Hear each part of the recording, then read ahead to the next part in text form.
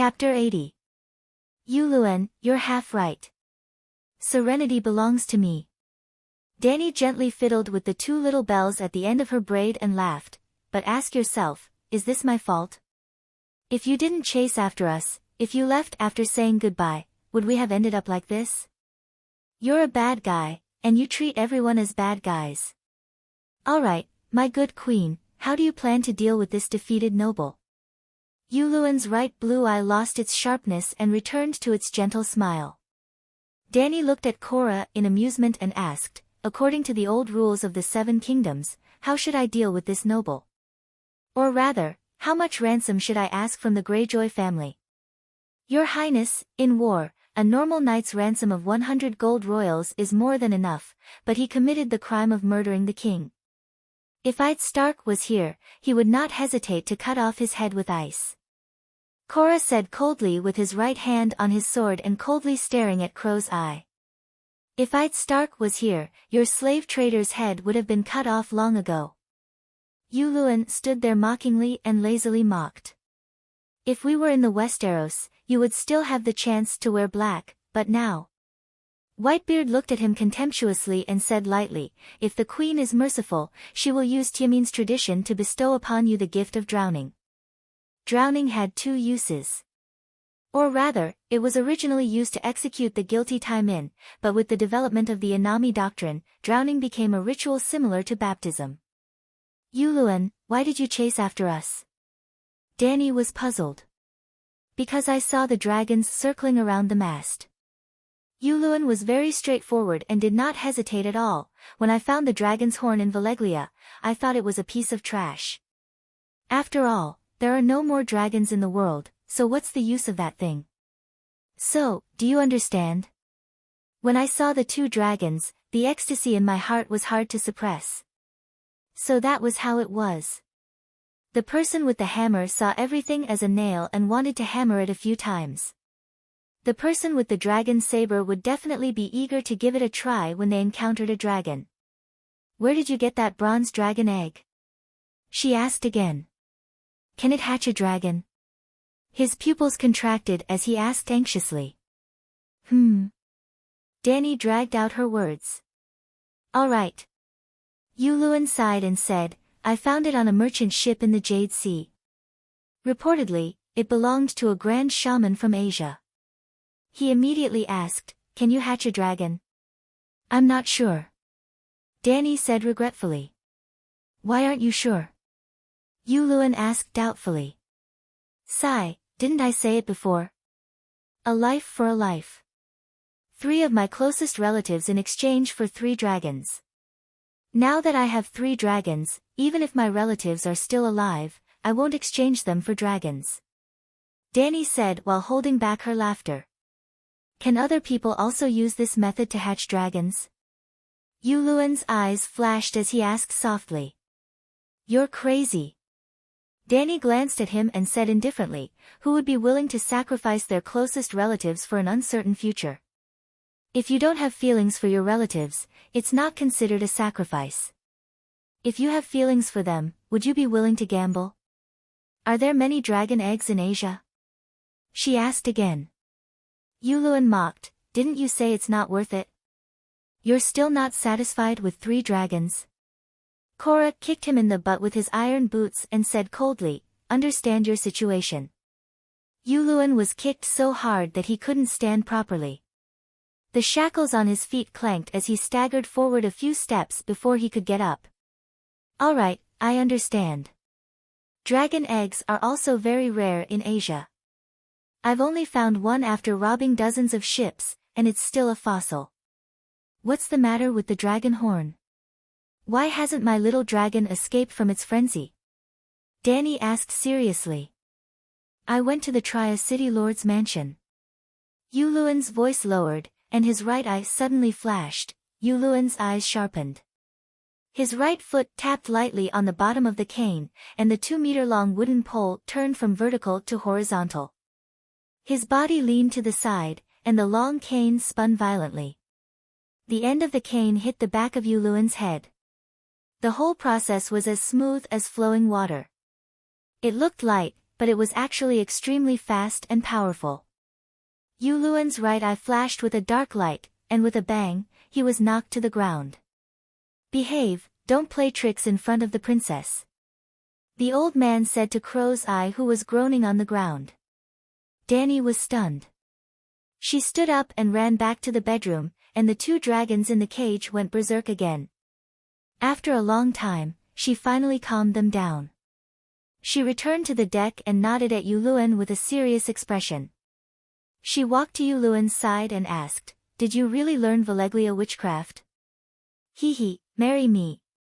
Yuluan tilted his head and smiled at her proudly. "You have 3 dragons. The black dragon belongs to you, and even the dragon's horn can't be taken away. But the green dragon and the white dragon are already mine." Boom. Danny kicked his stomach and sneered, "I don't believe that they can't recover after I stab you to death and blow the horn." Cough, cough, cough. Yuluan coughed with difficulty and said, "It's useless. If you blow the horn again, those 2 dragons will go crazy. Plus, you don't know how to activate the magic of a dragon binder." "Tell me," Danny said. "Hee." Yuluan sneered. "Just kill him," Cora advised. Yuluan's smile froze. Danny nodded. "Ago, chop off his head and throw his body into the sea." Shing! The centaur warrior pulled out his Arak scimitar and pulled Yuluan's hair. Yuluan's face became cold and terrifying. He struggled with all his might, but he was seriously injured and couldn't cause any trouble to the centaur warrior. "I surrender, I'll talk." Yuluan couldn't hold on any longer and shouted as he was dragged to the side of the ship. "What surrender?" "Kill them all," Danny said calmly. "I know how to enter Valeglia," Yuluan quickly shouted. At this moment, his neck wasn't pressed against the side of the ship by Ago. His head was sticking out of the ship. If he was chopped off, his head would be severed and blood would spurt out. "Kill or not?" Ago raised his scimitar and asked. Danny was hesitant. To be honest, she really wanted to kill this bastard. After all, in the Game of Thrones, he seemed to be the real big boss. Deviants sounded scary, but they were only killed by area in one strike. Yuluan, on the other hand, killed Danny, Rise, a dragon, and countless underlings. However, Danny also realized that the real world was different from the TV series. The legend of the Child of Prophecy had been passed down for thousands of years, and almost every race treated it seriously. The long night didn't seem to pass so easily. Thus, Valeglia's secret technique meant a lot to her, far more than the Iron Throne. "I can draw a map of the sea for you, it's definitely not fake." Seeing Danny's hesitant expression, Yuluan was really anxious. That woman wasn't threatening me, she really wanted to kill me, but why? Could it be that the dragon's horn was a bigger threat to her than he thought? Was the dragon's horn stronger than the mother of dragons? Thinking of this, he couldn't help but regret. He shouldn't have stopped yesterday, he shouldn't have forced them to bite the mother of dragons just to test the horn's control over the dragons. "Okay." Danny waved her hand at Ago and said to Crow's Eye, "Swear on Inami, Greyjoy, and your own future." Yuluan immediately swore a long and vicious oath, and then said, "Your Majesty, it's your turn." "Me?" Danny was confused. "My turn." "What?" Yuluan widened his only eye and said, "Swear." "Why?"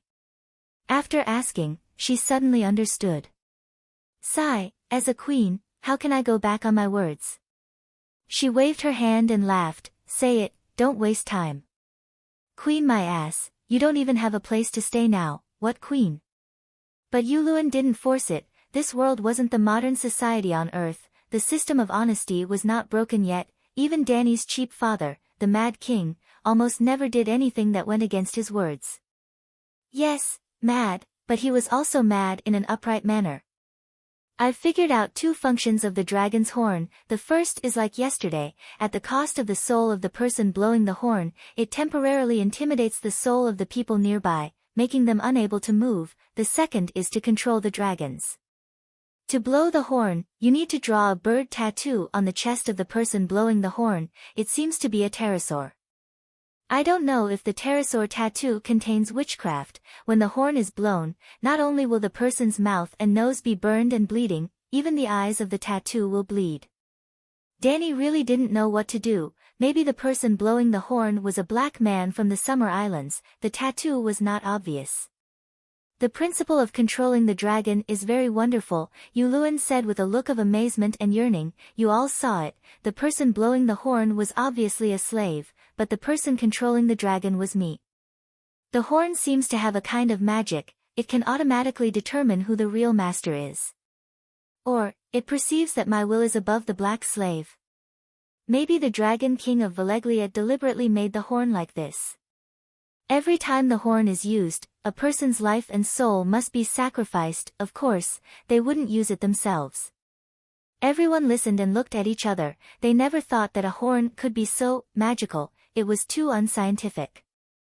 After a moment of silence, Danny asked softly, I saw that the person blowing the horn only lasted for 2 minutes and died. Isn't the time too short? It's not enough for a battle.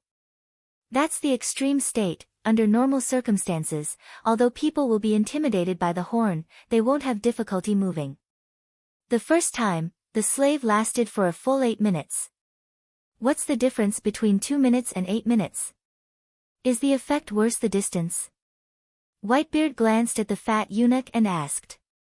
Yesterday, the fat eunuch recovered earlier than him. The old man didn't think that his will was weaker than a eunuch gladiator.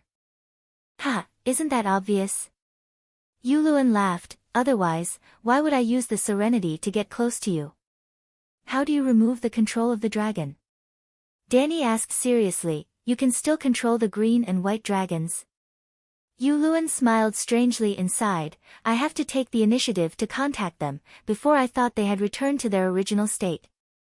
As for removing the control, you have to blow the horn once, or sacrifice a subordinate. Well, it must be a loyal subordinate, otherwise the dragon will be controlled by him. Also, it's best not to use this control too often. I didn't lie to you before. The horn was found in a big box. Other than the horn, there was a scroll of parchment, written in the ancient Valeglia language. There are a few taboos on it, other than the sacrifice of the user's soul. If the Megalosaurus frequently changes its master during the horn, it may lose its consciousness and die of madness. Chapter 81. Danny didn't break the promise.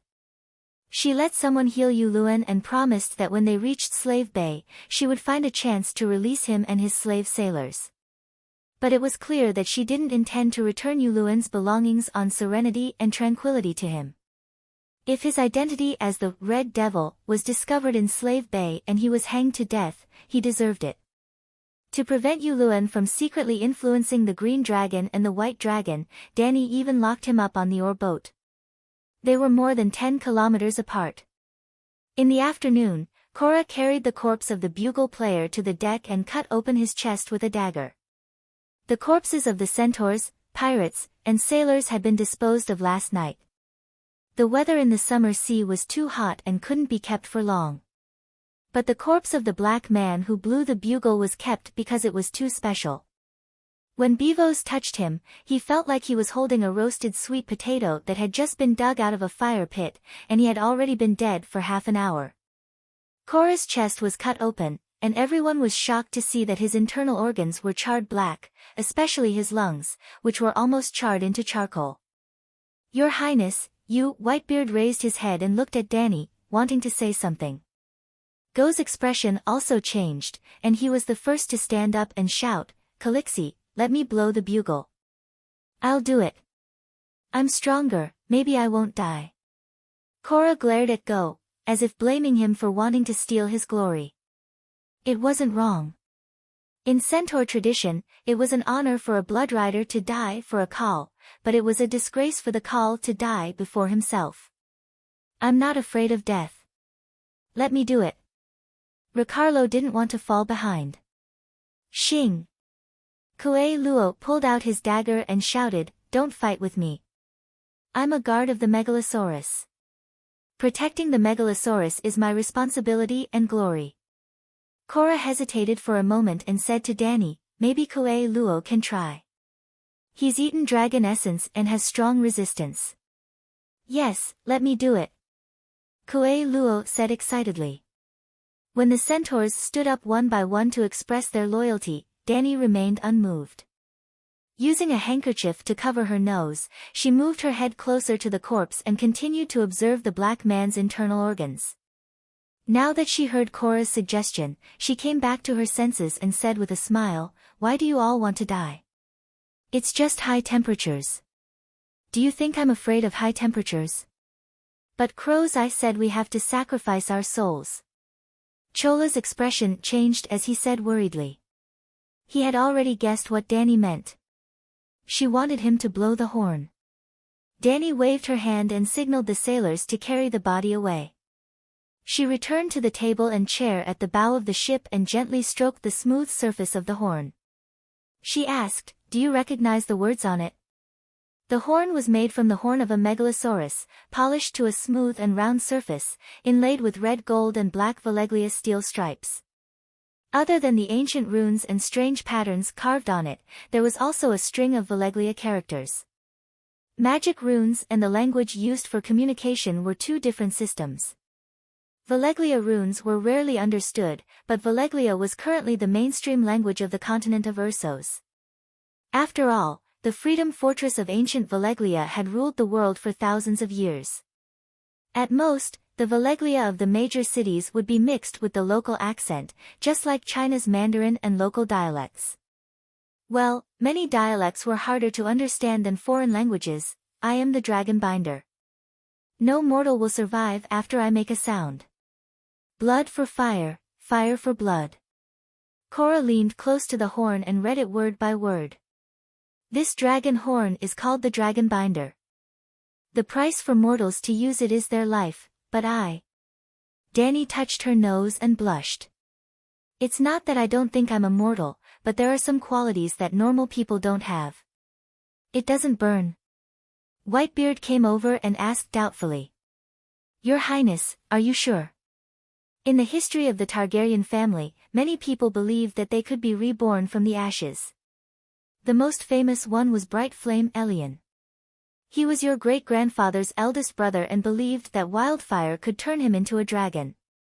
About 70 years ago, he drank a bottle of wildfire.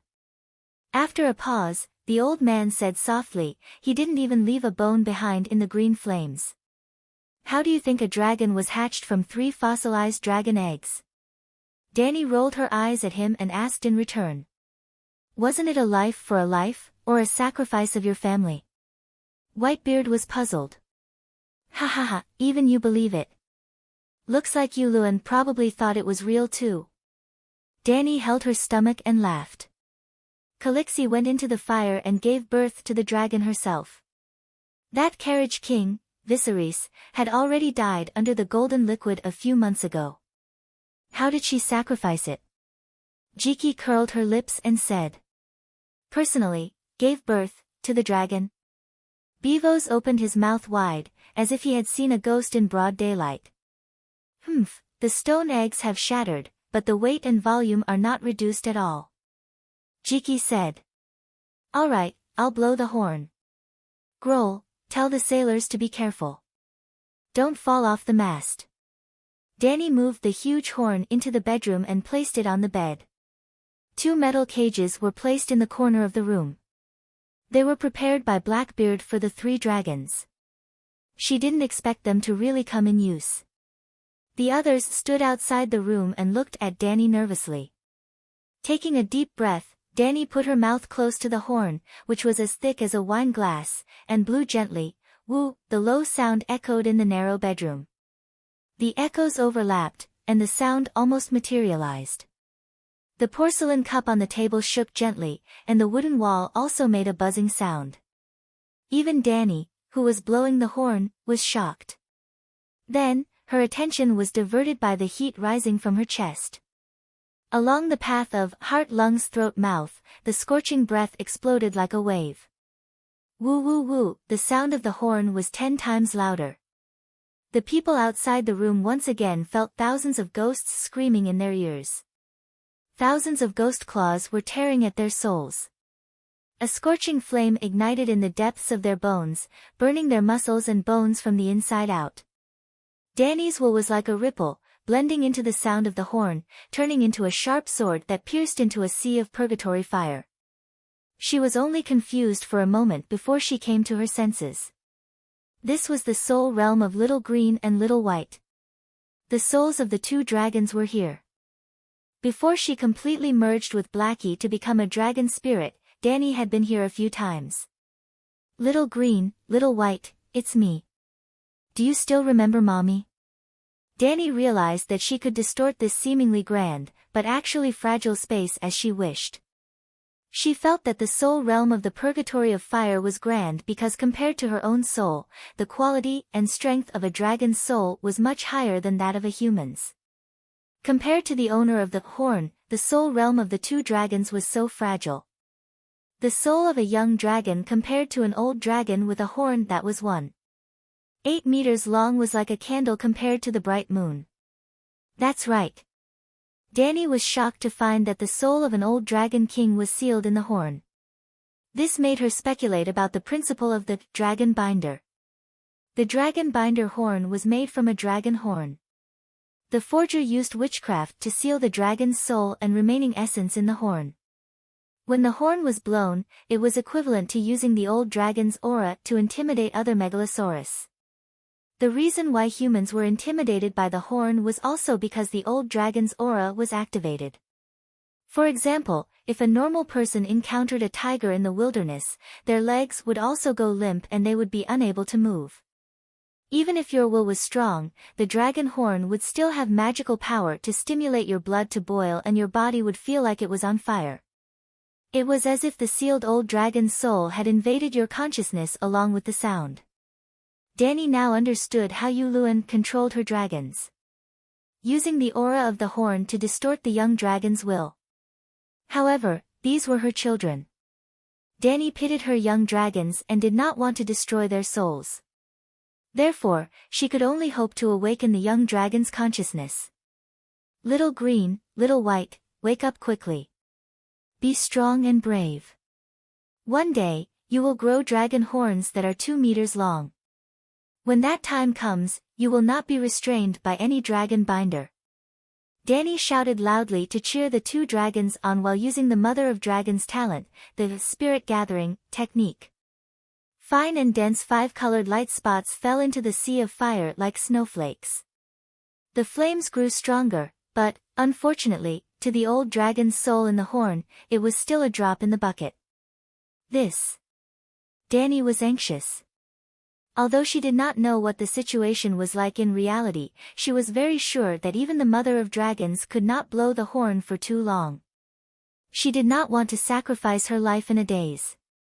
I have to think of another way. With the help of, suddenly, Danny had an idea. My soul is connected to Blackie's, if I pull him in. He has devoured a demigod. The next moment, the sky above the sea of purgatory fire darkened. A black shadow larger than a city shrouded the sky. What a huge black dragon! Its wings covered the sky and its eyes were like a boiling lava pond. Suddenly, Danny felt that the so-called dragon binders were nothing more than this. She was now standing on top of the black dragon's head, facing a shadow of a megalosaurus. Roar! The shadow dragon soul from the dragon horn roared angrily. Blackie, who had merged with Danny's soul, fought back with an even stronger aura and voice. I am the wings of death, get out of my way. Blackie was surprisingly cooperative. For the first time, it allowed Danny's consciousness to take the lead. Well, she was actually the one who used Blackie's mouth to roar out. Wang bang walala. Danny was the owner of the dragon horn. With her betrayal, the shadow dragon soul on the opposite side collapsed. As if the shackles were broken, 2 megalosaurus, one white and one green, leaped out from the sea of fire. They flew around Danny happily and whistled intimately. Ha ha ha, since being born in the fire, the 4 of us are finally reunited. Danny laughed happily. This scene had appeared when Danny hatched the eggs on the night of Zhuo Jiyi's cremation. At that time, it was also in the Sea of Fire. The three megalosaurus cheered in the fire. She had brought them countless colorful spiritual qualities. However, after the baby dragons were born, she had never been able to gather the consciousness of two dragons together.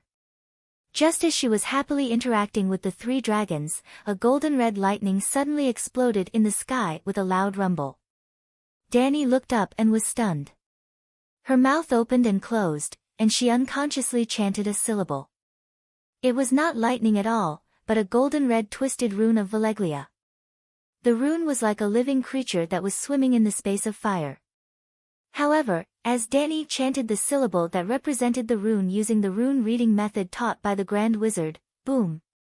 The golden red rune suddenly disappeared. Danny did not even notice that there was a red lightning in her sea of consciousness. When the rune disappeared, the black lightning followed closely, and another rune in the shape of a red lightning appeared. Rumble, bolts of lightning alternated between the two colors of golden red and bright black. Danny recited all the runes in a daze and memorized them. Dahe suddenly screamed, and then suddenly turned around. Danny screamed and fell from the sky. Cough cough cough. In reality, Danny's panicked screams turned into violent coughs. Her vision was pitch black. It seemed that the sky was dark. There was liquid flowing from the side of her lips. She wanted to reach out and wipe it, but she could not raise her right hand. Calixi, Calixi, Your Highness, a panicked shout seemed to come from the horizon. It was vague and seemed real at the same time. Then, the thought came to an abrupt end. Danny fell head first onto the ship. Chapter 82. When Danny regained consciousness, she realized that the ship below her was as calm as a flat land without any turbulence. She blinked her eyes, there was a low wooden ceiling above her head. She was still in the ship, so did the ship stop? Thinking of this, Danny wanted to get out of bed to take a look, but the moment she moved, she realized that her body was soft as if she was a patient who had just recovered from a long illness. Am I sick? Just as this thought appeared in her mind, she recalled the last scene when she woke up. I blew the dragon binder, but I didn't follow the Veleglia's method to distort the little dragon's consciousness, and then my vision turned black and my nose bled, and I fainted. Just as she was thinking, three ferocious snake heads came over with a hot breath. It was very comfortable. They were Dahe, Little White and Little Green. The three of them were guarding the bed. Dan and I was very happy. Little White and Little Green had really recovered. Their lively golden and emerald eyes looked at her with a sense of closeness. Danny touched their warm heads, as if it was an illusion. She suddenly felt that she had strength. She struggled to sit up and shouted towards the door, Jichi, Ellie, Dolia. The three maids had been guarding outside the door, and when they heard Danny's shout, they immediately ran in. Calixi, you're awake. Ellie was so excited that her eyes were filled with tears. Calixi, do you want to drink water? Do you want to eat? It's been 4 days. Jichi rubbed her red eyes and asked. Calixi, we've arrived at Slaver's Bay, we're docked at a pasta pier. Dolia was holding a porcelain basin, and gently wiped her face as she said gently. 4 days, so long. Danny was shocked, and hurriedly asked, when I was unconscious, did the centaurs and sailors cause any trouble? Dolia understood what she meant, and immediately comforted her. Your dragon has been guarding by your side, everyone knows that you're only unconscious, it's nothing serious. They were only anxiously waiting for you to wake up, there was no conflict. Calixi, at that time, your nose, mouth, and eyes were bleeding, it looked so scary, we all thought. Woo-woo. The centaur girl Jichi said and started crying. Hey, don't cry, I'm fine. After washing up, Danny changed into a cheongsam and walked out with the help of a maid. She comforted Cora and the others. That dragon's horn is really a magic tool. Your Highness, please don't try it again in the future. They had not seen each other for a few days. Not only was Yora's beard unshaven, but he also looked dispirited. Even the handsome old man, Whitebeard, looked tired, and his snow-white beard was stained with brown stains. What about the dragon binder? Danny was non-committal. Put it in the basement, Cora was anxious to persuade him. She waved her hand and said with a smile, I'm not stupid. I just want to ask if the horn is damaged. Damaged? He was puzzled. Why would it be damaged? It's made from dragon horns and Valeglia's steel hoops. Even a hammer won't break it, right? That might not be the case, she did not use the correct method to remove the restraints on the horn. The series of lightning runes was most likely a sign of the internal structure collapsing. Moreover, when Danny woke up and tried to enter the dragon's spirit state to recover her body, she unexpectedly found a series of golden red lightning runes in her sea of consciousness. Even though it was her first time seeing it, she knew that it was most likely a witchcraft rune from the dragon's horn. Danny wanted to try if she had the ability to use witchcraft, but her rationality told her that it was best for her to recover in her current state. When did we reach Apasta? Danny looked at the tall red pyramids in the distance that looked like the tombs of gods. She was filled with emotions. Such a great civilization had fallen to the point where slave trade was the main economy. How advanced was the technology used to make the pyramids? Even at the beginning of the 21st century, scientists were still unable to determine how the ancient Egyptians made them. Many even suspected that an alien civilization had interfered. It was because the knowledge involved in architecture, geometry, dynamics, and astrology was too profound. Although the Gujas Empire was destroyed by Valeglia, the Gujas could still build pyramids that were 200 meters high. It was said that the Great Pyramid of Myrine was 210 meters high. We arrived at noon yesterday, and the customs officials of Apasta came to ask us what slaves we needed, Chola replied. Danny asked him to inform the slave owner of Apasta that she wanted to buy the Unsullied. She rested on the ship for 2 days before setting foot on the dock for the first time. Apasta was located at the mouth of the Worm River. Starting from the old and dilapidated dock, the broken streets, the heavily weathered city walls, and the pyramids in the city were all red. Danny looked at it and felt a little familiar, because the Gujas in Apasta used fired red bricks. There was a brick factory near her hometown that also fired red bricks. Every household in the village used red bricks to build walls. In Apasta, the dock was stacked with red bricks, the streets were paved with red bricks, and the pyramids were covered with a thick layer of red bricks. The whole place was red with a rustic flavor. However, all the buildings were too old, and the red bricks had begun to be weathered on a large scale. A gust of wind blew, bringing a red dust storm. The fine red dust easily stung the eyes and made it difficult to breathe. The women of Apasta all covered their faces with veils when they went out. They set off at around 7 in the morning. For safety reasons, Danny did not ride her own little silver horse, but sat in a wide ox cart that Chola had bought for her in advance. Cuero, Ago, and Beavis stayed on the ship to guard the dragon. When they arrived at Slave Bay, Danny did not dare to let the dragon out to hunt. She was afraid that some people would try to get the good name of Dragon Slayer, so even Blackie was chained. Danny did not let the maids follow her, and sat opposite her was Whitebeard. Chola had been wearing the dazzling Valeglia steel armor every day since he got it. Dressed in armor, he could only guard the ox cart with Jogo and Ricardo on horseback. Early in the morning, the wharf was completely deserted. The wooden wheels of the ox cart made clack clack clack sounds on the uneven red brick road. Mixed with the sound of the horse's hooves, it actually brought about a burst of echoes. Aren't the Gith people too lazy? The sun has been up for more than an hour, and they still don't come out to work. Danny looked out the window, puzzled. Most people come here to buy Unsullied.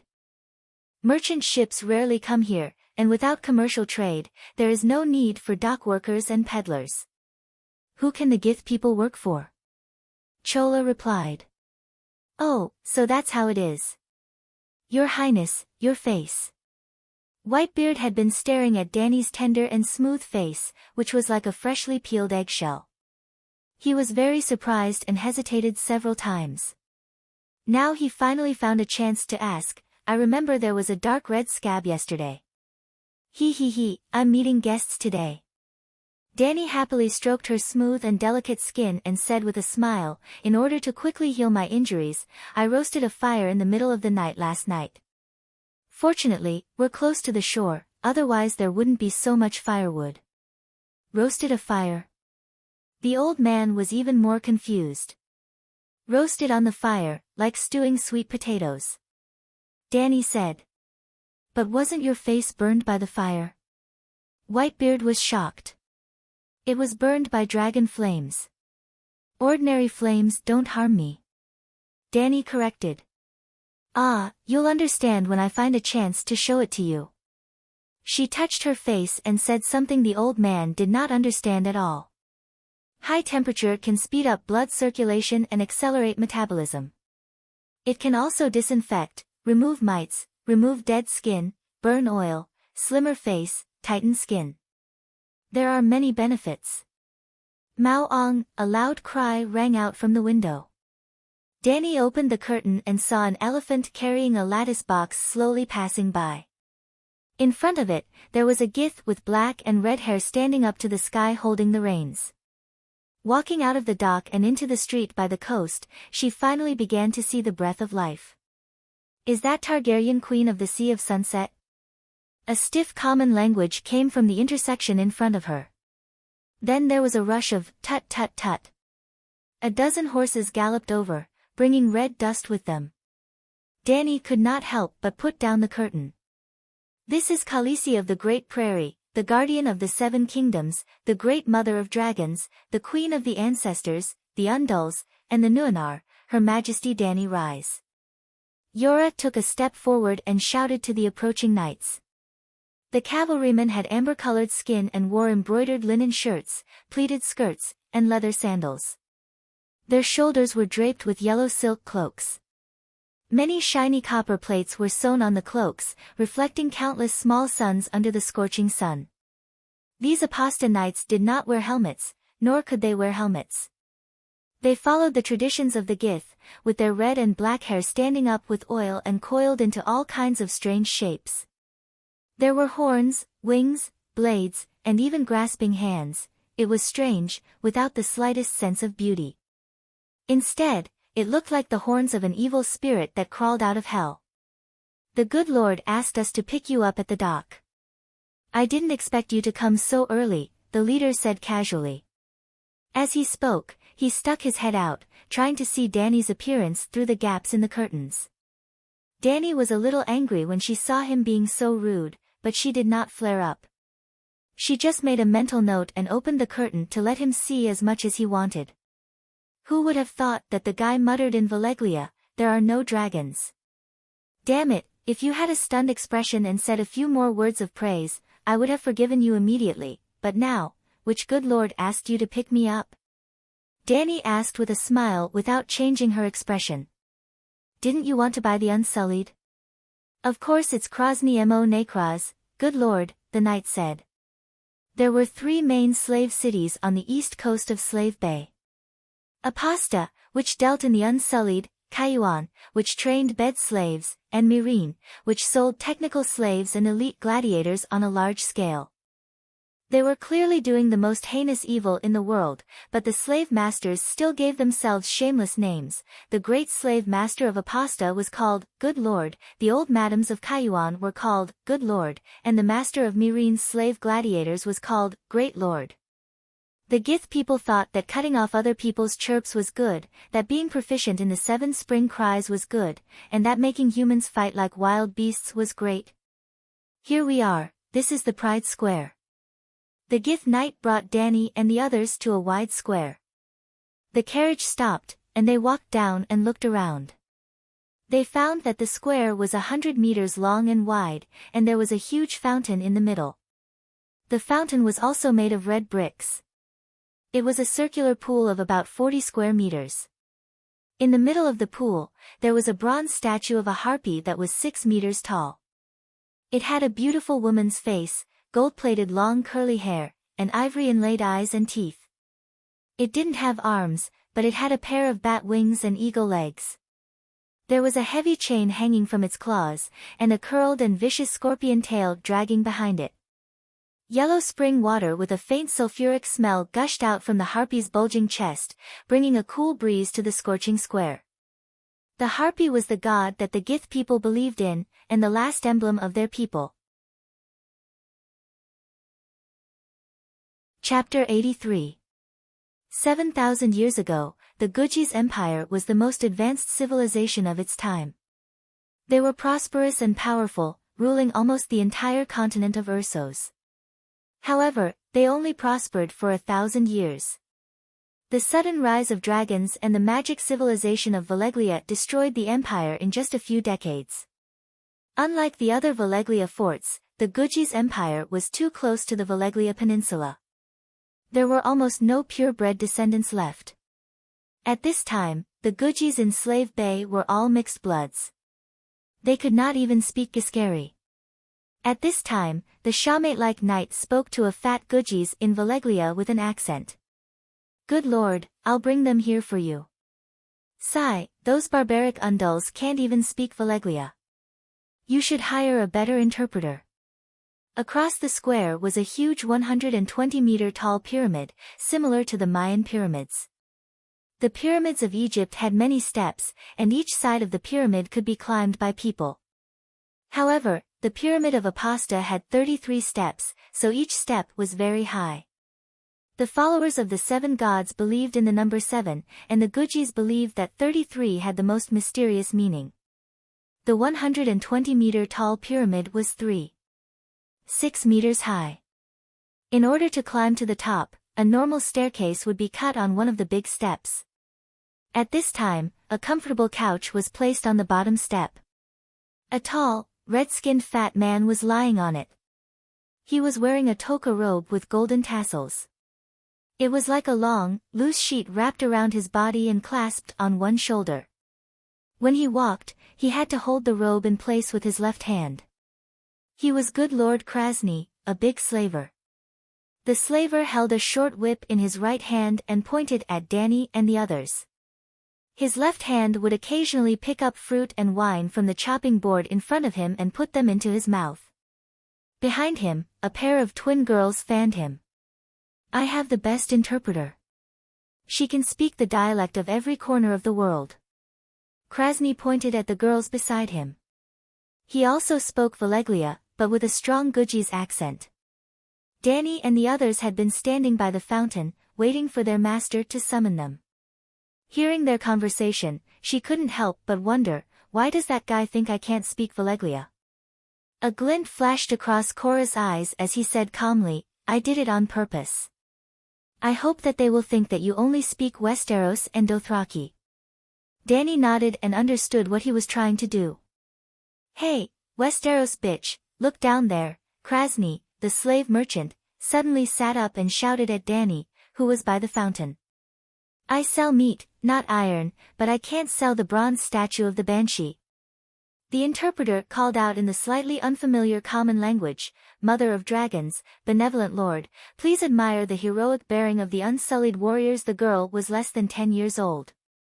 She had a flat, round face, dark skin, and golden eyes unique to the Nas people. The Nas people lived on the Nas Island near the Snake Lizard Archipelago. They were known as the people of peace and were the best slaves in the world. Well, too cowardly, even more honest than the Raza, goat men. As soon as Danny arrived, she saw the Unsullied.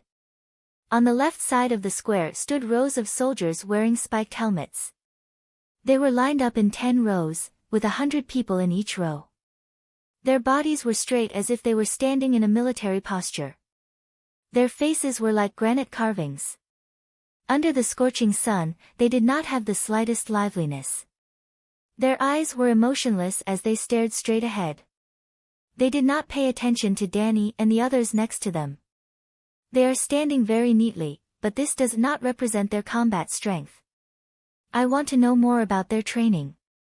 If they only train to line up and stand in a military posture, it is useless to me. Danny walked to the front of the steps and said to the little girl with a smile. The little black girl with a flat face looked at her curiously and said to her master, "The Westeros woman is very satisfied with them, but she did not praise them. It seems that she wants to lower the price. She also wants to know how the Unsullied were trained.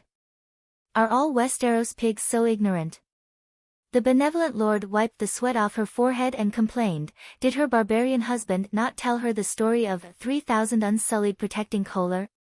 400 years ago, ancient Valyria was destroyed in the Great Cataclysm, and the political situation on the continent of Essos changed drastically.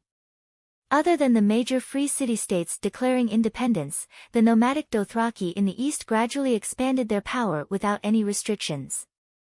A Khal named Temo led his Khalasar centaurs into the Great Plains of the Norn River for the first time. Along the way, 20,000 roaring warriors burned, killed, and looted, sweeping through all the cities they passed.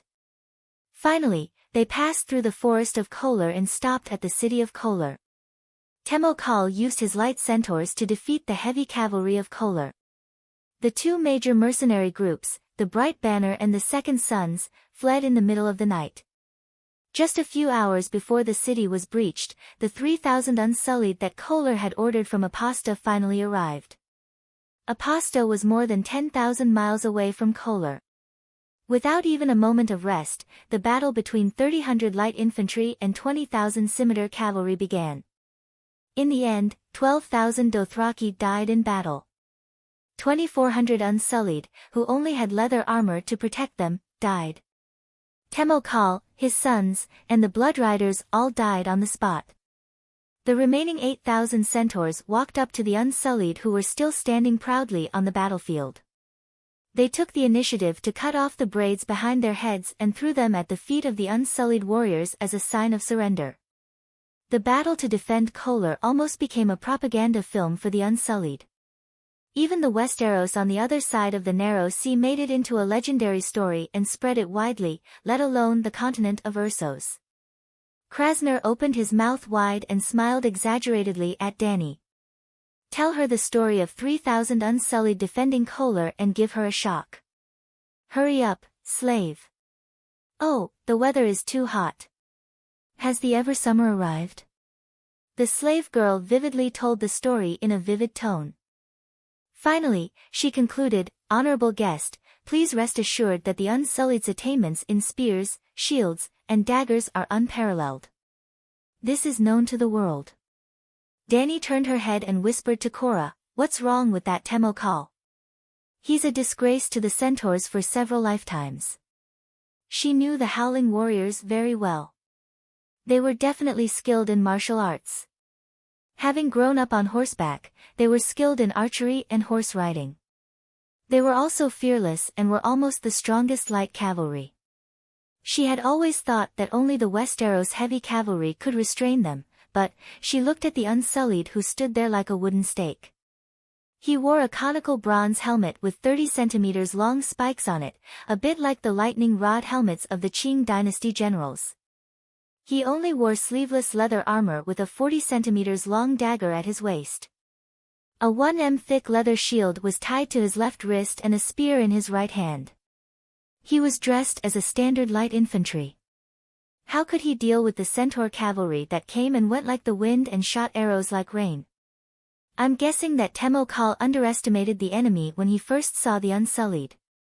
He probably sent the cavalry to attack the shield and spear formation of the Unsullied. Cora said carefully. The 3,000 Unsullied defending Kohler was a historical fact and not an illusory legend. They must have won the battle at that time.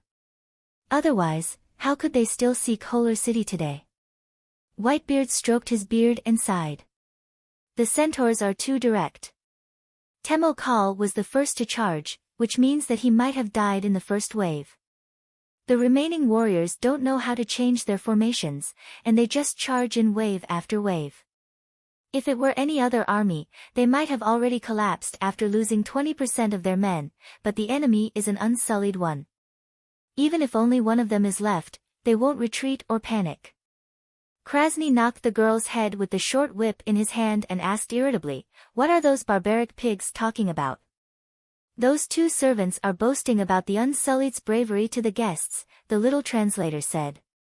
Ha ha ha, at least they have some knowledge. Let them talk slowly. The more tempted that little bitch is, the more slaves she'll buy later. The slave master laughed and clapped his hands, summoning a group of young female slaves in silk clothes. They walked to Danny and the others and held up silk-striped umbrellas for them. The umbrellas were useless. The weather in Slaver's Bay was especially hot. The sun had been scorching since dawn. The thick red bricks in Pride Square were scorching hot. Through the thick soles of their shoes, they could feel the heat coming from their feet. Waves of heat rose up, making the Astapor-stepped pyramids around the square look like a mirage. Unsullied, my good slaves. Krasny raised the silver whip in his hand and shouted, put down your shields and spears, take off your leather armor, and let the Westeros women see your strong and powerful bodies. Whoosh! 1,000 warriors who looked like clay sculptures came to life. They bent down uniformly and put down their shields and spears. They quickly took off their leather armor and silk pants, leaving only the white linen wrapped around their waists and the lightning rod helmets on their heads. Soon, they stood up straight again so that the Westeros queen could examine them carefully. Danny really went to take a closer look. Sure enough, they all had strong and tall bodies. They were all eunuchs, but Bevo's had a pregnant woman's big belly, while they all had more than 4 abdominal muscles. The slave girl told her, body, speed, and strength are the selection criteria. They have been trained since they were 5 years old. Every day, they train from dawn to dusk until they are proficient in the techniques of daggers, shields, and 3 spears. The training was extremely harsh. Only one of the 3 boys survived. This is a well-known fact. There is a saying about the Unsullied from the day they won the spiked helmet, the most difficult life is over. From now on, any mission is not as harsh as the original training. Krasny did not know the common language, but he pretended to understand and nodded. When the little translator finished, he said triumphantly, tell the queen who lost her kingdom that my good slaves have been standing there since yesterday. For a day and a night, they have neither eaten nor drunk water. Tell her that as long as I don't order them to disband, the slaves will stand still until they fall. Tell her that even if 999 fall to the brick floor and die, the last one will still stand still until his own death. Tell her that this is the courage of the Unsullied. When the serious-looking translator finished, Whitebeard angrily slammed the hardwood cane on the ground and said to Danny in a low voice, that's not courage, it's madness. Let's go. The people here are a bunch of lunatics. Chapter 84. Although the slave merchant did not understand what Whitebeard was saying, his tone and demeanor were obviously not beneficial to his business. What is that smelly old man saying? Krasny asked the interpreter. After the little girl told him, the fat slave owner stomped his feet angrily. That old man is very bad. Tell that Western barbarian that we call the behavior of the Unsullied obedience. I know that the Undul's knights are very famous, but even if the knights are stronger, faster, and more skilled than the Unsullied, they are far inferior to my good slaves. They are absolutely obedient and loyal. Ask that bitch again, if her father's soldiers were as loyal as my good slaves, would she still be homeless like a stray dog?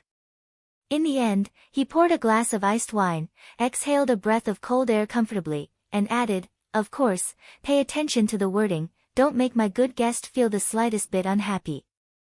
The little girl translated his words with a stutter, expressing all the meaning without the slightest intention of offending. Danny felt sorry for her. It's too hard for me. Aston smiled coldly. If I want to be docile, I might as well sell sheep. After Krasny heard the translation, he grinned, revealing his big and white teeth. As soon as I give the order, these sheep will tear his belly apart and let his stinky intestines flow to the ground. The interpreter said, the Unsullied are not sheep, they have the ferocity and loyalty of dogs. Hounds. Danny murmured, slowly walking along the line of slave soldiers as she observed. The girl holding the parasol followed closely behind her, keeping her in the shadows. This reminded her that the Unsullied had been standing under the sun for a day and a morning, without a parasol. Dani found that more than half of the Unsullied had the bronze skin and almond-shaped eyes of the Dothraki or Lazarus.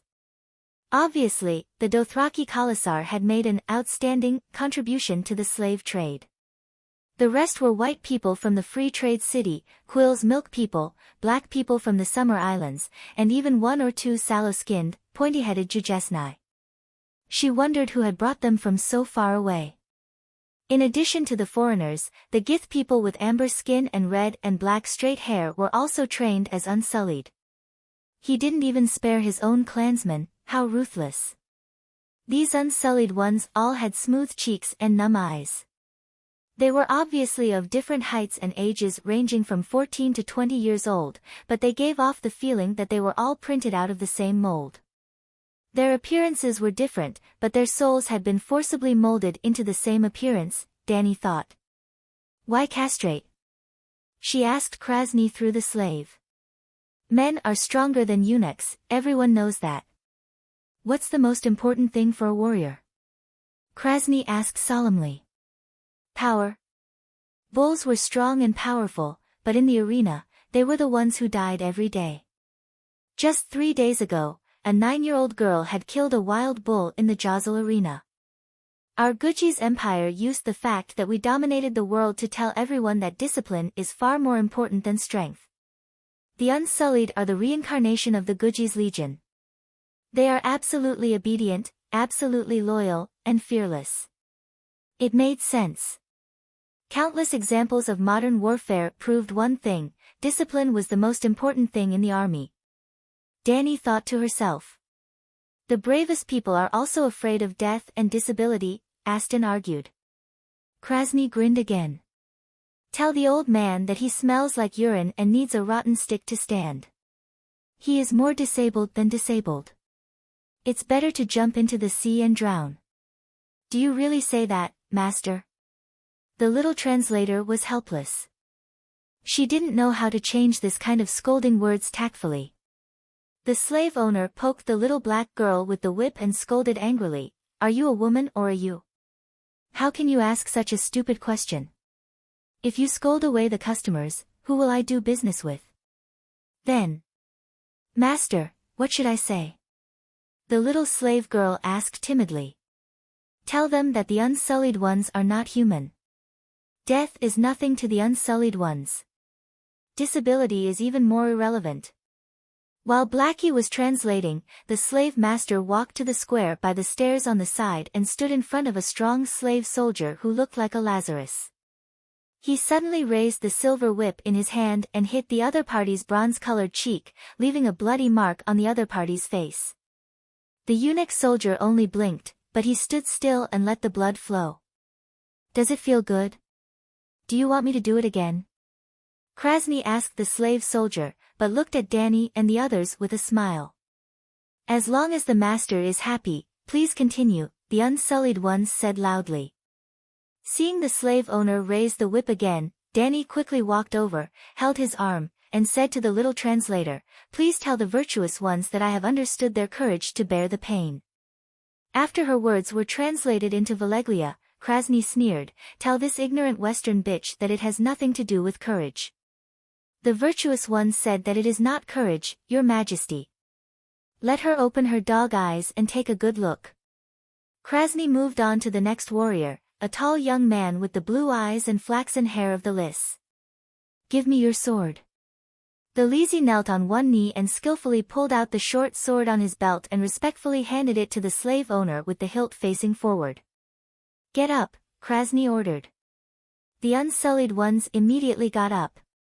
The slave owner looked at Dani with a smile, and with an uncaring attitude, slowly drew the sword from bottom to top across the strong torso of the Lisi, leaving a slender red line from the ribs to the abdomen. As if still not satisfied, he poked the tip of the sword under the pink buttocks and began to cut back and forth. Blood flowed like a stream from the slave's chest. Ah, 7 layers of hell, what are you doing? Dani cried. Tell the cow not to make a fuss. Krasny listened to the translation and said impatiently, men don't need nipples, eunuchs don't need them. There was only a thin layer of skin between the nipple and the chest, and he slashed it down, causing it to roll to the brick floor. A red circle appeared on the unsullied one's chest, and blood gushed out, but he did not move until Krasny returned the sword with the hilt facing forward. Take it. This little one is happy to serve the master. The slave warrior took the sword and said respectfully. Krasny turned to face Danny, see? They can't feel pain. We have a magical drink called the Wine of Courage, made with belladonna, bloodfly larvae, black lotus roots, and other secret recipes. From the day they were castrated, they must drink it at every meal, day after day, year after year, until their senses become numb, until they become fearless in battle, until they are not afraid of any torture. Tell the barbarian that any secret can be trusted to be kept by the unsullied. He can also be arranged to guard the meeting room, or even the bedroom, without worrying about being eavesdropped. In Yuan-Kai and Mirin, the way to create eunuchs is to remove the buttocks, but leave the silver stalks. Such people can't have children, but they can still be ridden, and that will only cause trouble. We also remove the silver stalks, leaving nothing behind. The unsullied ones are the purest animals in the world, and the bitch queen can use them without worry. Oh, no, maybe she needs that thing of theirs. But don't worry, although Apasta is not as good as Kaiyuan, there are also tall, powerful, and skilled bed slaves to satisfy her, ha ha ha.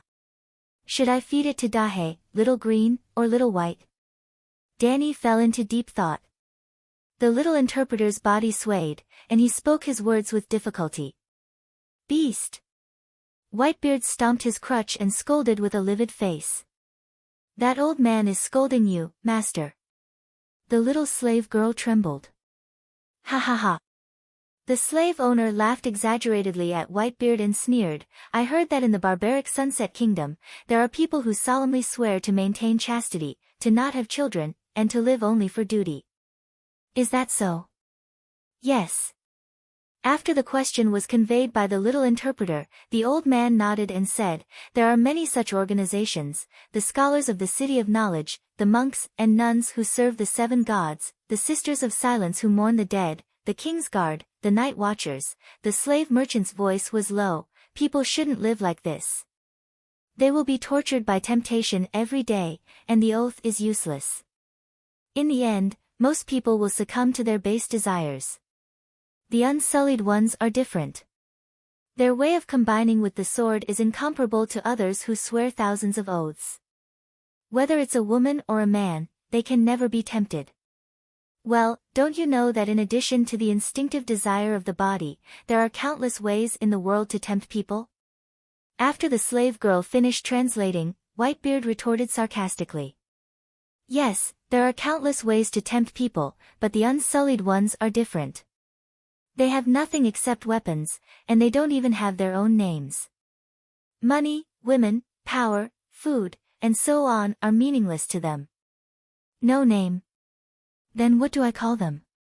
Danny frowned at the little interpreter. Your Majesty, they don't have a fixed name. Krasny stopped in front of a Gith, who had the same amber skin, the same black and red upright hair, and even the same hairstyle. If one didn't look carefully, their faces were similar. Danny even viciously thought that in order to make money, did this cruel slave owner also train his extra son to be an unsullied? Krasny waved his whip at a small bronze round plate on the sword belt at the feet of his son. Look, if you want to know his name, look at this plate. Oh, ask this Westeros bitch if she can recognize the Jaskari hieroglyphs. I can't. Danny said sullenly. After the slave merchant got the answer from the little interpreter, he frowned, turned to the unsullied ones, and asked, what's your name? This little one is called Red Flea, master. What was your name yesterday? Black Rat, master. The day before yesterday. Brown Flea, master. The day before yesterday. This little one can't remember clearly, master. Maybe it's a blue toad, a blue bug, or a shield. Tell her that their names are all like this, bug, rat, toad, earthworm. This can constantly remind the slaves that you are just lowly bugs. Every evening, all the nameplates are thrown into an empty wooden bucket, and at dawn the next day, they are randomly picked up. They are not even as lowly as mosquitoes. Chapter 85. 7 Layers of Hell. After Whitebeard heard this, he felt bad and groaned, "It's crazy, it's really crazy. How can we let everyone remember a new name every day? Yes, the world lacks everything, but it doesn't lack idiots." Krasny listened to the little interpreter's words, nodded in agreement, and then understated, "So, we have to select smart, strong, and obedient people. Those who can't remember a new name, kill. Those who can't run all day with a full load, kill. Those who can't climb the mountain in the dark night, kill. Those who can't walk barefoot through burning coal, kill. Those who can't kill babies, kill. Those who can't kill dogs, kill." This time, not to mention Whitebeard, even Yora's face was distorted, and his right hand holding the hilt creaked. Danny believed that as long as she gave the order, he would rush over regardless of anything, and split the complacent slave master into 2 pieces as fast as he could. Well, Danny's pretty face was also pale, and her face was twisted. Her expression couldn't be hidden, and the slave owner saw it all, but he wasn't ashamed. Instead, he was complacent, smiling, and looked at her with eyes full of contempt. "Kill babies? Whose babies do the Unsullied kill? Do you want to train them to attack the city?" Danny asked with her eyes down. Krasny joked, "Before winning the spiked helmet to become an official Unsullied, I will give each slave a silver coin, let them go to the slave market, find a crying newborn, and then be killed by the child in front of the baby's mother. He. In this way, we can be sure that there is no weakness in his heart." Crack! Danny seemed to hear the sound of teeth breaking. Was it Yora Mormont, or Whitebeard Aston? When she was about to speak, she found that her teeth were clenched, and there was a taste of blood in her mouth. It turned out to be herself.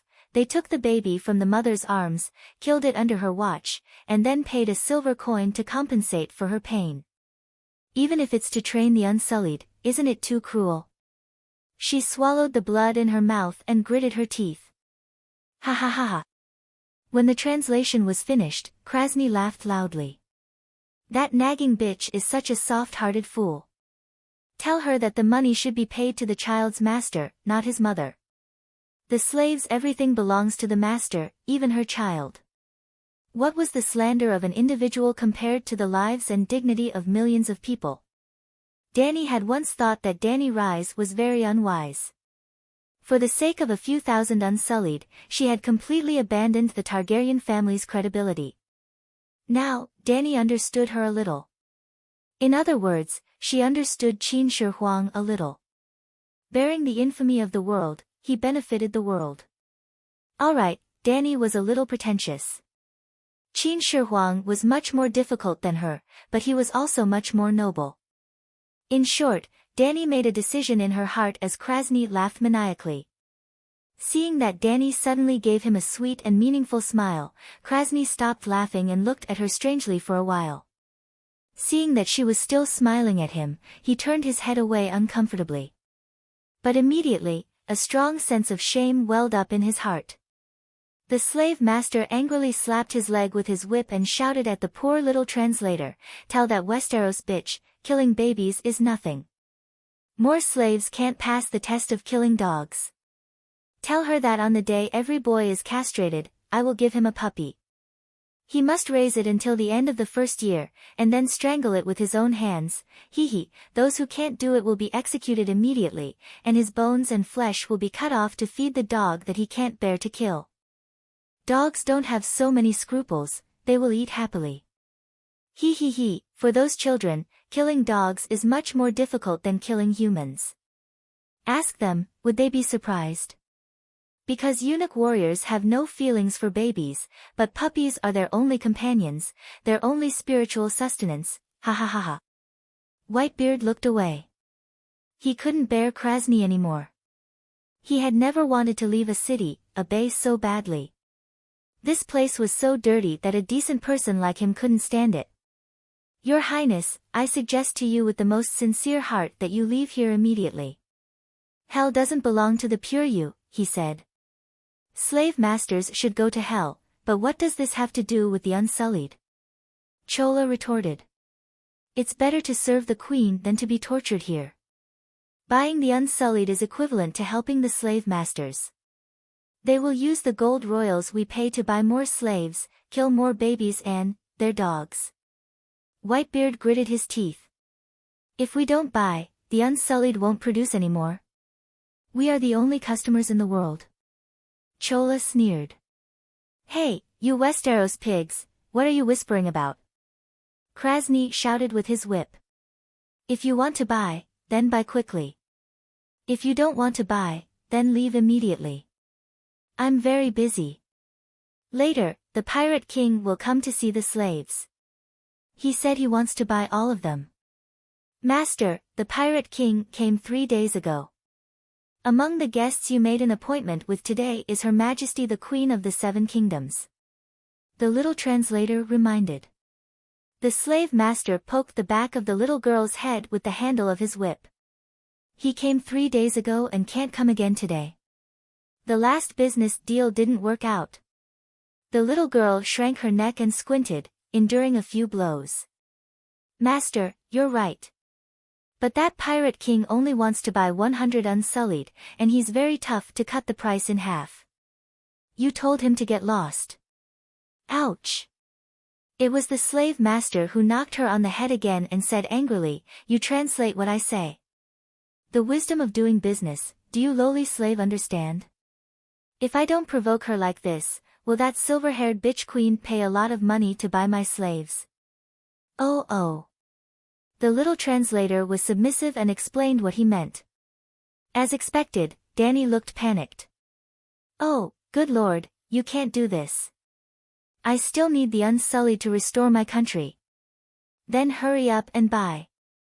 Hearing the translator's words, the slave master smiled proudly. Sigh, recently the Ursos continent has only 2 broken city-states, Murta and Lassi, fighting. It's too peaceful, the unsullied can't be sold. Otherwise, how would that hanged ghost pirate have the chance to bargain with me?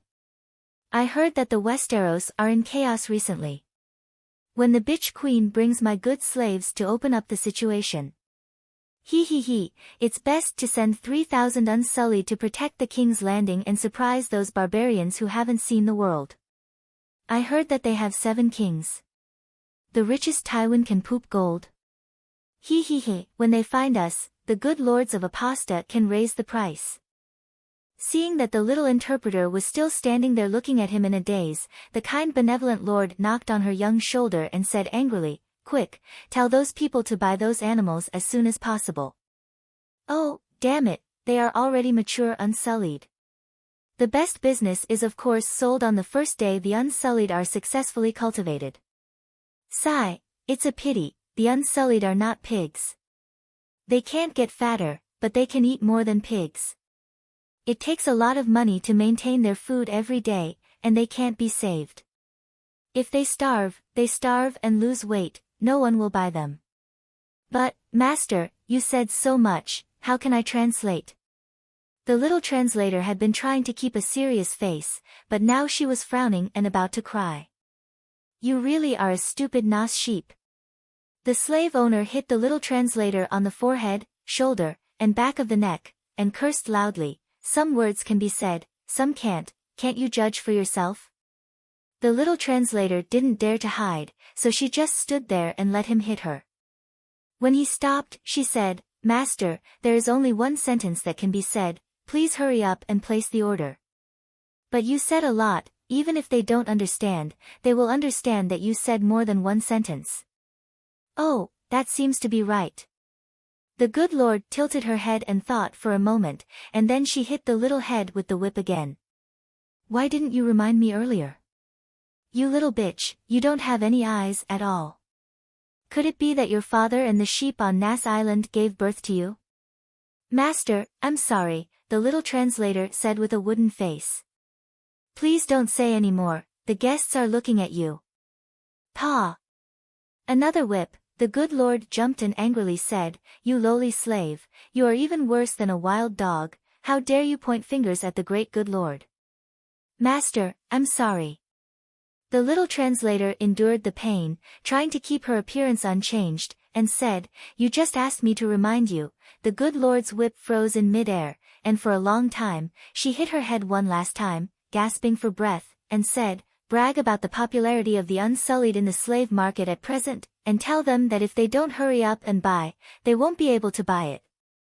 Then, with a serious little black face, the little translator began to brag in a serious manner.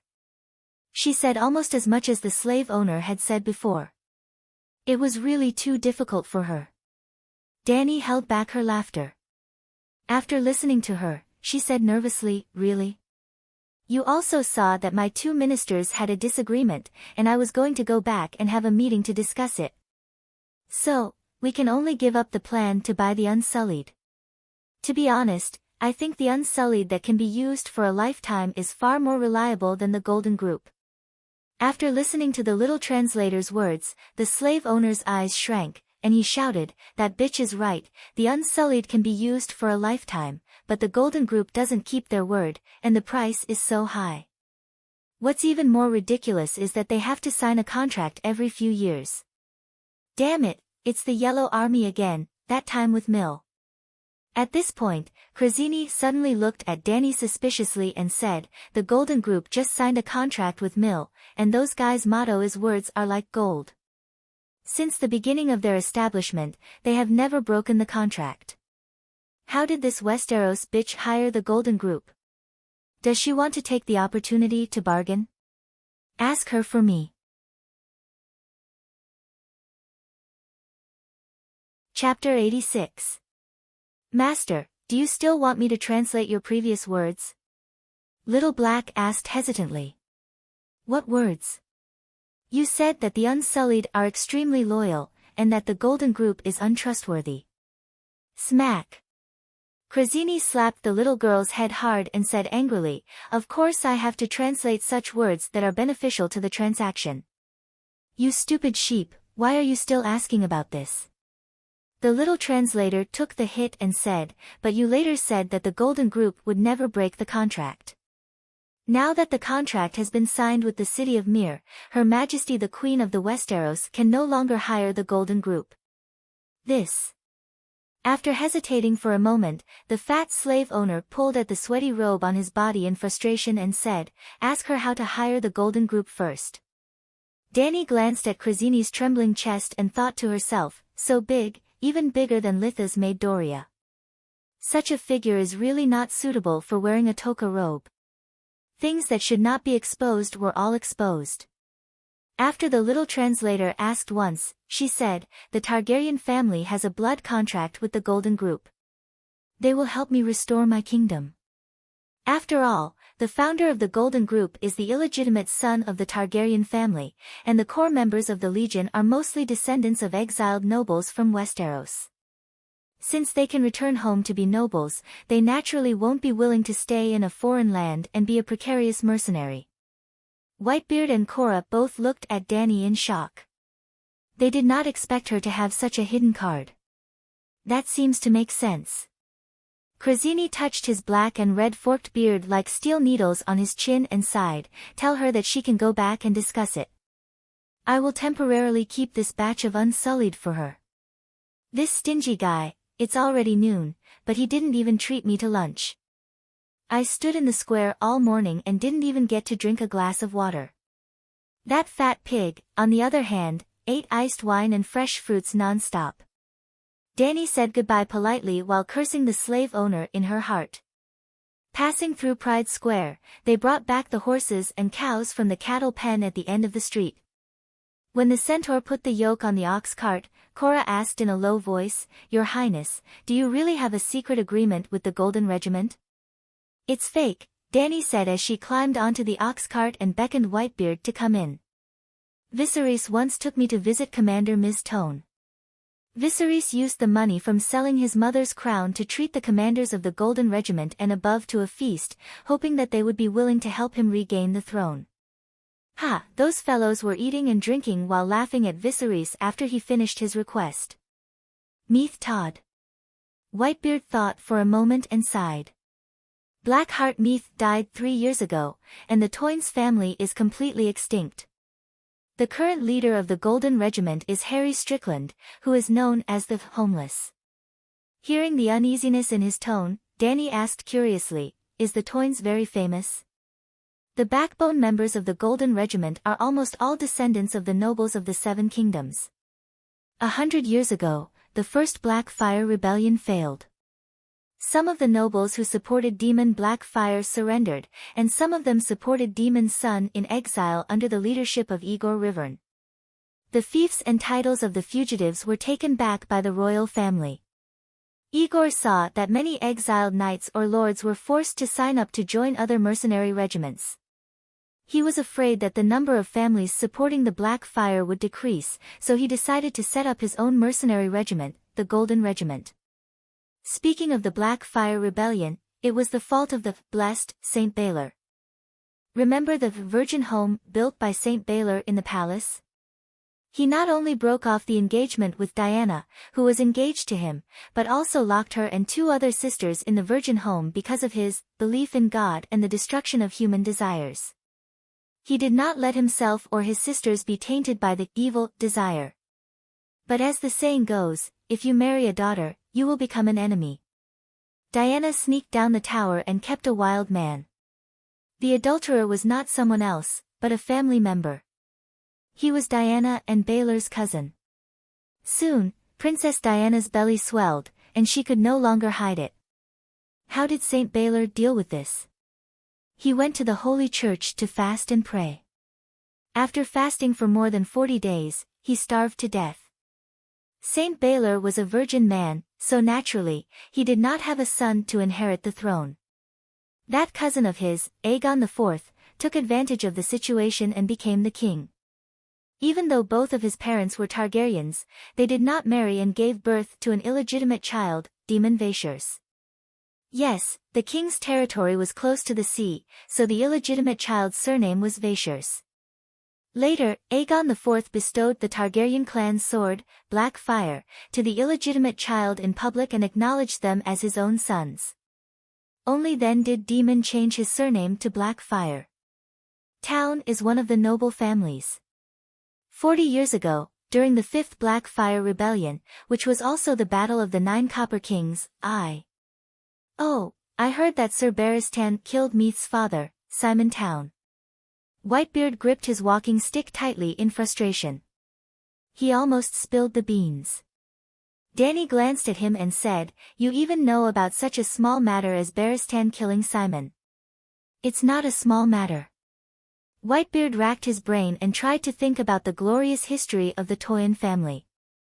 After a while, he stammered, "The Toyen family has a strong martial spirit. There will be many powerful knights in every generation. There was once an imperial guard." "Humph." Cora, who was beside the ox cart, snorted and said meaningfully, "Why don't you tell the princess what the town family's Kingsguard did?" Whitebeard was shocked and blurted out, "You still remember what happened hundreds of years ago?" "Hee, there's only one Kingsguard who dares to cuckold the king." Cora laughed. As soon as he finished speaking, he slapped his helmet. "Sigh, wrong. Now there's another Jaime Lannister. That guy is really... The white bull who put on the white robe for him must be stomping his feet in regret in heaven. Sir Jaime broke all the taboos of the Kingsguard with his own strength." Whitebeard's face turned pale as he listened. He pursed his lips and did not say a word. There was no way to refute this. Jaime Lannister entered the Kingsguard through the most orthodox ceremony.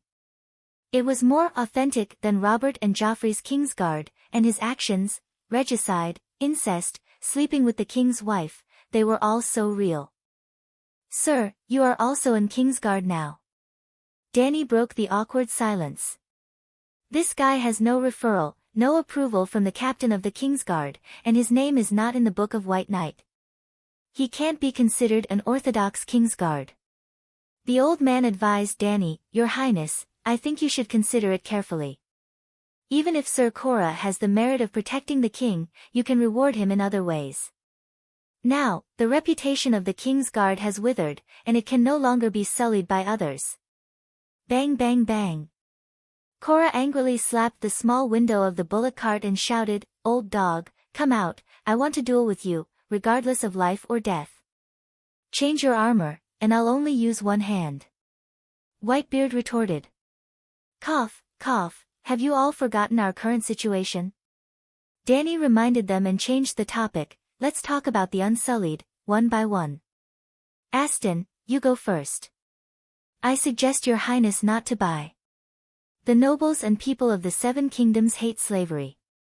Regardless of the teachings of the old and new gods, slavery is an extremely evil thing. If you bring a group of slaves into the Westeros and plan to use them to conquer the Seven Kingdoms, then all the nobles of the continent will oppose you, Whitebeard said seriously. Aston, do you really trust Illyrio? Danny asked as she looked at his melancholy blue eyes. Seeing the hesitation on the old man's face, Cora sneered, even the wise wouldn't trust that fat spice merchant. Rather than entrusting your life to a merchant, it's more practical to hire an Unsullied. The slave masters and slavery in Slave Bay are very evil, and I agree with that, but the Unsullied are very useful. They won't burn, kill, and loot after winning a battle, and they won't rape women. Back then, Tywin Lannister's Western army ransacked the entire King's Landing and raped countless women. This is why I feel that Sir Cora is not qualified to become a Kingsguard, Whitebeard said angrily to Danny. He is a slave trader himself. Think about what he did on Bear Island, and you won't be surprised why he instigated you to come to Slave Bay to buy slaves. He's a connoisseur. Old man, I really have tolerated you for a long time. Cora said angrily to Danny, Your Highness, I suggest that you immediately chase him and that fat eunuch away. Perhaps Illyrio wants your dragon as much as Zero of Quirus, and he sent them to deceive you into going to Pentos alone. Once you're in his territory, won't he be the one to do as he pleases? Since we're already at Slave Bay, there's no need for a ship. Let them all return to Pentos. Nonsense, how could I help the merchants of Pentos deceive your highness? Whitebeard seemed to have been greatly insulted. His face flushed red with anger.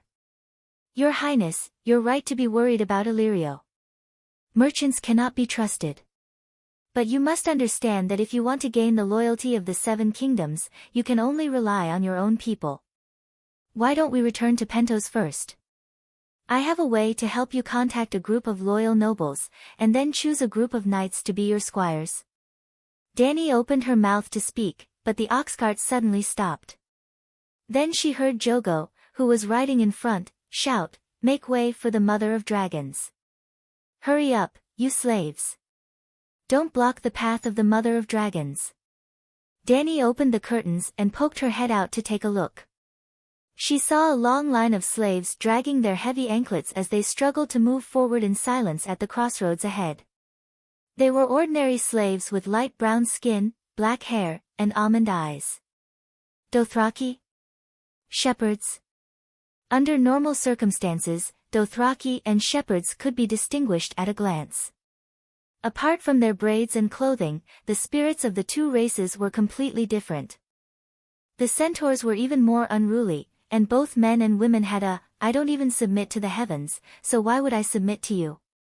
Kill me if you have the guts. But at this moment, their faces were all numb, their eyes dim, and their temperaments submissive. Everyone was naked, including the women, but there were no children among them.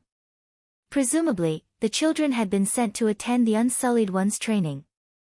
There was a supervisor at the side of the slaves, and behind him were a man and a woman riding on a white donkey.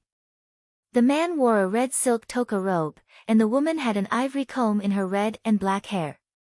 Her face was covered with a veil, and she wore a blue linen dress decorated with small pieces of lapis lazuli. She had an exotic air that belonged to the Jith people. They had been laughing and playing together, but when they heard Jogo's shout, the man turned his head and casually looked at Danny's group. He gestured to the supervisor to speed up, and then continued to flirt with the woman next to him.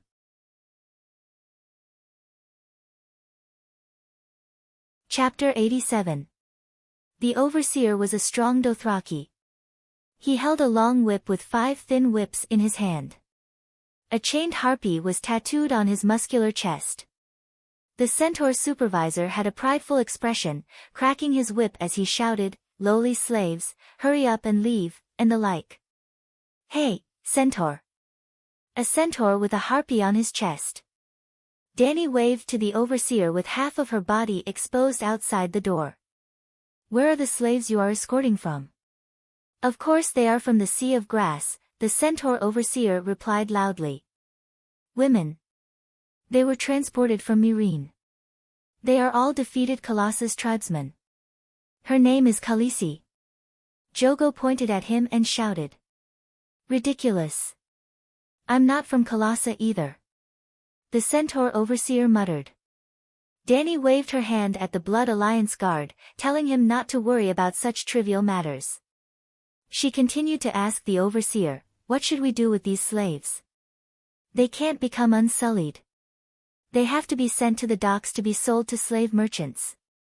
As if sensing a business opportunity, the male Khaleesi finally stopped teasing his female companion. He rode a donkey forward and smiled. "Khaleesi, are you interested in this batch of slaves?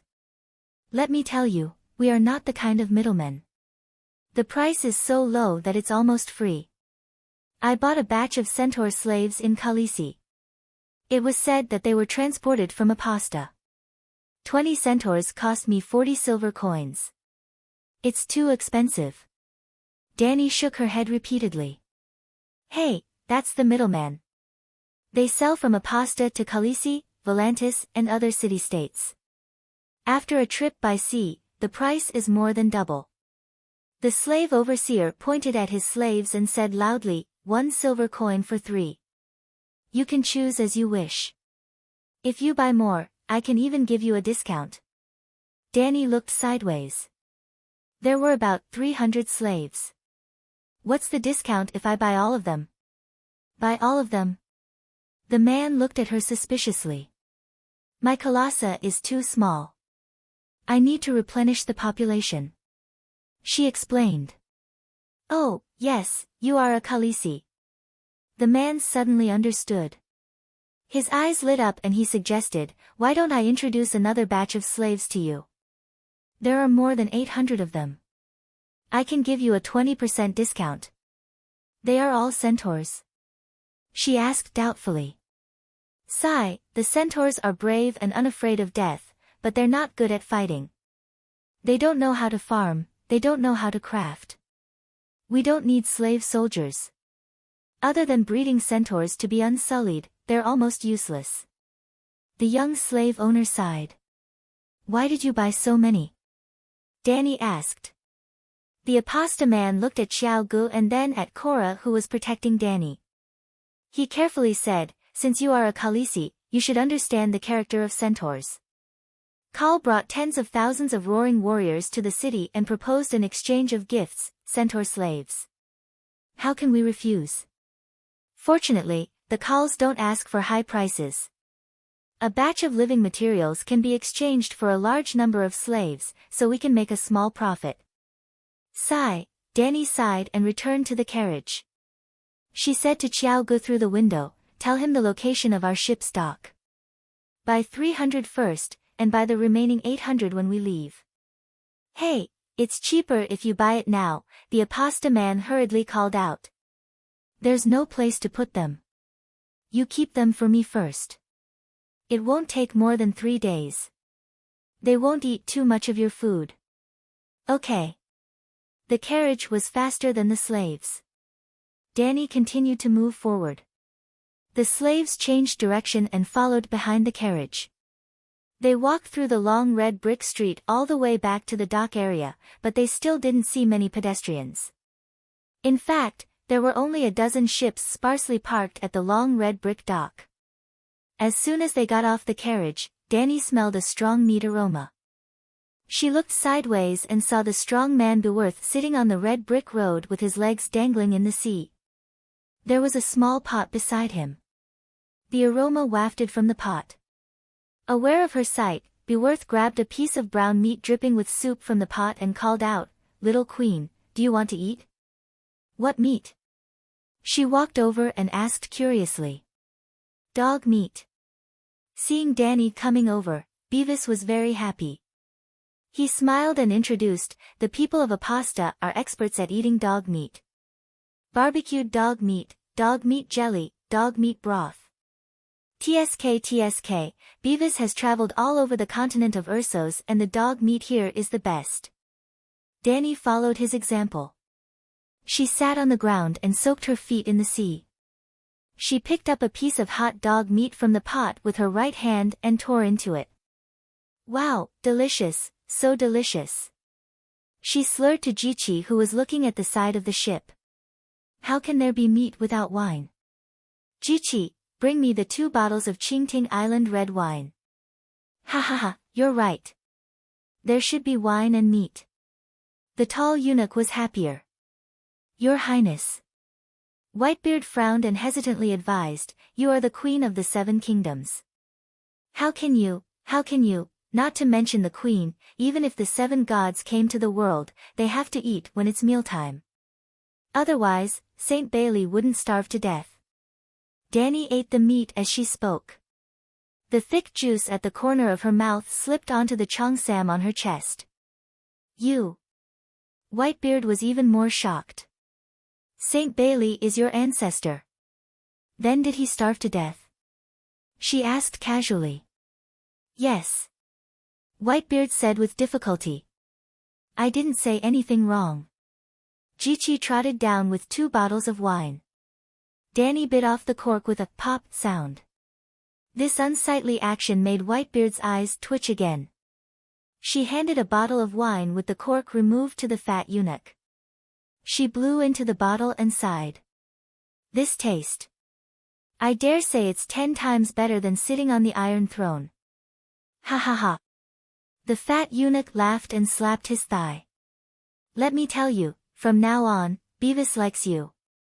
He thinks you are a queen.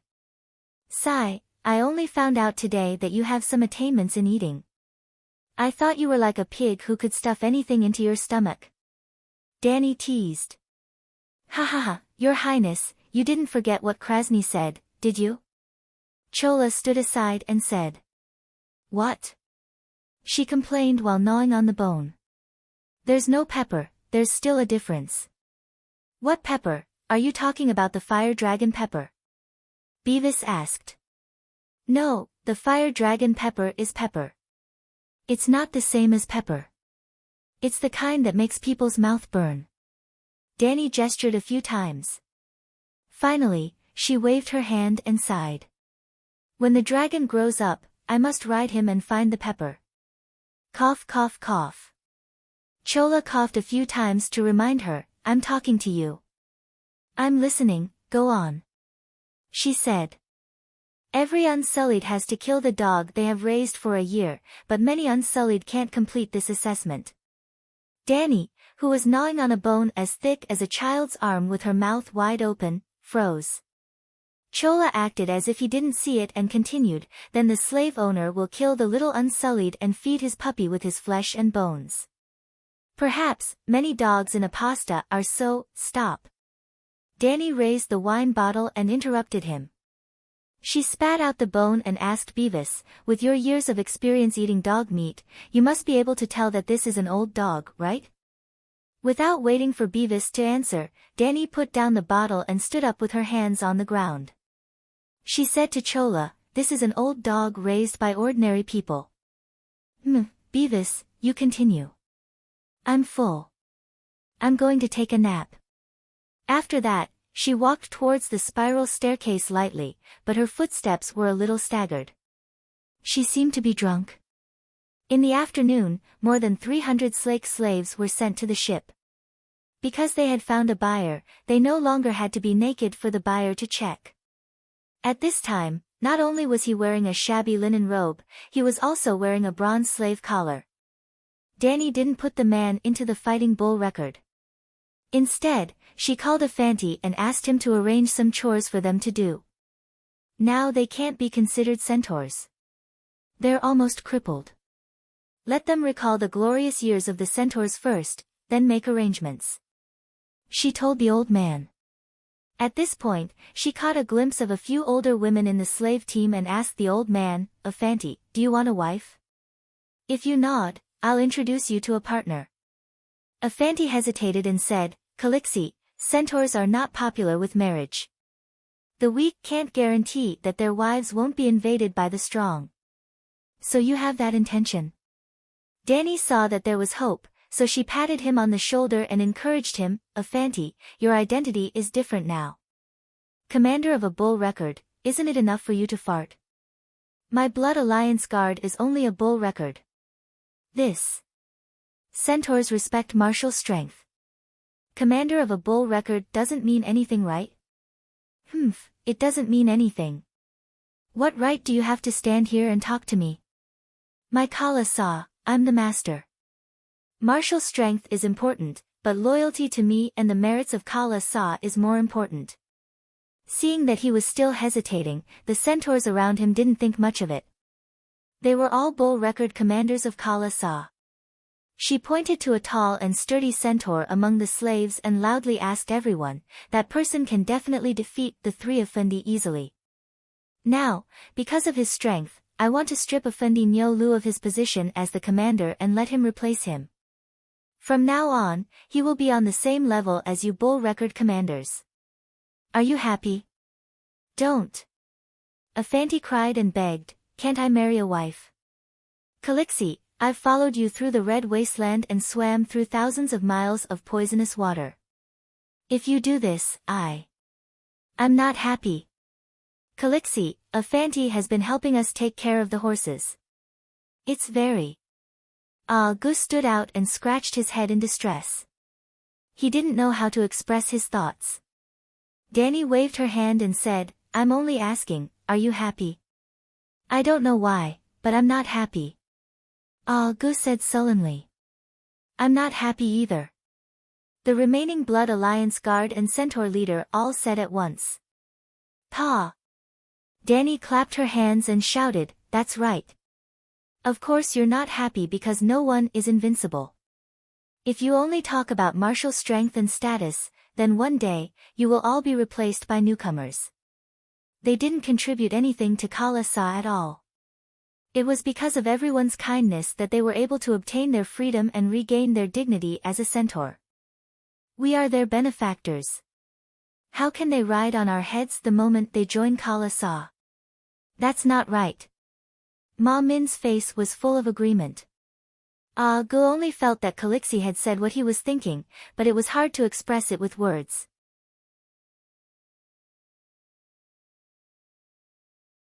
Chapter 88.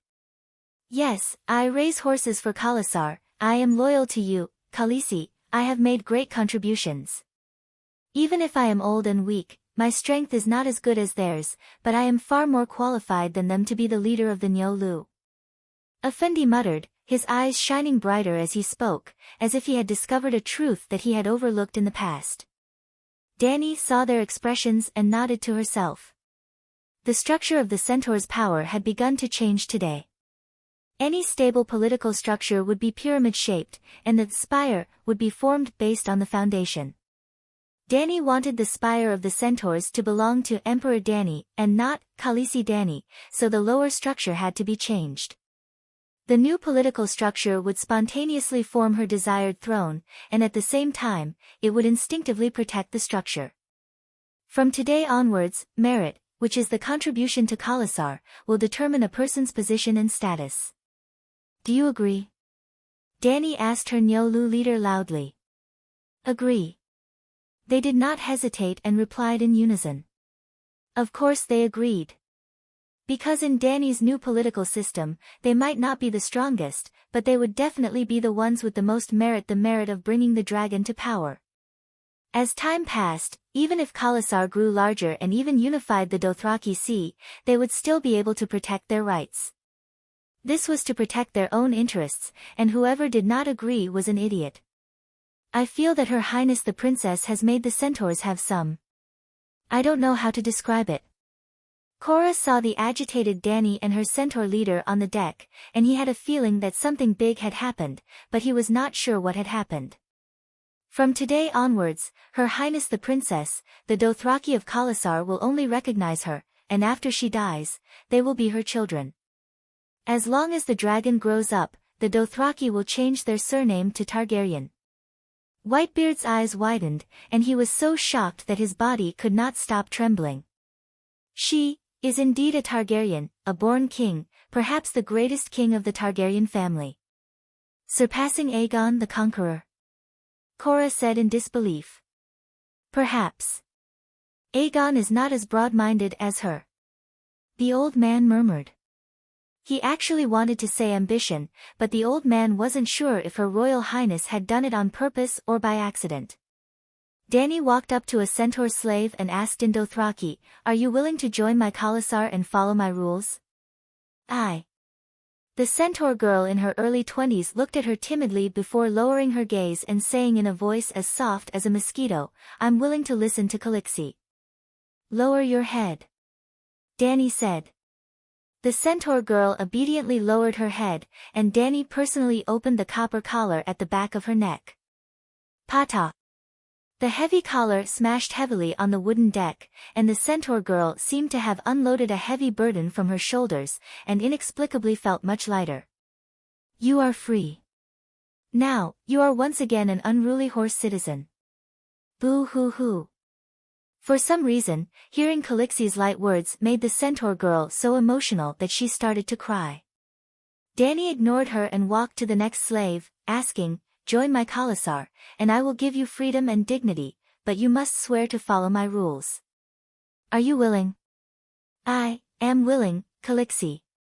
Thud thud thud. The collars were taken off one after another, and the slaves became new members of the Khalasar. "My first rule is to reward based on merit. You already know that. Now, I will announce my second rule, to promote marriage." Dany glanced at the centaurs and said loudly, "I swear in the name of Khaleesi that your marriage will be protected and blessed by the entire Khalasar and my Megalosaurus. Any act of stealing another person's wife will be considered illegal. Similarly, marriage is free. The man and woman of the union must be of their own volition and cannot be forced. Otherwise, not only will their marriage not be protected and blessed, they will also be punished. The children born after marriage will have the right to inherit the horses, scimitars, bows and arrows left behind by their parents."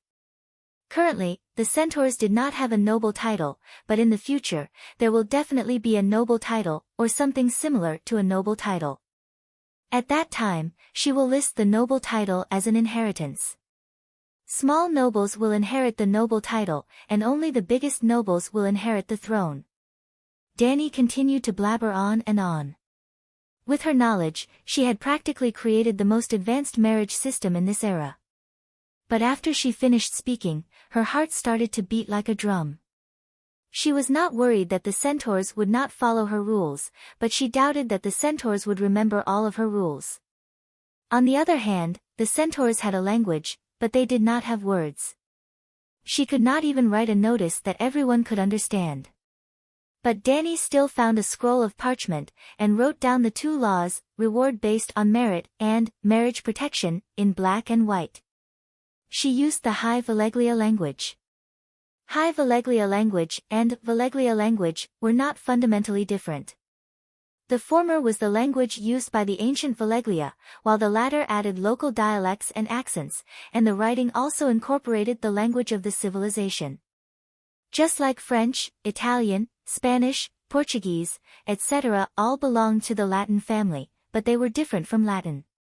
Of course, the Valeglia language was not as different from the other countries, and was more similar to the dialects of the Celestial Empire. Although Dany Rise did not receive a proper education, Viserys did.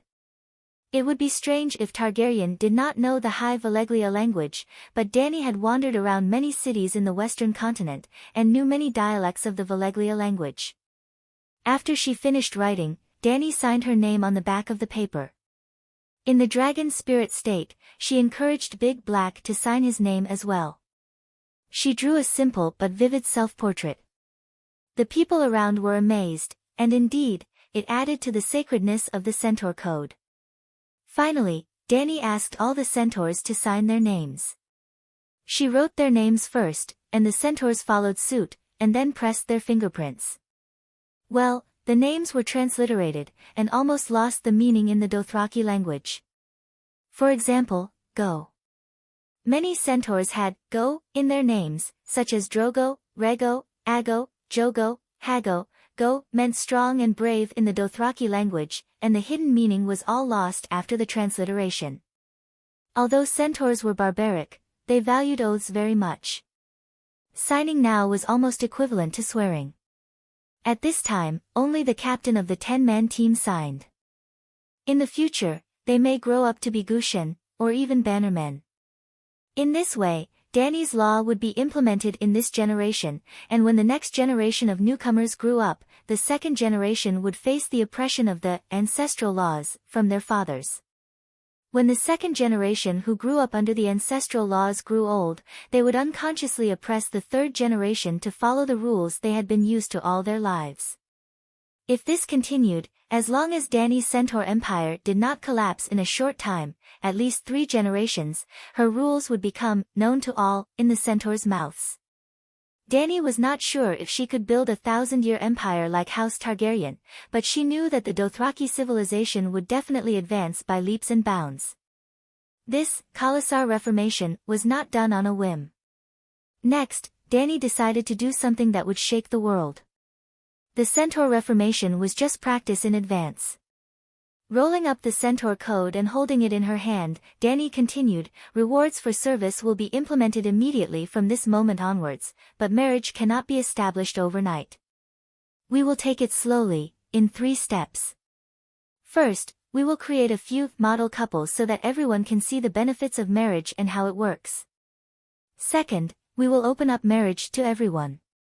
All Khalasar centaurs will be free to choose marriage, or whatever. Third, all new centaurs must have clear parents, and children born without marriage will be considered illegitimate." While the centaurs were digesting this information, Dany smiled and said to Korra and the others, "I have thought of a surname for the centaurs' illegitimate children. According to the tradition of the 7 kingdoms, how about Godzilla? The most abundant and worthless thing in the Dothraki Sea was grass. Technically, Gra was more accurate than Godzilla, but illegitimate children's surnames had certain variations. For example, Black Fire. The correct term was Black Fire, but in reality, it was Blackfire. Wei Shui's water had also become Waters. Dany's name did not violate the tradition of the 7 kingdoms. Normal centaurs don't have surnames, right? Whitebeard disagreed. Even Khal Drogo doesn't have a surname, but illegitimate children have Godzilla's surname. Isn't this encouraging everyone to have illegitimate children? Dany smiled mysteriously at the old man. You will find that they will gradually have surnames. How? Surnames are passed down from the ancestors and have special meaning. You can't just give them one randomly, can you? Whitebeard shook his head.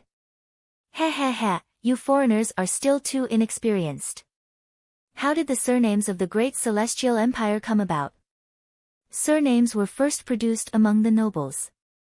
The commoners did not have surnames at all, so where did the nobles' surnames come from? Most of them evolved from the names of fiefs. In the future, Dany would use surnames as a reward for meritorious subjects. As for the commoners who did not contribute, they could wait for the nobles to make their daughters and wives pregnant. Well, it didn't matter if it was really their child, at least the nobles would think that they had made the child. Or, they could learn from the Japanese. The child born during farming was called Tanaka, the child born by the bridge was called Watanabe, and the child born by the stream was called Kawaguchi. Whitebeard thought for a moment and said to Dany hesitantly, "You shouldn't let the blood guards get married and have children." You mean to learn from the Kingsguard system? Yes, only in this way can you ensure that their hearts are all with you, the old man said. Dany did not think that Whitebeard's words were twisted logic. Hundreds of years of history had proven the correctness of the Kingsguard system. In the 300 years of Targaryen history, there had been hundreds of Kingsguard. Except for Jaime Lannister, they had at most flaws in their moral character, but their loyalty to the monarch had never changed. There were a total of 3 famous scum Kingsguard. One slept with the king's lover, not the queen, one secretly gave birth to a bunch of illegitimate children, the Kingsguard abstained from sex and were not allowed to hold hands, and the last one was Jaime, who killed the king. Compared to those who died protecting the king, the ratio of scum was too low. It could be said that the Kingsguard was to the Westeros Knight civilization what the Megalosaurus was to the magic civilization of Valeglia.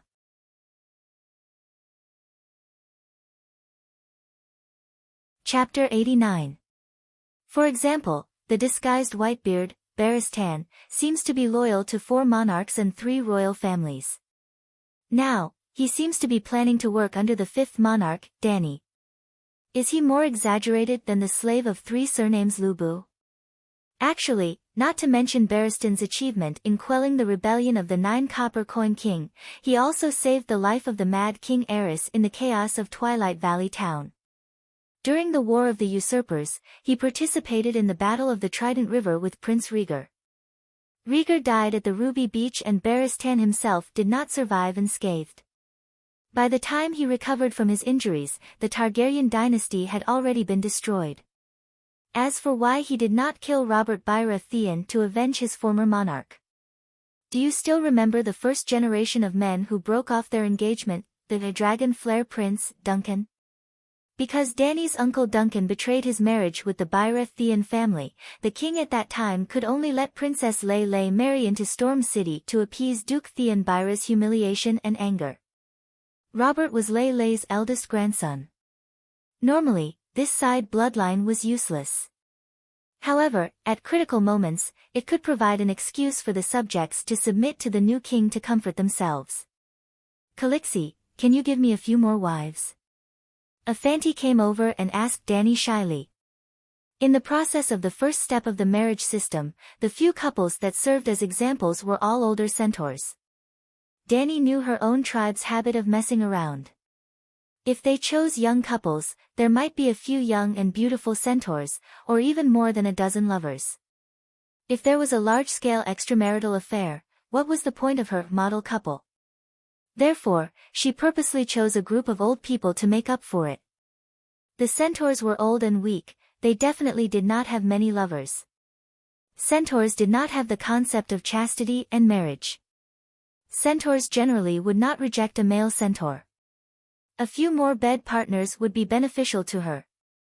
And with young and beautiful centaurs to choose from, who would still hold hands with an old centaur? The old centaur male was too old, he had the heart but not the strength. This way, the 2 old centaurs could live a down-to-earth life after marriage. You forgot so quickly. Dany glared at the old centaur and raised the centaur codex to reprimand, your signature is on it. You swore to abide by the centaur codex. What did the code say? A Colossa is not allowed to have more than 1 wife unless there is a large-scale war and the ratio of men to women is higher than 1:2. In fact, as long as the ratio of men to women was less than 1:1, marrying more than 1 wife would be beneficial to the development of the tribe. However, a buffering process needed to be considered. Perhaps the current ratio of unmarried men to women was 1:1, but after a group remarriage, it would immediately become 1:9, or even higher. This would instead disrupt the harmony of the Khalasar. Heh. I know. Affan rubbed his hands and nodded like he was pounding garlic. Khaleesi, there aren't many old people in the new batch of slaves. Although I don't know how the ratio is calculated, it's obvious that there are more women than men. Hearing this, Dany's expression froze. This old man was right. Among the newly joined centaurs, there were almost no old male centaurs. Instead, there were more female centaurs with weathered faces. Could it be that compared to male centaurs, female centaurs had stronger survivability? Can you do it? Yora looked disdainfully at the old man with a pigtail braid at the back of his head. I see that you are already so old and don't have many years left to live. Don't waste your remaining lifespan. You dash, the old centaur's face turned red. If he was younger, he might have charged over with his knife. What do you want so many wives for? Danny asked. To help me rear the horses. Aren't your cattle all wranglers? Sigh, even if I am a commander, I still have to work. If I have a few more wives, I can get them to rear the horses for me. Danny asked with a wooden face, then what do you do? I command them to feed the horses. I am old and don't have many years left to live. I have to pay attention to my health. The old man said with conviction. Just like how I command you to rear the horses, sitting in a comfortable office and commanding them verbally. Danny's mouth twitched. Sir Yora was dumbfounded. This old man is dreaming. He wants to be a noble. I can allow you to take 2 wives, but they have to be willing. And because of your extravagance, you can't choose a wife from the newly joined centaurs. As long as a white-haired woman is willing to marry you, you can take 2 wives. Danny said. In the end, after Afanti asked around, no one was willing to be his wife. When he asked for the reason, a centaur woman in her 50s said, I also have work assigned to me by the tribe. If I marry you, not only will you not help me with work, but you will also want me to rear the horses for you. There is no lack of food or drink in the Colossus, so why should I suffer with you? These words made Afanti's old face turn red and he almost ran away. Danny on the side laughed heartlessly, as if she wasn't worried that her model couple plan would be ruined. The centaur woman was speaking the truth. Centaurs were barbaric, this was true, and the Colossus system was backward, but primitive society was close to public ownership. Centaurs worked for the tribe, and Danny guaranteed that no one would have to worry about food and clothing. Old centaurs didn't need to raise children for old age, nor did they need the support of their wives. At least for now. This way, every married centaur woman can get an extra cup of horse milk every morning. After Danny laughed, she casually proposed a solution. Their husbands can't snatch the horse milk, and can't interfere with their work. Before she finished speaking, many old centaur women's eyes lit up. But Danny wasn't done speaking. For marriages that are concluded with me and the Megalosaurus as witnesses, the husband must hand over his belongings to the wife for safekeeping, and the wife has the responsibility to protect her husband's chastity and belongings. If a child is born, the Colossus will be responsible for raising it, and will reward the mother with half a caddy of horse meat every day. Afanti, I am willing to marry you. The centaur woman who was disdainful of the old man earlier shouted excitedly. Afanti, marry me. Although I know you are poor, I don't mind. Another old centaur woman jumped up and said. Afanti, I want to marry you. I can even be your second wife. Afanti. In an instant, Afanti, this old bachelor, was crowned with the halo of the nation's husband. No, I don't want. Afanti looked at the centaur women who were cheering to marry him, as if they were a group of female demons baring their fangs and brandishing their claws. Yep, a demon like the Black Mountain Old Demon, not Xiao Qian. Calixi, I don't want to marry anymore. I don't want a wife anymore. I don't want a single one. He pleaded to Danny with a sobbing tone. No, you said it yourself. You want 2 wives, not 1 less. Danny held back her laughter, trying hard to keep a straight face, and reprimanded him sternly. In the end, Afanti reluctantly chose 2 old centaur women with white hair. Other than himself, the herdsman and the craftsman Nyo Lu's 12 old centaurs also successfully left their single lives. But they only chose 1 wife. After that, Danny called Big Black out and placed it on the table. She herself sat at the side, and the dozen or so joyful centaurs led the grim-faced centaurs forward in pairs to kowtow and pay their respects. First they kowtowed to Calixi, then they kowtowed to the Mother of God in the northeast direction, and finally they kowtowed to Big Black. Big Black also didn't accept their kowtows in vain. His claws, schwa schwa schwa, drew a sketch of the 2 people on a piece of parchment paper. He also used the Chinese characters that Danny taught him to write the 3 words, marriage certificate. Like a printer, Big Black's speed was very fast. In just half an hour, he finished 13 marriage certificates. In order to celebrate this epoch-making collective marriage, Danny also sent people to the city to buy more than 10 cows and sheep, and more than 10 barrels of wine. From 5 in the afternoon to 9 in the evening, even the sailors on the 4 ships were completely relaxed for once. Yep, even Yuluen, who was locked in the cage, was also given a roasted lamb leg and a big pot of wine. The moon was bright and the stars were sparse. The sea in the north was clear and crystalline, reflecting the faint cold moonlight. In the south, the top of the tall pyramid was brightly lit. The centaurs and sailors on the deck were celebrating. The great slave owners of Apasta were also drunk in the palace in the sky, just like the countless nights for thousands of years. The pyramids in Egypt were prepared for after death, but the pyramids in Apasta were the residences of the richest slave owners. Their pyramids didn't have a spire, and the empty platform above was made into a gorgeous sky garden. Every day at dusk, the benevolent masters ordered people to light silk lanterns on every step of the stairs. All the pyramids were shining with colorful light. But the streets, squares, and fighting arenas at the bottom were pitch black. One could imagine that in the darkest barracks, some little boys were feeding leftovers to puppies. Those were the pets they got on the day they were castrated. Even on the merchant ship, Danny and the others could see the yachts with colorful lanterns slowly cruising to the Worm River. They could hear soft music and the laughter of men and women in the distance. These Gith slave owners would park their yachts on the edge of the small island in the water. Young men and women with black and red hair would walk in the shallow water, enjoying endless food and wine, and some adult fun. They were unscrupulous and ignored the other people watching them. On the top deck, Danny looked at the dim lights in the distance and sighed. The life of the slave owners of Apasta is more extravagant than the trading princes of the free city-states. The towering pyramids of the benevolent masters are made of the bones of countless slaves. The red wine in their wine glasses is like the blood of the slaves. Whitebeard frowned. Bricks and blood made Estapo, bricks and blood made her people. This is an ancient poem that a scholar taught me when I was a child. Before that, I never knew that its description was so true.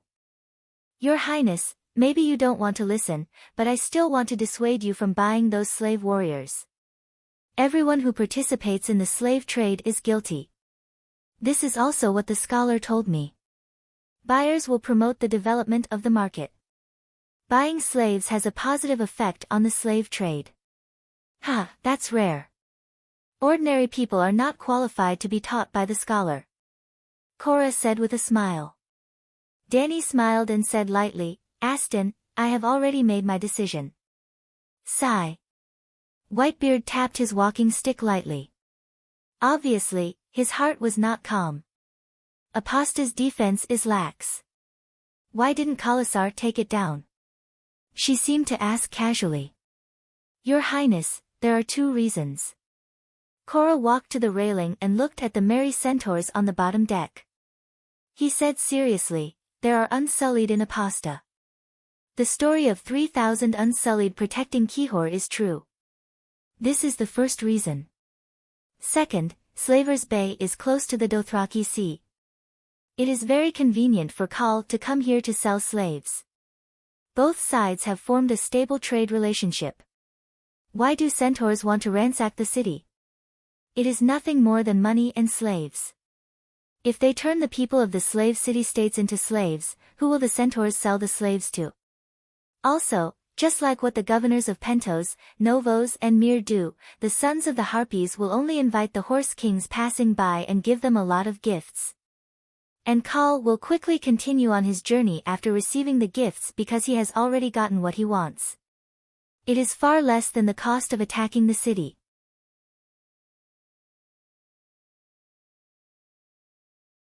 Chapter 90. That's all. Danny raised her eyebrows. The Gith have been selling slaves for thousands of years, and they have never met a decent enemy. These 2 reasons are enough to stop the centaurs from attacking, and Apasta is located at Slave Bay. Mirin and Yuan-Kai may have trade competition with Apasta, but they are definitely not enemies. The hinterland of the east is almost all Gith of the same race, and the Leza in the east of the mountains are a different race. But they are shepherds, and are no threat. If. This time Danny pondered for a long time, and then slowly asked, if slavery disappears, other than the Gith, who will suffer great losses? Your Highness, what are you planning to do? Whitebeard was shocked. Me? What can I do? Danny shrugged and smiled. Anyone who participates in the slave trade is guilty. You said that yourself. I just want to know who else in this world is guilty of the most heinous crimes. Whitebeard stared at her for a long time, but he could not tell if she was joking or not. The slave trade is the most important part of the Great Voyage trade, and the cities of Keles, Volantis, and Lys are almost entirely supported by slaves. It's not that no one has tried to end slavery, but... At this point, the old man sighed helplessly and said, Your Highness, the Undulls originated from the continent of Ursos, you know that, right? I heard that they built a kingdom in the northwest of the continent in Endasno. The old man nodded and asked, What about now? There seems to be no trace of them, Danny said. The Undulls and the Church of the Seven Gods originated from the continent of Ursos, but they are almost extinct on this continent, and in the Westeros, Undulls is the strongest culture. I don't know what happened back then, but the Church of the Seven Gods is a fact in this continent, and the Church of the Seven Gods is firmly against slavery. At this point, he asked again, Do you know how Braavos was built? Danny said, When I was in Keles, I heard from an old zebra man. Oh, a Jujesni man, he told me. A group of Valeglia slaves escaped the pursuit of the Dragon King under the guidance of the Songster of the Moon, and built a water city at the northwest peak of the continent. Yes, Braavos was built by a group of slaves. As the leader of the 9 free trade city-states, Braavos was extremely powerful. 100 years ago, the Sea King of Braavos had fought with Pentos for more than 10 years in order to abolish slavery. Pentos lost and promised to abolish slavery. Does your highness know that there are slaves in Pentos now? His white beard looked at Danny and asked. Yes, I've seen many servants wearing slave collars in Magister Illyrio's mansion. So you understand? The old man smiled bitterly and sighed, unless the 7 gods descend to the mortal world and stay there permanently, slavery will never be abolished. Whoever dared to have such thoughts would be the enemy of the entire world. Even the people of Braavos didn't really sympathize with the slaves. Instead, they fought for the right to rule the upper reaches of the Lone River under the slogan of abolishing slavery. I see. Danny suddenly raised her head and asked, Aston, how are your sword skills? What? The topic changed so quickly that Whitebeard couldn't react in time. I heard that the 2 sisters of Aegon the Conqueror were powerful knights. Visania also wielded the Dark Sisters and saved Aegon's life from the hands of assassins. The Dark Sisters was also a Valeglia steel sword, an exquisite lady's sword. Its last owner was Blood Crow Blinden Riverwin, one of the noble bastards, half-brother of Demon Blackfire. The mediocre King Aegon IV cheated his descendants. The 2 swords of the Targaryen family were given to the bastards and were now lost. Yes. The topic changed again, and the old man was even more confused. How do you think my talent is compared to Visania's? Oh, you want to learn martial arts? The old man understood now and said happily, I can guide you, and I can definitely train you into a powerful female knight. As if afraid that Danny was not confident, he said excitedly, Prince Rhaegar was obsessed with reading since he was a child. Many people were worried that he would become the second Saint Bailey. Later, when he read something in a book, he suddenly decided to become a warrior. At that time, he was not much younger than you, but when he trained hard, he quickly became a knight in the arena. What did he read in the book? Danny asked curiously. This. Whitebeard shook his head and said, I'm not sure. I only guess that it might be a prophecy, the one of Azor and Ahai. Perhaps His Highness realized his mission, for. Sigh, I don't know. Practicing martial arts to kill deviant ghosts. Sigh, brother, you're thinking too much. You're not the warrior in the prophecy at all. Hearing that she still had a chance to become an expert, Dany was both happy and suddenly hesitant. If she could only make do as a third-rate swordsman, it was fine to follow Whitebeard as a knight. She could just treat it as training her body. But if there was a chance to become a first-rate expert, then she couldn't just make do. She said, I think a woman is more suitable to be a water dancer. If the Westeros were a knight civilization, then the 9 free trade city-states were a sea trade and assassin civilization. The martial artists of the trading city-states all walked the path of the assassin, light and agile, proficient in stealth and hiding. The water dancer was such a swordsman. Their swordsmanship was swift and deadly, emphasizing fast and elegant movement, stealth, and balance. Legend had it that the most powerful water dancer could fight on the surface of the water without causing a ripple. In addition, the strongest and most ruthless woman in Game of Power, Arya Stark, was a water dancer. There was no difference between a third-rate water dancer and a third-rate knight, but if they could reach the first-rate, weaker women were undoubtedly more suitable for water dancers. After Dany explained her reasons, Whitebeard nodded and said, Your Highness, you're very thoughtful. If you become a water dancer, your future achievements will be even higher. But the question is, why do you learn martial arts? Well, to lead troops into battle and prevent being assassinated, she said. Then you should still become a knight. The water dancer is an attack-type assassin. On a chaotic battlefield, the water dancer's survivability is even worse than that of a normal knight, because he doesn't have armor. As he spoke, he pointed at Yora and used him as an example. The chief court swordsman in Bravos who is responsible for protecting the Sea King is the strongest water dancer. If both sides remove armor, he can fight 10 knights like Sir and come out unscathed. Bullshit. Yora was furious. Whitebeard waved his hand to calm him down and continued, but wearing this Valeglia steel armor, Sir Yora can easily kill 10 chief swordsmen. If on the battlefield, 100 knight Yora wearing normal armor and 100 chief swordsmen going up against each other, the knight can easily wipe out the swordsman. Dany understood what the old man meant and said thoughtfully, You also said that the chief swordsman is responsible for protecting the Sea King. In the future, even if I go to the battlefield, I will ride a dragon, but the daily defense against assassins is more important. I think the daily defense against assassins belongs to the Kingsguard, otherwise. Whitebeard looked at Yora and said lightly, Otherwise, this Valeglia steel armor will be wasted.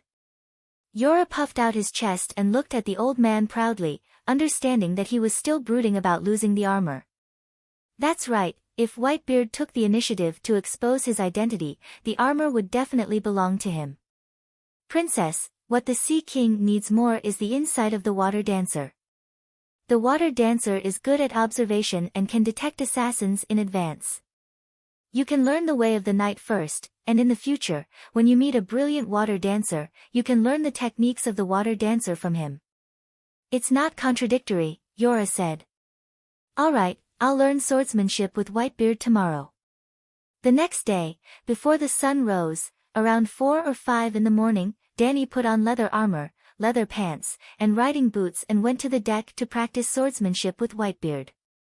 Without a specialized stance and strength training, Whitebeard first helped her adjust her center of gravity, then taught her the standard posture of holding and swinging the sword. He said that when she could control her center of gravity in the process of swinging the sword, he would continue to teach her the steps. When Dany asked if there was any strength training, the old man told her that she was already doing strength training in the process of swinging the sword.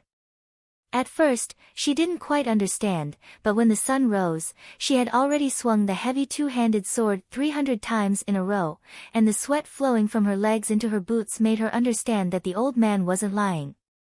This really was strength training. The knight's greatsword was so heavy. When she finished her morning exercise, around 8 or 9, she went back to her room to take a shower and change her clothes. When she was eating breakfast, 2 people from Aposta came looking for her. They were clerks sent by Krasny to ask if they could estimate Dany's wealth. This way, they could know her purchasing power. Yesterday, Danny had asked the slave master to reserve the Unsullied for her. Danny glanced at Grohl and smiled. If I sell Governor Illyrio's goods, will he be angry? This. Blackbeard glanced at the Serenity not far away and said hesitantly, don't you have Uluan's ship of gold, silver, and jewels? Maybe it's not enough. She smiled. How many Unsullied do you want to buy? Blackbeard was shocked. How many? I didn't hear clearly, that bitch. Oh, our good queen, how many slaves do you want to sell? Krasny stood up in shock and asked the little interpreter who was also in a daze. Today, Danny and the others once again passed through the red brick street and came to Pride Square. Krasny's pyramid was built here, and Pride Square was his yard.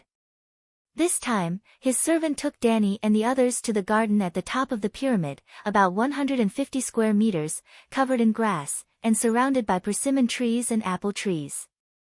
The big golden red persimmons and red apples hung together on the branches, looking very beautiful. There was also a pool in the north of the garden, where one could soak in and watch the beautiful scenery of the harbor. It was still the twin milk girls who fanned the slaves. He sat on a tall wooden chair with his back against the pool, like a throne. Danny sat on a 2-meter-long soft couch opposite him, while Cora, Whitebeard, Jorge, and Chichi stood behind her. Well, there was also a maid holding a huge beige umbrella above her head.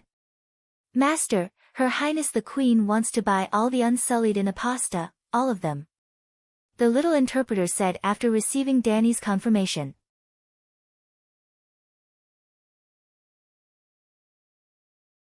Chapter 91. Ask that arrogant bitch. Krasny recovered slowly and sneered. My accountant checked her fleet. Selling all the goods would be enough to exchange for 1,000 Unsullied.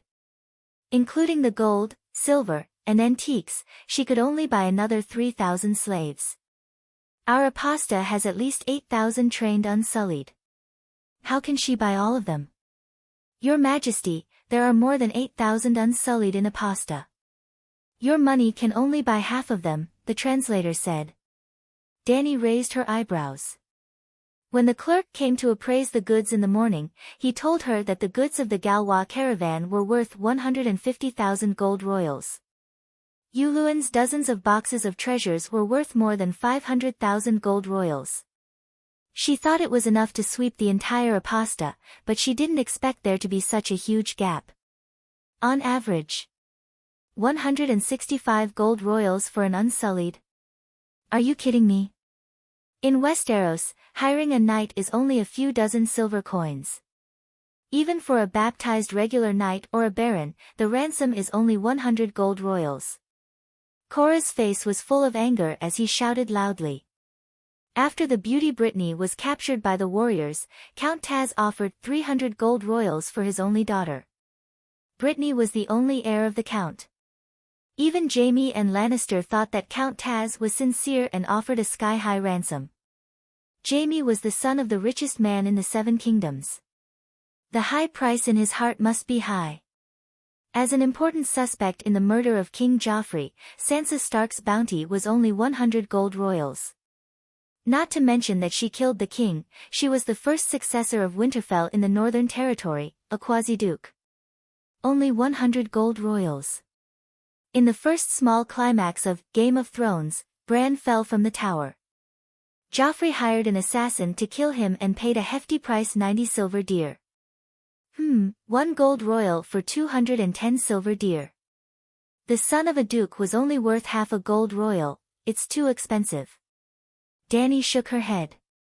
Master, they think it's too expensive. They even said that a knight's ransom is only 100 gold royals, the little translator said to the slave master. Bam, bam, bam. The fat slave master slapped the armrest of his chair and shouted, damn it, ask them if 3,000 barbarian knights can withstand the charge of 20,000 roaring warriors. Hearing the translation, Cora said without hesitation, of course. Ha ha ha. Krasny pointed at the knight with a finger as thick as a carrot and mocked, you should go to Koor. The blacksmiths there are the best in the world. Their heavy cavalry is so luxurious. Sigh, compared to them, you Westeros tin cans are just a bunch of beggars. Dany couldn't refute this. It was because she knew how tough the Khal heavy cavalry was that she couldn't understand why the centaurs who could defeat heavy cavalry would fall at the foot of light infantry. Could it be that the Korhor cavalry were just superficial? The Korhor cavalry has excellent armor, but they don't have the superb martial arts and spirit of the Westeros. Dany was not as clumsy as Cora and Whitebeard. She was so angry that her face turned red, but she didn't know how to refute. After the baptism of the information age, she could casually come up with a lot of reasons. Even if it was fallacious, she could still say it passionately. The most important quality of a knight is the spirit of chivalry. Humility, honor, sacrifice, bravery, compassion, honesty, justice, and piety. The strongest point of the Unsullied is that they are not afraid of sacrifice, but this is only the basic requirement to become a knight in Westeros. If the story of 3,000 Unsullied protecting Qoher happened in Westeros, the knight team would have been disbanded in shame. Unlike the Korhor cavalry, they are still living shamelessly. Your Highness, you are so right. Whitebeard's eyes were watery. He had never felt so excited before. He felt that the princess had expressed the true way of the knight in words. Although before today, he had never heard of such a luxurious and elegant way of the knight. Maybe he didn't understand it enough. Sigh, I, the fearless Barristan, am not as good as the first legendary knight, the Buddhist sword. Yes, Sir Arthur Dayne must understand. Whitebeard thought excitedly. Since those barbaric tin cans are so powerful, why did you still come to buy the Unsullied? The slave owner stood up and roared at the poor little translator, ask this Westeros bitch, I want to see how she answers. How could this be difficult for Dany? Sigh, it is because I know how powerful the Westeros knights are that I plan to go bankrupt and buy all the Unsullied. Dany's expression was vivid as she lamented again and again, virtuous lord, think about it, if one barbecued sausage can fill one's stomach, who would buy a second one? Isn't that a waste? With this money, I might as well buy a cup of milk. I am worried that 8,000 Unsullied are not enough for the usurpers to kill. As she spoke, she looked at the fat slave owner seriously and asked, Virtuous lord, tell me the truth, is there really only 8,000? To be on the safe side, I think the more Unsullied the better. As Dany spoke, the little black girl translated. As Krasny listened, he held his head and crazily pulled his thick black and red hair. He was going crazy. Huff, huff, huff. After taking a few deep breaths, he pointed at Jorah Mormont and roared, Ask that bitch, since a knight is 100 gold royals, I will buy him for 300 gold radiance coins. Like queers, Aposta used radiance coins, and 3 gold radiance coins were equivalent to 1 gold royal. Shing! Jorah heard this and suddenly pulled out the long sword at his waist, pointing at the slave owner and cursing, You fat pig, go buy your old ex. Seeing Jorah like this, Krasny laughed instead. He waved the guards away and said casually, See, he is very angry, what does that mean? It means that he feels insulted, because he feels that he is worth far more than 100 gold royals. My Unsullied have been trained since I was 5 years old, and in terms of martial arts training and health care, I am far better than a regular knight. Does knight training have such a high mortality rate as the Unsullied? The only thing that is valuable about a knight is the meaning of his identity. Noble? Ask this Westeros bitch, does she want a warrior or a noble? Tell her, Aposta's warrior, Cayuan's prostitute, Myreen's high-class slave, high-tech slave. Noble status is also a special characteristic. If you want to buy a noble, go to Myreen, you might be able to buy a few kings there, ha ha ha. The slave owner was not lying, the slaves themselves were not valuable. For example, Dany could buy 4 centaur slaves for 1 silver coin. But in the process of training a successful Unsullied, the slave owner paid too high a price. An Unsullied who received a spiked helmet, 5 slave warriors who died of exhaustion during training, and 10 children who did not pass the test were buried under their feet. The expenses of those who failed were naturally included in the cost of the Unsullied. So, the price of 160 gold royals was a little expensive, but it was not exorbitant. After pondering for a moment, Danny said, "I bought a lot, can it be cheaper?" The slave owner said a few words to the little interpreter, and the little black girl said, "Your Majesty, use all your jewelry and goods to exchange for 4,000 Unsullied, and then the good Lord will give you an extra 100 Unsullied." Even a 10% discount was not enough, too stingy. "May I ask if you have any other treasures that you have not shown?" the little interpreter asked again. "On the sea route from Queers to Apasta, I encountered a pirate ship," Danny said in a low voice. "Good Lord, have you heard of the Red Demon, that recently caused a stir in the summer sea?" Hearing the little interpreter's words, the slave owner held onto the armrest of his chair, stood up in shock, and asked, "Did this bitch rob that pirate ship? No wonder she's so rich."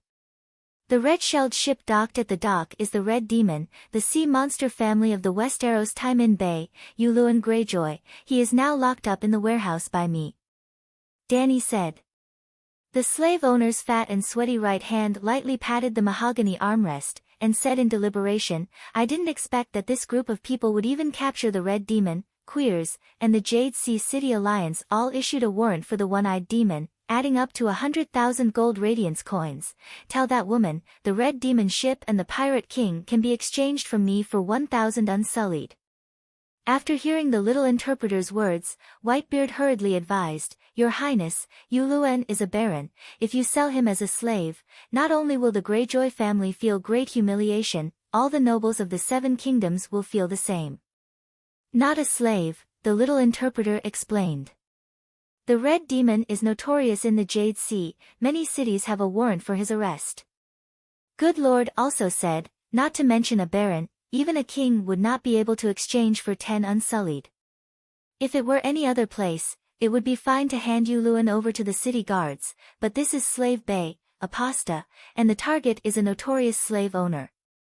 Whitebeard was very anxious, afraid that Danny would sell Yuluan. 1,000 Unsullied, Yuluan is too valuable. In fact, Yuluan was only worth 500 Unsullied, but the Serenity was in the limelight in the Jade Sea and the Summer Sea, so its value rose to 500 Unsullied. Many cities wanted to study that ship, wanting to know why it was so fast. Danny waved her hand, telling the old man not to get excited. She meaningfully glanced at the slave owner and said with a smile, "I promised that if Yuluan told me the correct way to enter the ruins of Valeglia, I would return him and his group of pirates their freedom. The queen's reputation is worth 3 dragons, 10,000 Unsullied can't exchange for it." "Your Highness is wise." Whitebeard breathed a sigh of relief and praised with a smile. "The ruins of ancient Valeglia?" After hearing the little interpreter's words, the slave owner's face suddenly changed, his thick 3 chins trembling as he said, "Quickly, Nas the stupid sheep, quickly ask that bitch, did the Red Demon really go to the ruins of Valeglia in the Smoke Sea?" Dang, dang, dang. Danny knocked a few times on the black armor of Valeglia beside her.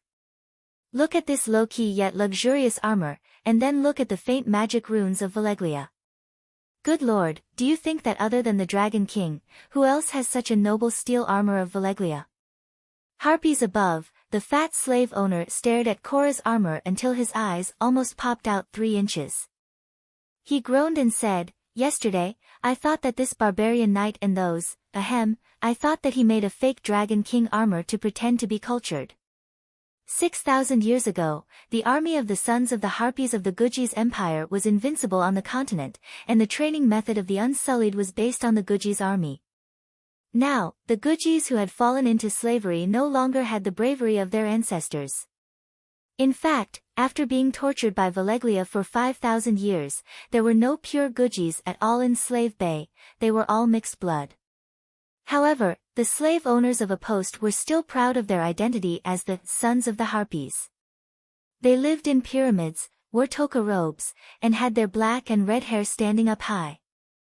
Then, the young man imitated the soldiers of the old empire, put on the Valeglia Dragon King armor, and commanded the eunuchs and slaves to fight each other in the arena, pretending that he was a general of the ancient empire, a Veleglia dragon king.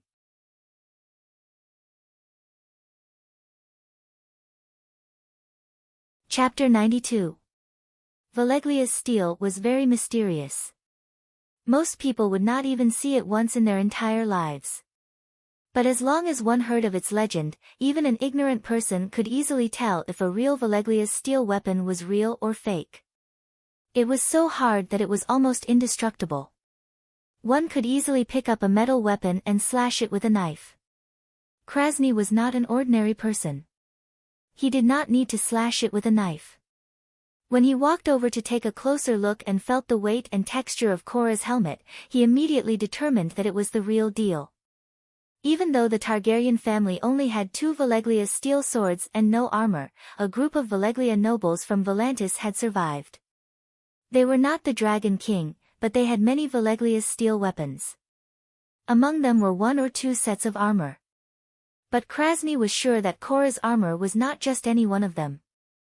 More importantly, as a rare and authentic product, Veleglia's steel armor was too rare and unique. Anyone with rich experience would be able to tell the difference. A burning greed flashed in Krasny's eyes, but he quickly suppressed it. He returned to the large wooden chair beside the pool and said calmly, "Give me this armor, and you can take away everyone in a post who has no balls." "Don't even think about it, armor." Cora's face was red as he roared angrily at the slave master. Then he looked at Dany pitifully. The reluctance in his eyes was obvious. Dany patted his arm and looked helpless. She said to the slave master, "Other than the armor, Yuluan also found a Dragon King's egg in the governor's mansion." "A Dragon King lives in the governor's mansion." "The dragon egg and the armor are the property of that Dragon King. I found that the egg is still alive, but," at this point, she hesitated for a moment and sighed. "I already have 3 dragons. I can sell the dragon egg to you." "Try a dragon egg?" Krasny stroked his plump chin and muttered, "Tria is one of the most prosperous cities besides Veleglia. It's normal to arrange for a Dragon King to be the governor. That red demon is really lucky. Not only did she pass through the smoke sea, she even found the Dragon King's residence. Oh, it should be that bitch queen's luck that is good. Slave, tell her that a dragon egg can't even be exchanged for 1,000 unsullied. I don't believe that the Dragon King's mansion only has armor and dragon eggs. I want more, more." He growled at the little interpreter. Upon hearing little Blackie's words, Dany shrugged and said, "Before I hatched a dragon, dragon eggs were just decorations. But now that the magic tides have recovered, a living egg represents a dragon. A true dragon is only worth 1,000 eunuch slaves. Or is it because Benevolence Lord is ignorant and doesn't know about the magic tides? I know. Those damned Red Gods priests are spreading the news everywhere. They attribute it to the awakening of Lalo." The fat slave owner had a complicated expression. There was also a religious rebellion in Khal recently. A group of Red Gods believers used their newly acquired witchcraft to increase their power. They actually tried to burn the statue of the black goat god, Death. Sigh, those lunatics only know how to burn and burn. I heard that a red-robed priestess went to the Westeros and even burned the statues of the 7 gods on Dragonstone Island. Slave, ask that bitch. Isn't she the princess of Dragonstone Island? Ha ha ha, her statue was burned. The black goat god was the main religion in Khal. The Light King Lalo was a minority. Even the statues of the 7 gods were burned. Whitebeard didn't care about Khal at all. But when he heard that the red-robed priestess had abolished the faith of the 7 gods on Dragonstone Island, he frowned. Stannis is crazy. He must have been bewitched by that priestess. Cora sighed. He's finished. He's the first to be eliminated in the 4 Kings contest. Even Aegon, who has 3 dragons, has to convert to the Church of the 7 Gods. Stannis is nothing. The Veleglia people had their own beliefs. Balerion, Vargal, and Miracis were the names of the gods. The Targaryens had also worshipped them for generations. In order to integrate into the Andrian civilization, Aegon had spent a lot of money. But, Dany remembered what she saw in the Immortal Hall. The Great Wizard of Valeglia revealed that the Valeglia people were no longer satisfied with ruling the world. They wanted to advance to the realm of the gods. They sealed Lalo and created their own gods, Balerion, Vargal, and Miracis. The three gods were demigods. When Valeglia was destroyed in the Great Cataclysm, Balerion and the others must have died with it. It was normal for Aegon to change his faith. It could also be the final blow to the dying demigods, completely cutting off the source of the power of faith. That's not right. Because the three dragons of the Targaryen family, Balerion, Vargal, and Miracis, were sung by millions of Westeros for generations. She couldn't help but smile bitterly and shake her head. The information about the gods was all from the Great Wizard. It was incomplete and hard to distinguish between the truth and the lies. The gods were too far away from her, so there was no need to waste too much energy. But Dany's expression was misunderstood by others. She was sad and helpless for what happened to her family. Stannis has gone against the tide. He will definitely suffer retribution. Whitebeard comforted her softly. When you King's Landing in the Seven Kingdoms, you can ask the Archbishop to go to Dragonstone Island and personally consecrate the new statues. Maybe Stannis is already dead. Cora also comforted from the side. Dany rolled her eyes in her heart. You guys are thinking too much. Even if Erlu dug up the Targaryen ancestral graves, she wouldn't be moved at all, let alone the statues of the seven gods. Besides, Erlu wouldn't die so early. Other than King Balon, who was secretly shooting from the back. P.S. There were now 4 kings on the surface: Joffrey with a lion's soul and deer skin, Robb Stark who broke off the engagement, the second son of the House of Lugh, Stannis, and the third son of the House of Lugh, Renly. It seemed that Erlu was going against the tide and would be the first to be eliminated, but the red-robed priestess was really powerful. With hundreds of years of practice, she could be called the #1 wizard in wandering power. When Joffrey, the second son of the Mad King, Robb who broke off the engagement, Renly, and even King Balon are all dead, Erlu is still alive and well. These Westeros are chattering endlessly. Do you still want to buy the Unsullied? Even though he was the one who started the conversation, the fat slave owner still scolded the little interpreter and urged, "Tell that bitch queen that I don't care about the demonic wave. A dragon egg is not worth a dragon unless she helps me hatch the dragon. Your Majesty, the benevolent lord doesn't think that he can hatch a dragon with a dragon egg. Or, can you help him hatch the dragon?" Blackie said tactfully. "Sigh, the price of hatching a dragon is too high. I can't bear it." Dany shook her head bitterly. "Master, hatching a dragon requires a great price. The Queen of the Westeros seems to be very sad. She doesn't want to hatch a dragon for you." The fat slave owner was interested. He opened his mouth and laughed. "Ask her, how do you hatch a dragon? What price did that bitch pay?" "I'm not sure." Dany's expression became more and more sorrowful. "A witch from Asha told me that a life in exchange for a life. The birth of every dragon represents the death of one of my loved ones. The life of my loved one is exchanged for the soul of the dragon from the kingdom of the dead. So, my dragon is my loved one. It's a child that I can't give up. A life in exchange for a life." Krasny murmured. "It's so familiar. It seems to be the doctrine of the Lord of Shadows, Lalo." Dany continued, "The witch's words seem to make sense. Everyone thinks that my black dragon is the reincarnation of Balerion. He has been reborn from the kingdom of the dead. Is it really that similar?" Krasny was surprised. "If you don't believe me, you can ask my subordinates." It was indeed very similar. Cora had said more than once that Black Diamond may be the reincarnation of Balerion. Later, when Whitebeard saw the process of big black hunting whales, he even said, "It is Balerion." After the slave owner got the unanimous answer from Cora and the others, he thought and asked, "Is that witch a follower of the shadow Lalo, the devil in the shadows?" Witch Millie seems to be able to control the shadow devil. Danny nodded. It's him.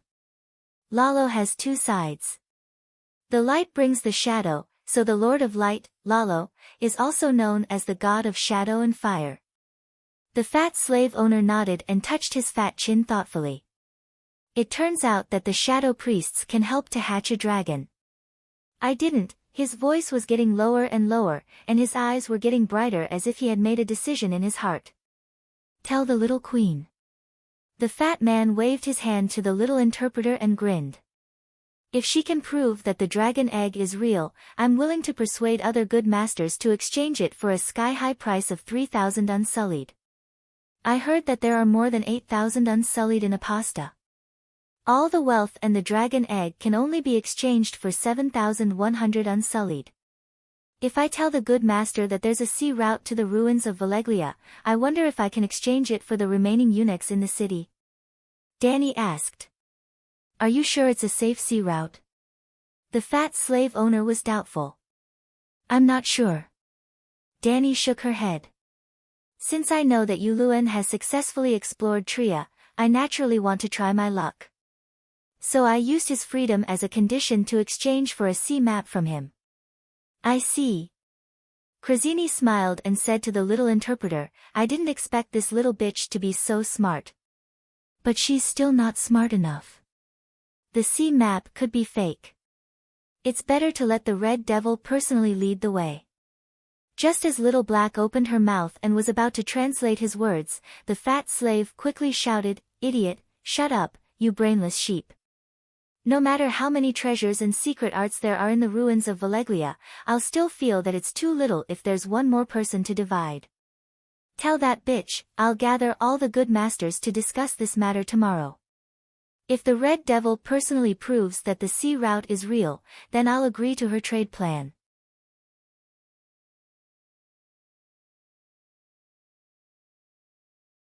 Chapter 93. When she saw Yuluan again, Danny was shocked to find that the burns on his face had already scabbed over. As a medical student, she knew how difficult it was to treat severe burns. Suppuration, infection, fever, inflammation. If she saw a weak patient with a white bandage around his head that was soaked in reddish-brown pus and blood, she would feel that it was normal. But Yuluan actually walked over casually while dragging the heavy chains. How did your injuries heal so quickly? She asked doubtfully. Yuluan's bright blue right eye looked at Danny's fair and smooth face and laughed. Aren't you faster than me? Let's not talk about these useless things. Now that the ship has reached the shore, when are you going to let me go? I was planning to release you immediately after you have recovered.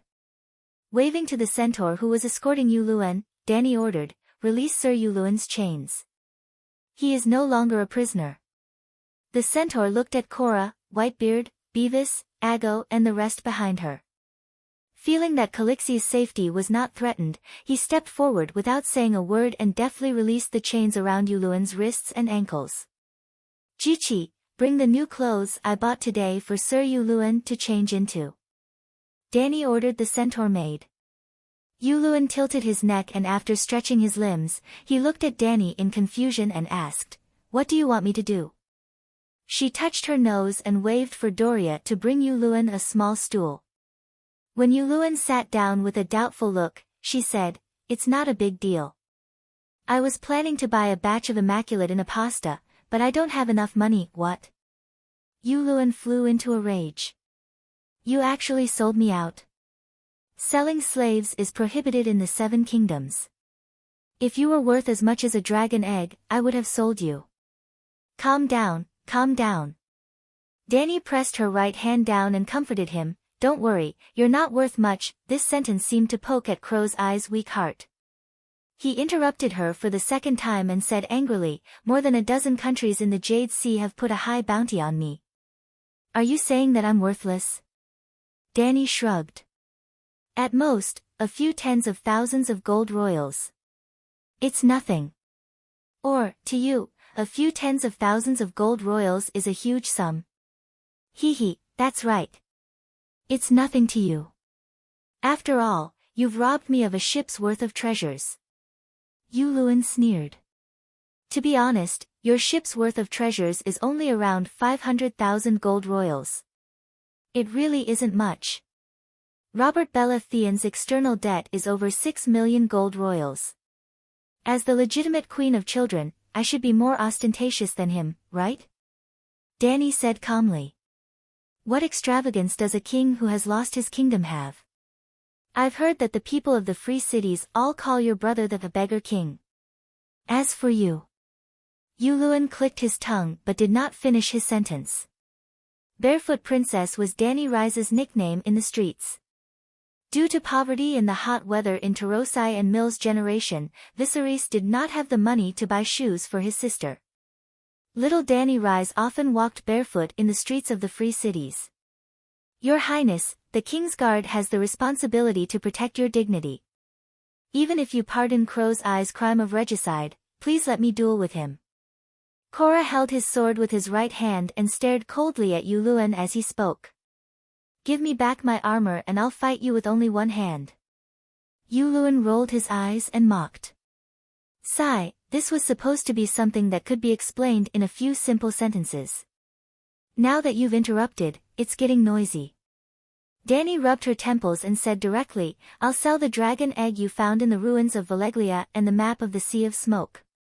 Tomorrow morning, you'll come with me to the slave master and tell him everything about the exploration of Valeglia. After the deal is done the day after tomorrow, I'll let you go immediately. Your pirate brothers will also leave with you. Is there a problem? She asked. Yes. Yuluan nodded and said doubtfully, the dragon egg was not found in Valeglia. I robbed it from the Jade Sea. So, you lied to me? Danny looked down and chewed on a big persimmon while mumbling, the Jade Sea dragon egg is not unique. The Valeglia Dragon King's dragon egg is the only one in the world. Without a doubt, the latter is more valuable. You said that you found the armor and the dragon egg at the same time in the governor's castle. Are you going back on your words now?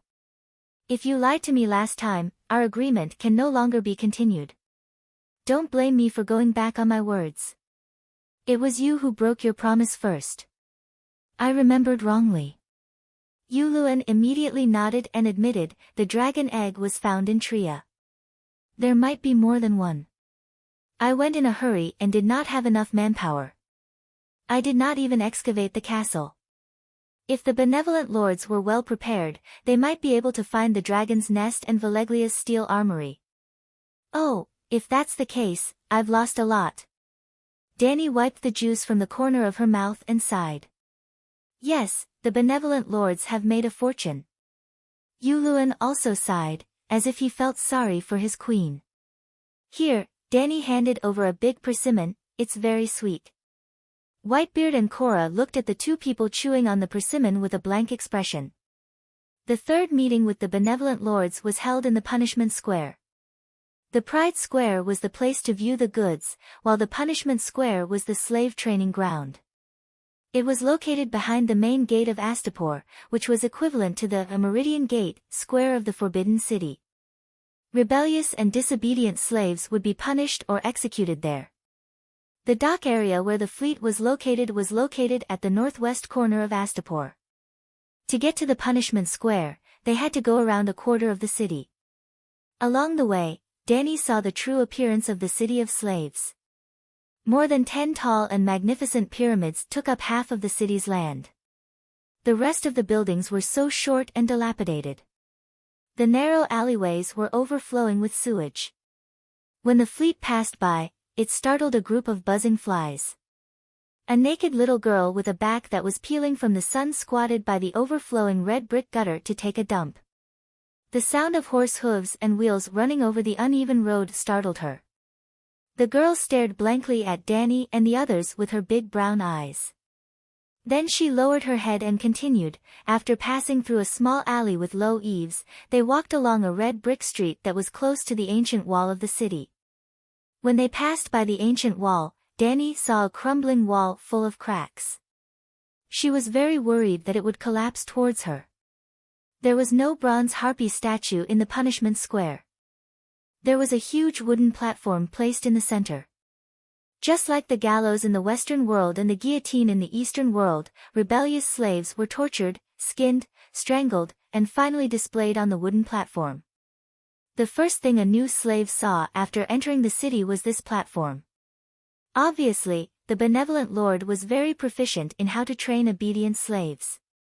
The ox cart stopped at the front of the square. As soon as Dani got off, she saw a little black girl in a gray linen dress waiting there. The little black girl with a flat and round face trotted over and bowed in a way of prostrating herself on the ground. She said, "Your Majesty the Queen, the benevolent Lord has asked me to serve you for the rest of the journey. If the transaction is completed, I will give it to your Majesty as a gift and help your Majesty teach the unsullied the Westeros language." "Get up, little girl." Dani walked over and helped her up. She smiled and asked, "What's your name? How old are you?" "My name is Missandei. I'm 10 years old this year," the little black girl said. Dani was stunned. Missandei was a very important and outstanding supporting character in the Game of Thrones. She was almost equivalent to Dani and Rise's Shengguanwan.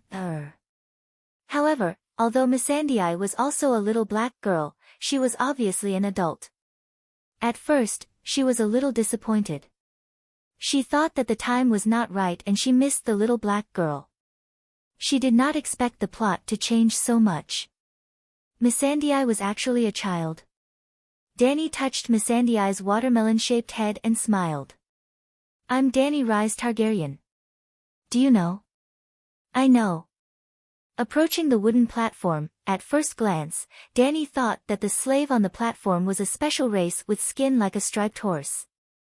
But when she got closer and took a closer look, she found that it was not skin at all.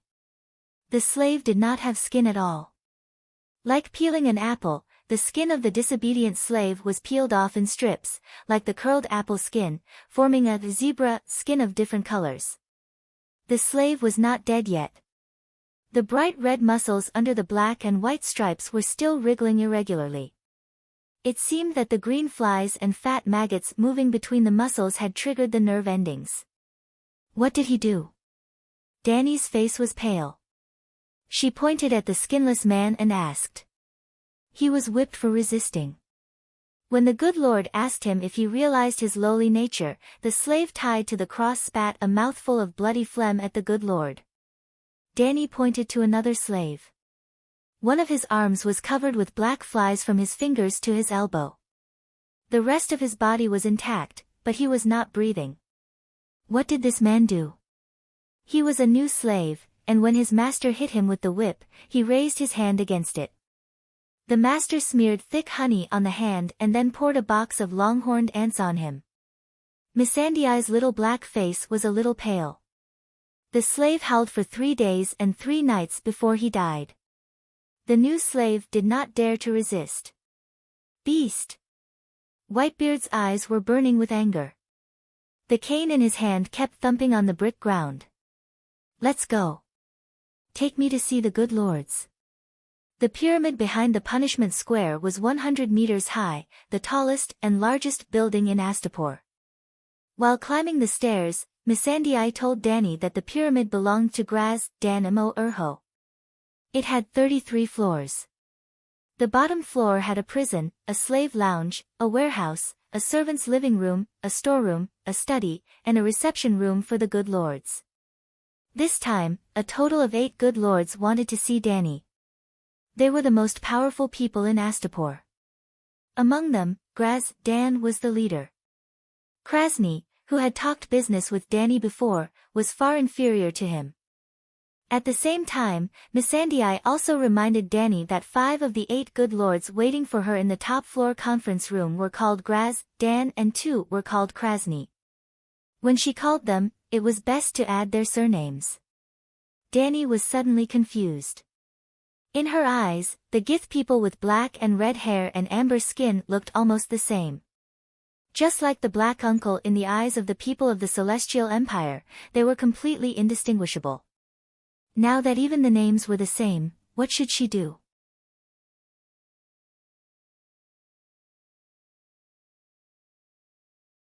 Chapter 94. Even though she despised the slave trade of the Gith people, Dany, who came from a modern society, had to admit that the architecture of the Gith people was peerless. Before entering the pyramid, she had always thought that the interior of the stone hall would be dark and damp, with foul air, cramped and dirty. She did not expect that the reception room on the top floor was 200 square meters wide. The ceiling was supported by thick stone pillars and painted with bright paintings. The walls on all sides were slanted with bright glass windows. Breezes entered the hall from the hidden air vents, bringing with them the fragrance of flowers and fruits from the courtyard on the upper floor. It was cool, refreshing, bright, gorgeous, and neat. It was a gorgeous palace. There were 8 huge wooden chairs in a row at the top, on which sat 8 stout, fat, amber-skinned, wide-nosed, black-eyed, and black-red hair. Dany was almost dazzled and thought that Krasny had used Shadow Doppelganger. Fortunately, their toka robes were different. In Astapor, only free people were allowed to wear toka robes. The Gith people in Meereen and Cayuan were also popular with toka robes. In Quills, women wore a variant of toka robes, also called Quills robes. The toka robes of the Gith people and Quills people both exposed their breasts. In the original work, Dany Rise often showed a cute little Xiaomi in public. The Quills robes were similar to sleeveless dresses, with the cloth belt on one shoulder cut off. The toka robes of the Gith people were more like ceremonial accessories than clothes. They chose the most gorgeous cloth to drape over one shoulder and fixed the hem to the other side of the waist with one hand. They had to be held at all times to prevent the robes from falling off. The tassels on the toka robes represented status. At this time, among the 8 benefactors in the Cool Hall, Grazidan, who was the most senior and also the owner of this place, had a large white pearl tassel. Krasny and the other 4 had golden tassels. The slave owners sitting on both sides of the hall wore toka robes with silver tassels. With Missandei's whisper, Dany finally finished greeting the 8 merchants one by one. Grazidan, the master, had 6 servants behind him, and 2 or 3 servants behind each of the other benefactors. After the ceremony, Grazidan's servant brought 2 purple wooden chairs for Dany, which were half the height of the benevolent master's chairs. There were a lot of people on Dany's side, including Whitebeard, Beavis, Cora, 3 Blood Alliance guards, Jichi, Ellie, and Yuluan. Doria and Kailo remained on the boat to watch over the 3 dragons. Your Majesty, the good lord said that the other chair was prepared for Sir Yuluan, Missandei reminded in a low voice. The little girl was a little afraid of Yuluan, whose face was covered in burn scars. She didn't even dare to look him in the eye, but Crow's Eye was still giving him a devilish smile. When the 2 of them were seated, Dan asked in the common tongue, Westeros, why do you want to buy so many unsullied? Other than the 8,600 who are completely unsullied, there are still 5,000 eunuchs who have yet to pass the test. Benevolent Lord, do you know the current situation of the Westeros? Dany asked instead of answering. I heard it's very chaotic. A few kings are fighting over an iron chair full of spikes, Dan mocked.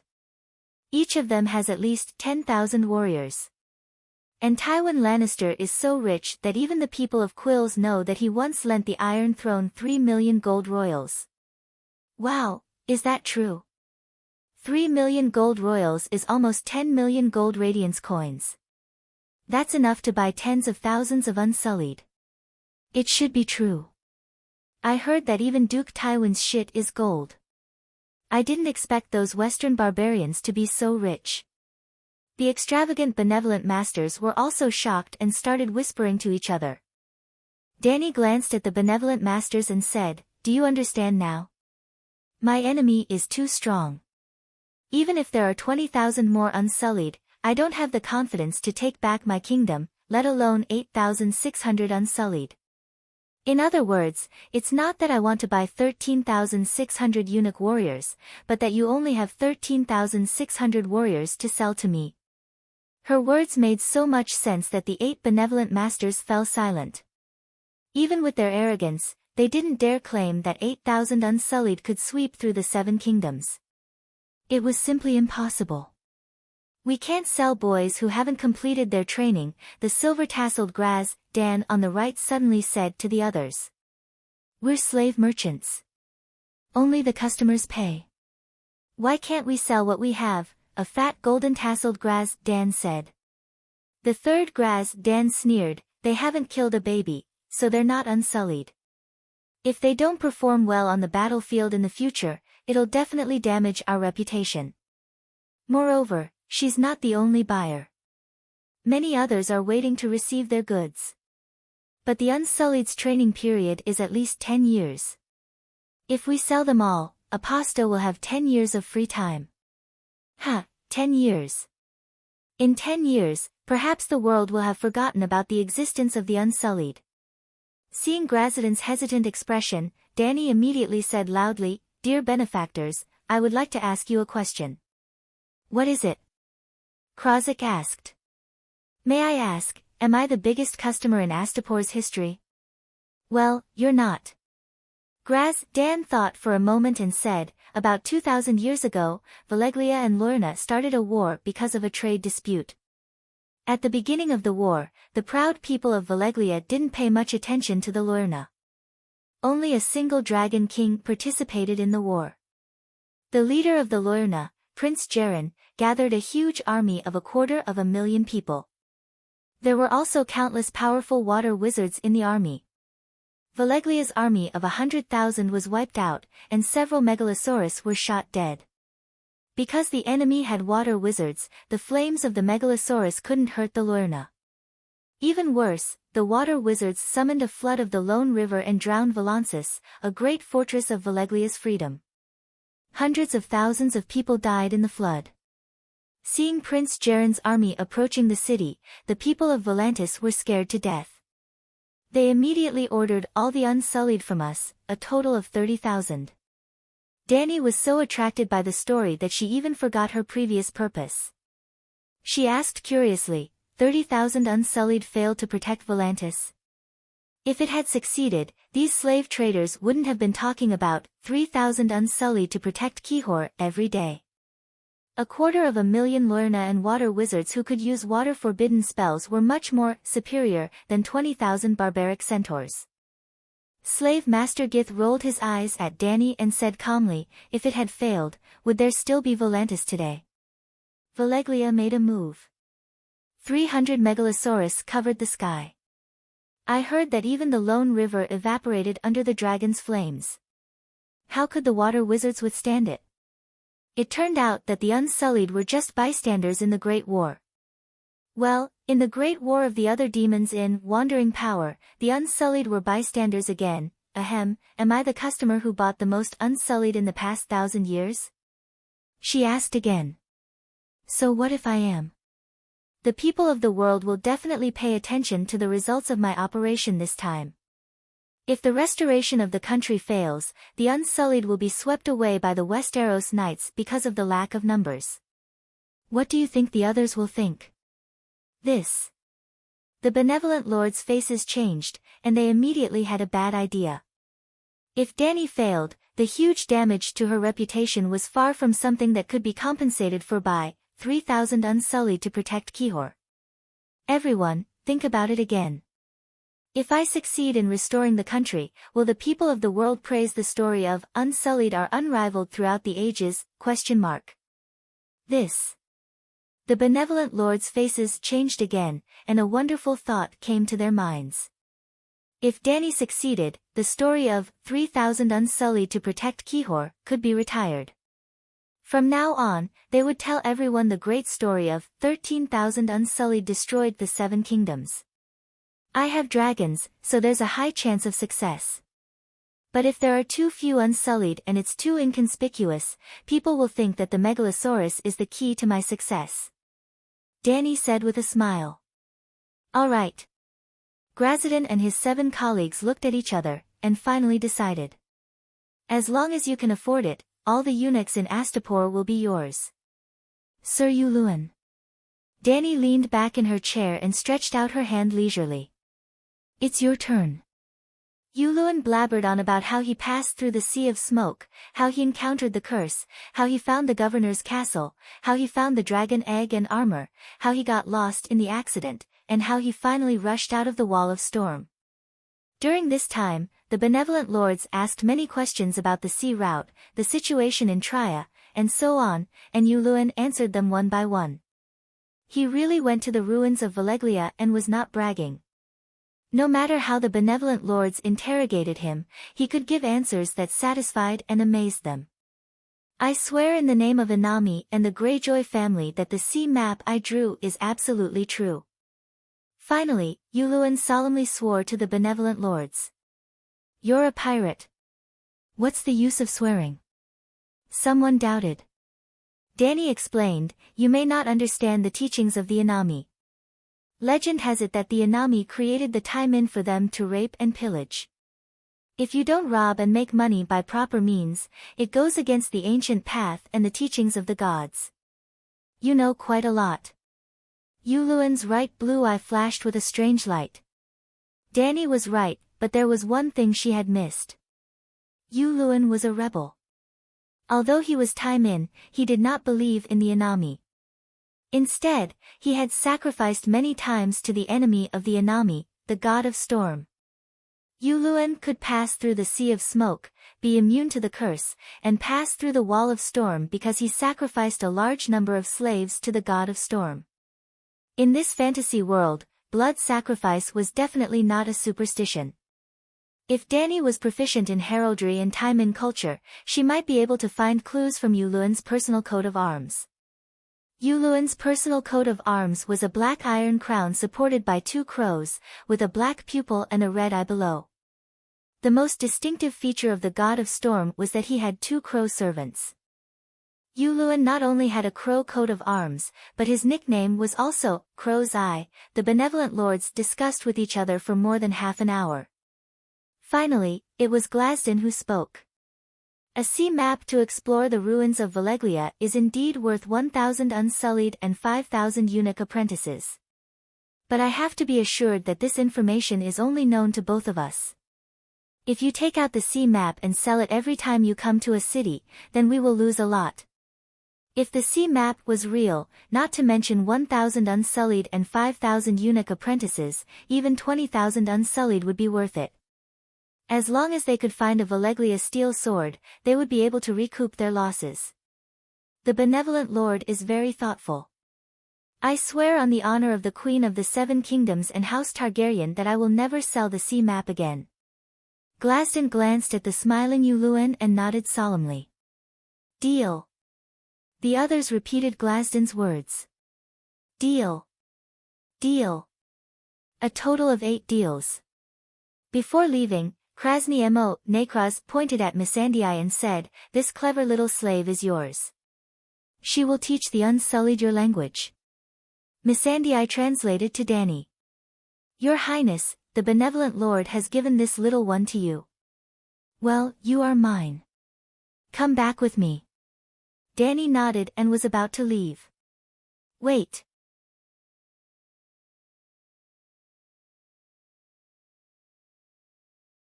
Chapter 95. Wait a minute. Danny was about to leave with her brothers when Grazadon of Pearl Tassels stopped her. We are very happy to have completed this big business today. We will hold a celebration in the Grand Arena. Mother of Dragons, come with us. The Astapor people will give you the best show. Now? Danny asked. The Grand Arena is behind my pyramid, and it is also my property. We can go down now and watch the duel immediately, Grazadon said proudly. Danny did not want to go. She knew how bloody and cruel the slave duel was, but the master had invited her. She would be very different if she refused. In the slave trade, every participant was guilty. But just like the flour deal in the movie, the seller asked you to try some, but you said that you never used it. It would be difficult to continue the business, so the police would follow the tradition when they were undercover. All right. Danny nodded in agreement. Immediately, a servant walked quickly to the top garden and waved a red flag. The masters did not stop. With the help of the servant, they sat on the palanquin and went down the pyramid from the back door. Dani did not have a palanquin, and the masters did not prepare one for her. She, Cora, Whitebeard, and others followed the masters down the stone steps. In the process of going down the pyramid, Dani was more and more impressed with the ingenious design of the Gith people. There were several systems for the stairs in and out of the pyramid. There were stairs for climbing on all four sides of the pyramid, and there was also a set of circular stone stairs inside. The internal stairs not only connected all the rooms in the tower, but also to the entrances of the external stairs on all four sides. Similarly, because of the circular shape, the internal stairs were far more gentle than the external stairs. Sitting on the palanquin and going down the stairs was almost no different from walking on the ground. As she went down the circular stairs, Dani passed by a spacious and bright stone house. There were a few old white-haired and white-bearded scholars who were teaching Grazidan's children. She also smelled the fragrance of the stone kitchen. The chef's yelling stopped abruptly when the masters arrived. The busy textile workers caught a glimpse of the masters outside the door. They stopped what they were doing and knelt down to kowtow. The wine cellar, the slave training room, every time the benevolent lord went up and down the pyramid, it was equivalent to the process of a king inspecting his territory. Just like that, they ruled their little kingdom year after year. Now, it had been more than 5,000 years. Perhaps their rule would continue for another 10,000 years, 100,000 years, perhaps. As Dan had said, the grand arena was behind his pyramid. The Astapor city gate, the punishment square, the Great Pyramid, and the arena were on a central axis. The magnificent pyramid towered into the clouds, but the huge arena was dug into the ground. It was a deep pit the size of a bowl, surrounded by red brick seats for spectators. Between the pyramid and the rostrum of the arena, there was a stone passage hidden underground. It was very spacious, enough for an elephant to pass through. On both sides of the stone passage were stone houses with iron fences. Slaves, gladiators, lions, colossi, wolves, and other consumables for duels lived in them. Ha ha ha, when I find the shadow priest to hatch the dragon, I'll build a dragon cave here. The benevolent masters at the front completely ignored Dani and the others at the back and laughed as they imagined the future. It must be exciting to see a fire dragon eating people, another benevolent master agreed. Ahem, even if the dragon is hatched, have you thought about how to control it? Yuluan smiled strangely and said in Valeglia. If you don't seek death, you won't die. If you seek death, you will definitely die. If you're not afraid of death, continue to seek death, Dani said in a low voice. The benevolent masters at the front were a little far away. They did not hear her words, nor did they see her lips move. However, Yuluan's words were clearly transmitted into the passage in front of them. The benevolent master's chatter and laughter suddenly stopped. After they exchanged glances, their old friend, Krasny asked, Sir Yuluan, what do you want to say? Feeling the sharpness on his back, Yuluan touched his nose and said with a smile, I want to tell you to go to the ruins of Valeglia as soon as possible. There is a secret technique to control the Megalosaurus and countless dragon eggs there. If it's possible, we can work together. Yuluan, you have no right to speak here, Dani shouted loudly and forcibly ended the topic. When the benevolent masters turned around and continued to walk forward, Dani waved her hand and asked Adger to take back the Arak machete on Yuluan's back. Yuluan reached out and touched his back. He found that his fingertips were stained with some dark red. He smiled and said, Your Majesty, I'll be a free man tomorrow. That's also tomorrow. Today, at this moment, you'd better be honest, Dani said lightly. Hoo-ha, hoo-ha, hoo-ha, the dazzling skylight shone into the tunnel from the exit, accompanied by the sound of ha-ha. Just half an hour after the benevolent masters and Dani came down from the pyramid, the arena was already full of Gith people with black and red hair standing upright. Compared with modern basketball and football stadiums, this arena was not too big. Dani estimated that there should be no more than 3,000 spectators. The duel arena below was a round mud land with a diameter of 50 meters, and in the center stood a majestic muscular man. He only wrapped a piece of white cloth around his waist, waving his arms and shouting, "Ha ha," loudly. The atmosphere of the scene had been set off to the highest point. The 8 benevolent masters had fixed seats, sitting at the highest point of the rostrum. Although Dani was a distinguished guest, she was only given a wooden chair on the red brick stairs one level lower. Yuluan sat next to her, and Cora, Whitebeard, and others did not even have a seat. "Gith people are so arrogant," Cora complained behind Dani. "We shouldn't have come here. How can the guest refuse the invitation of the host?" Dani sighed and comforted him. "Since we're here, we'll take it easy. It's almost noon, and the duel will be over soon." "It won't be over soon, Master," Missandei said. "The benevolent masters will have lunch and even dinner in the arena. Many times, they will duel until dark." "Oh, we really shouldn't have come." Dani was stunned and sighed. Suddenly, the noisy "ha ha" disappeared, and the arena quieted down. The muscular man retreated into the corridor, and a middle-aged man in a yellow toka robe came out of the corridor, followed by a group of slaves. The slaves quickly nailed 3 wooden crosses in the center of the arena, and then 3 ignorant girls of 4 or 5 years old were tied to the crosses. 3 more slaves came, each carrying a large clay pot, and poured the viscous liquid in it on the 3 girls. The 2 white girls cried, and the bronze-skinned centaur girl was only stunned for a moment. She opened her mouth that was missing a few teeth and greedily sucked the brown liquid flowing to her lips. Her face was full of satisfaction and joy. After a while, a mixture of sweet, stinky, and fishy smell came to Dani. For the great son of the harpy, today's appetizer is the love of the hungry bear. The 3 slaves will be drizzled with honey, fresh human blood, and rotten fish and shrimp, and then our giant bear Pluto will choose his favorite food. Which one do you think Mr. Hungry Bear will choose first? The host waved at the opposite animal pen, and shouted as he retreated to the corridor, "Now, let's welcome our giant bear who has been hungry for 10 days, Pluto XXVI. Roar!" The sound waves spread throughout the arena, and the cheering Gith people quieted down. The iron fence was only halfway up when the 3-meter-tall black bear impatiently came out of the gap, and the huge force made the iron fence as thick as an arm slightly deformed. Thump, thump, thump. The giant bear ran on all 4s, leaving a trail of red dust on the ground. It almost didn't hesitate for a moment, and went straight to the centaur girl who was still licking the honey with her tongue out. Crack! The giant bear's mouth was as big as a wash basin, and juice dripped from its furry mouth as if it had bitten off a section of sugarcane. Ugh! Dani squatted on the ground, vomiting, snot, and tears all at once. He, this Westeros bitch is scared. Krasny smiled and said to the benevolent lord beside him. "Calixi, are you okay?" The centaur maid held Dani and asked. Cora and Whitebeard also looked at her nervously.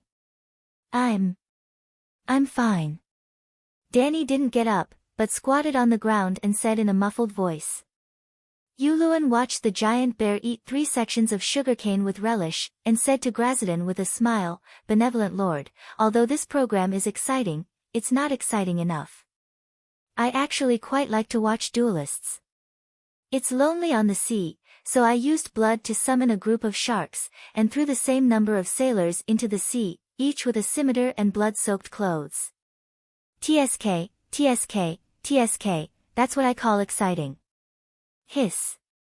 Grazadon took a deep breath, touched his fat chin, and commented, not bad, it's exciting just thinking about it.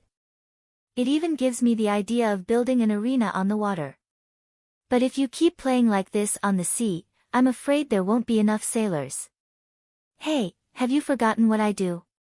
Yuluan waved his hand nonchalantly, and said with a smile, "For us Taimin, anything on the sea is at our disposal. Treasures, women, men. As long as we are a little frugal in the process, how many gladiators can we find? Yuluan, if you open your mouth again, I'll immediately send you down to perform for everyone. Danny stood up and slapped his scabbed face. The lazy smile in Yuluan's blue right eye turned vicious, and Danny looked at him coldly. If you dare to dodge, if you dare to resist, I'll chop off one of your hands. Then, under Yuluan's venomous gaze, she slapped him 7 or 8 more times. Yuluan's hands were red, and the scabs on his face were broken, and blood was oozing out. Throughout the whole process, the benevolent lords were laughing and pointing at them. After Danny finished venting her anger and returned to her seat, Grazidan smiled at Yuluan, whose face was covered in blood, and said, "Actually, we also have a super exciting program." The hungry bear's love was just an appetizer. Next up is the big bear and the little girl. The host's shout drowned out the benevolent lord's words. Next, let's see if the giant bear, Pluto, can keep his name. Let's welcome our fiercest bitch.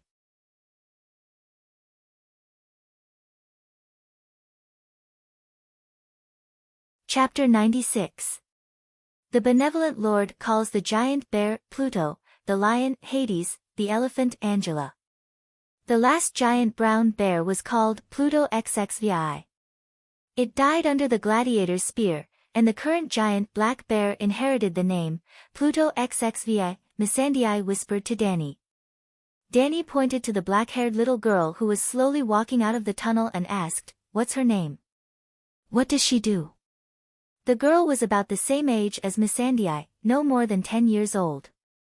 She had short black hair, white skin, ordinary facial features, squinting eyes, and a little baby fat on her cheeks, like Beavis' belly, with crisscrossing light-colored scars. She's called Bitch, an assassin raised by the benevolent Lord Grazidan Mo Eras. She's also a powerful gladiator, Missandei said. Bitch? Danny murmured, that fat pig has a big heart, or is he very confident in his skills in training slaves? Bitch was barefoot, wearing a linen blouse with a tight belt. A 30-centimeter-long dagger hung from the belt, and she wore a pair of fluffy bloomers. After a few words, the host had already stepped down, and an absolutely disproportionate battle began in the arena below. Bitch seemed to bear all her strength with one foot, and the other foot was slightly suspended a few centimeters above the ground. She held the dagger with one hand and pointed it at the giant bear. "Water dancer!" Cora exclaimed in a low voice. The 3-meter-tall giant black bear did not care about the girl who was shorter than its legs at all. The 3 sugarcane could not satisfy its hunger, and the appetizer dessert made it even hungrier. It just wanted to eat the sweet sugarcane again. Roar! The giant bear opened its mouth and bit down like before. But Bitch was not a girl tied to a wooden stake. She could not only dodge, but also move very quickly. Danny could barely see what she did, but she felt her vision blurred. The little girl came to the right side of the black bear and let the giant bear bite a mouthful of red mud. A basin-sized hole appeared on the soft ground. Danny finally saw the bitch's next move clearly. Like a nimble kitten, she jumped onto the giant bear's right paw and ran along the back of the bear's hand, wrist, forearm, and upper arm as if she was sprinting over 100 meters on the ground. Like a gust of wind, she came to the back of the giant bear's neck and stabbed the sharp sword in her hand. Not good. As soon as he saw the bitch running, Whitebeard guessed what she was thinking. His expression changed and he said, "She is small and weak. The dagger can't penetrate her neck." The whole process was too fast. Before the old man could even exclaim, the sword had already stabbed down. The result was worse than what Whitebeard had expected. It seemed that the sword was stuck in the bones. The thin blade did not penetrate deep into the flesh. The giant bear roared in pain. Its voice was like a thunderclap. At the same time, it slapped the back of its neck with its big paw. "Ah!" Danny exclaimed. The next moment, the scream stopped abruptly.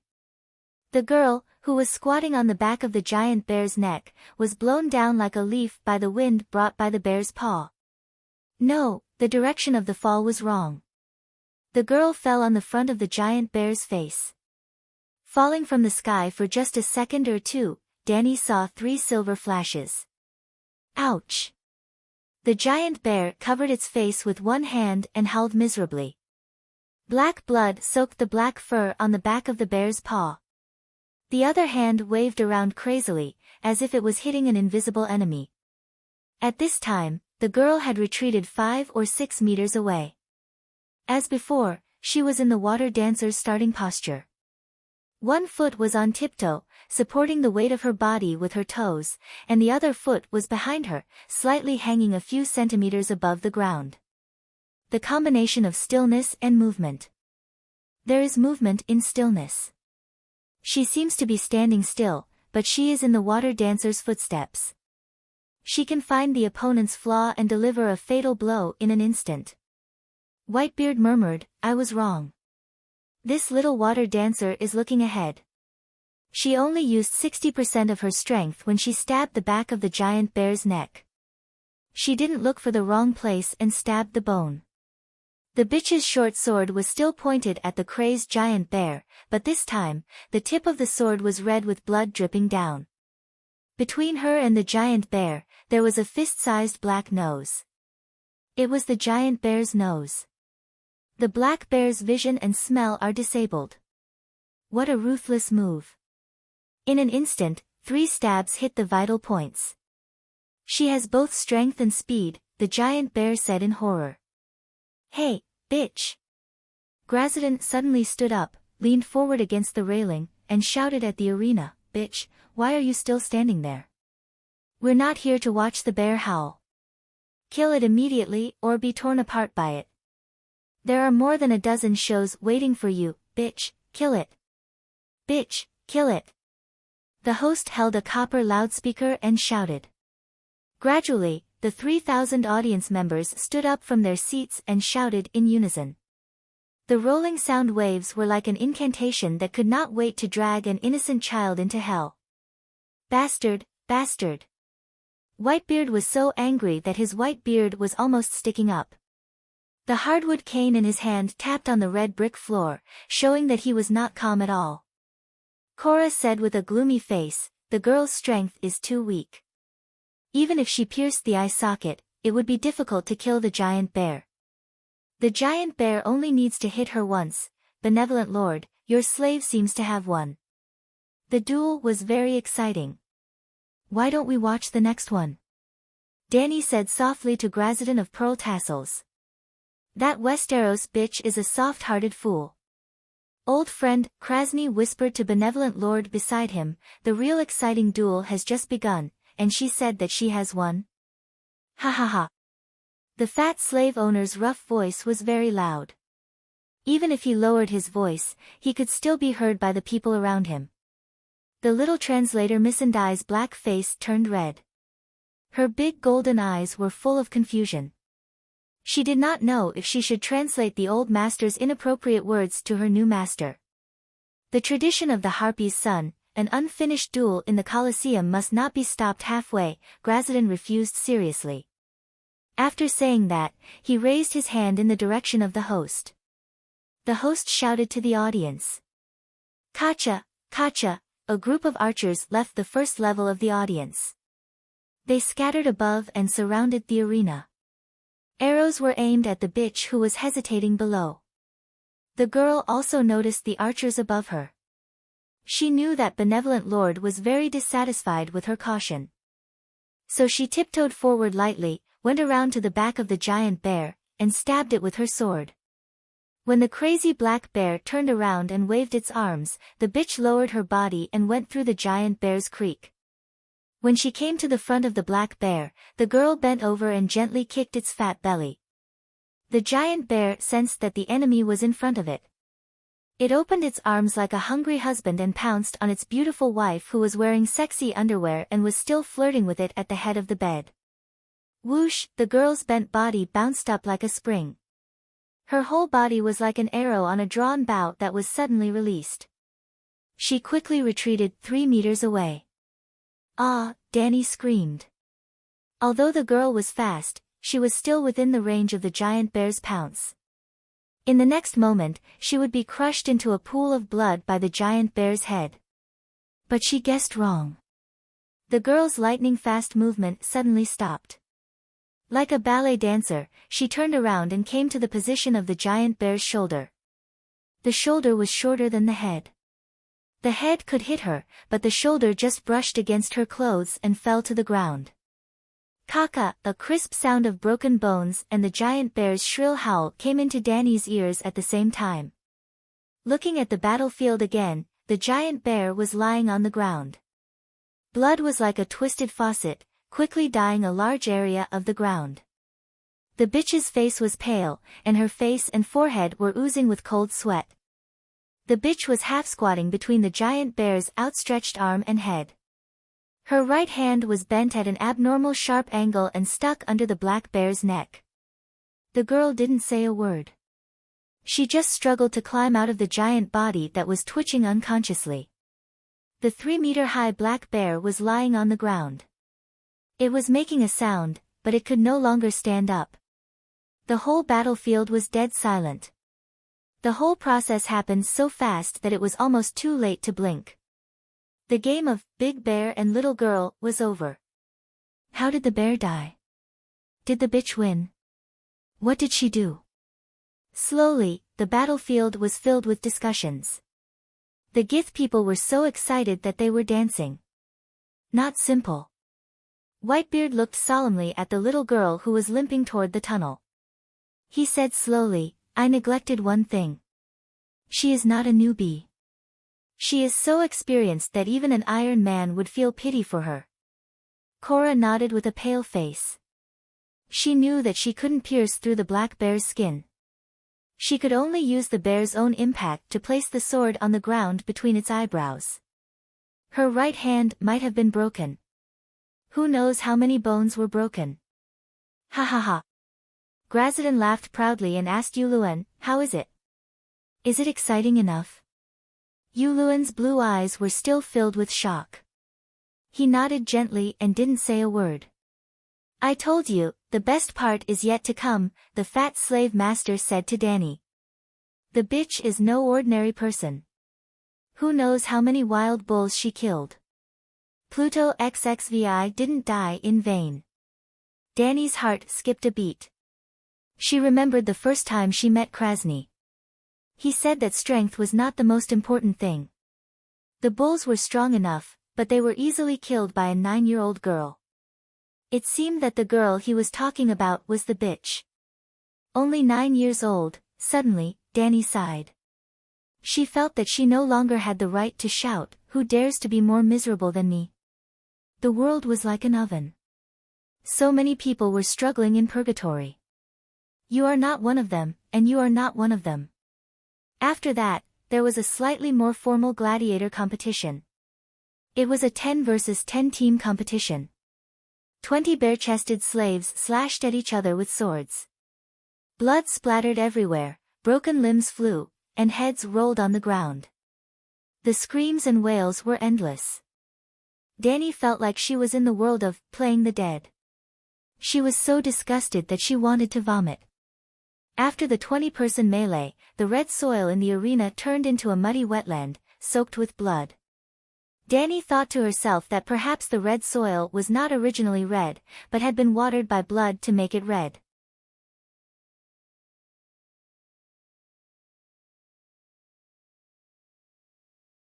Chapter 97. The next game was announced after the corpses were cleaned up. The first wave of contestants was a group of Gujis on chariots. The leader wore an exaggerated ceremonial helmet of the Gujis Legion commander. The bronze helmet was covered with colorful feathers. His subordinates were bare-chested and held black whips more than 10 meters long. Missandei said that they were the long whips of the Gujis Legion, and they used the whips in their hands to manage thousands of slaves in the empire. Then came a wave of people wearing gorgeous black armor. Danny guessed that they were just imitating Valeglia's Dragon King without the little translator's explanation. The last Gujis to enter the arena had a golden shield in their left hand and a golden short sword in their right hand. They wore a spiked golden helmet, golden sleeveless leather armor, black leather shorts, and golden boots. They looked a bit like the Unsullied, but more exquisite. When the golden people came out with the chariots, the audience cheered thunderously, and even the benevolent lords stood up and bowed. They are the Guji's golden warriors, the strongest warriors of the Legion, the foundation of the Guji's empire to dominate the continent. Alas, fake, imitation. Korra waved his hand, a look of disdain on his face, and mocked, the sons of the Harpies are immersed in the glory of the old empire, but they forget that the Guji's empire has been destroyed for 5,000 years. However, Danny became excited and said excitedly, could it be that they are also going to duel? Yes, look. Korra pointed to the center of the arena, where 3 chariots were leaning together, and several Guji's warriors were solemnly handing over gold-lacquered parchments to each other. He said, they are simulating the ceremony of exchanging letters of challenge before the city-state war of the Guji's empire, and the battle will start soon. Great, watching the Gujis kill each other is more exciting than the slave gladiators. Danny lowered her voice and laughed. It would be best if all the Gujis died. Well, it would be best if the 8 benevolent lords came personally. Korra sneered. Your Highness, how can the slave owners have the courage to participate in the gladiator battle now? You see. In the enthusiastic cheers, 3 Guji's generals held up the parchments and drove the chariots around the arena 3 times, and then they withdrew from the tunnel one by one. On the other side, 3 cages creaked open at the same time, and 3 groups of bare-chested warriors wearing cloaks of different colors walked out. Each team had about 50 people. The colorful cloak represented the commander of the Gith Legion, the black cloak represented the Dragon King of Valeglia, and the yellow cloak represented the bravest golden swordsman of the Gith Legion. Then, 150 people fought with spears, short swords, arak scimitars, and long whips in the narrow arena. He was so brave and fierce that he didn't care about his life at all. It was as if his life and the lives of others weren't even worth a copper coin. It was even crueler than the previous 10 versus 10. The previously dry land had completely turned into a swamp. It was not an exaggeration, it had really turned into a muddy land after the rain. The audience of guys on the top seemed to have entered an inexplicable state of fanaticism. They were not watching people killing each other. Instead, they had traveled back in time 5,000 years and became a member of the guys' army. They had conquered the Freedom Fortress of Valeglia, trampled on the Loyalnath wizard, and the Undul's knights had wailed under their swords. 300 Megalosaurus had died on the spot, it was really a hot-blooded sport. Danny's agitated heart calmed down inexplicably. Everything around her was so real and illusory. Things were really happening, but she entered the perspective of God with the mentality of watching a movie story. This is hell. Let's go back. Suddenly, she stood up and said to Korra and the others. She noticed the expression of her followers. Only Whitebeard and Korra looked unbearable. Missandei's face was pale, but Beavis and the centaur were watching with great interest. Even Jichi and Eri were affected by the atmosphere. They shouted excitedly and their cheeks were flushed. Indeed, we should leave. This place shouldn't exist in the world at all. Whitebeard agreed. The benevolent masters didn't care about Danny's departure. Krasny and another benevolent master even laughed at her for being weak and stupid. The fighting in the Colosseum was too bloody.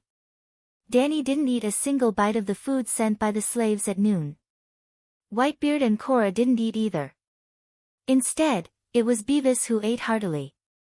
Like the benevolent masters, the blood below seemed to have become seasoning, whetting their appetite. When they returned to the ship, it was already close to evening. Danny ate some fruits and white bread to fill her stomach. She took a bath and fed the 3 dragons dinner.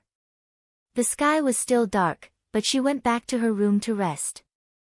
Lying on the bed, Danny tossed and turned, unable to sleep.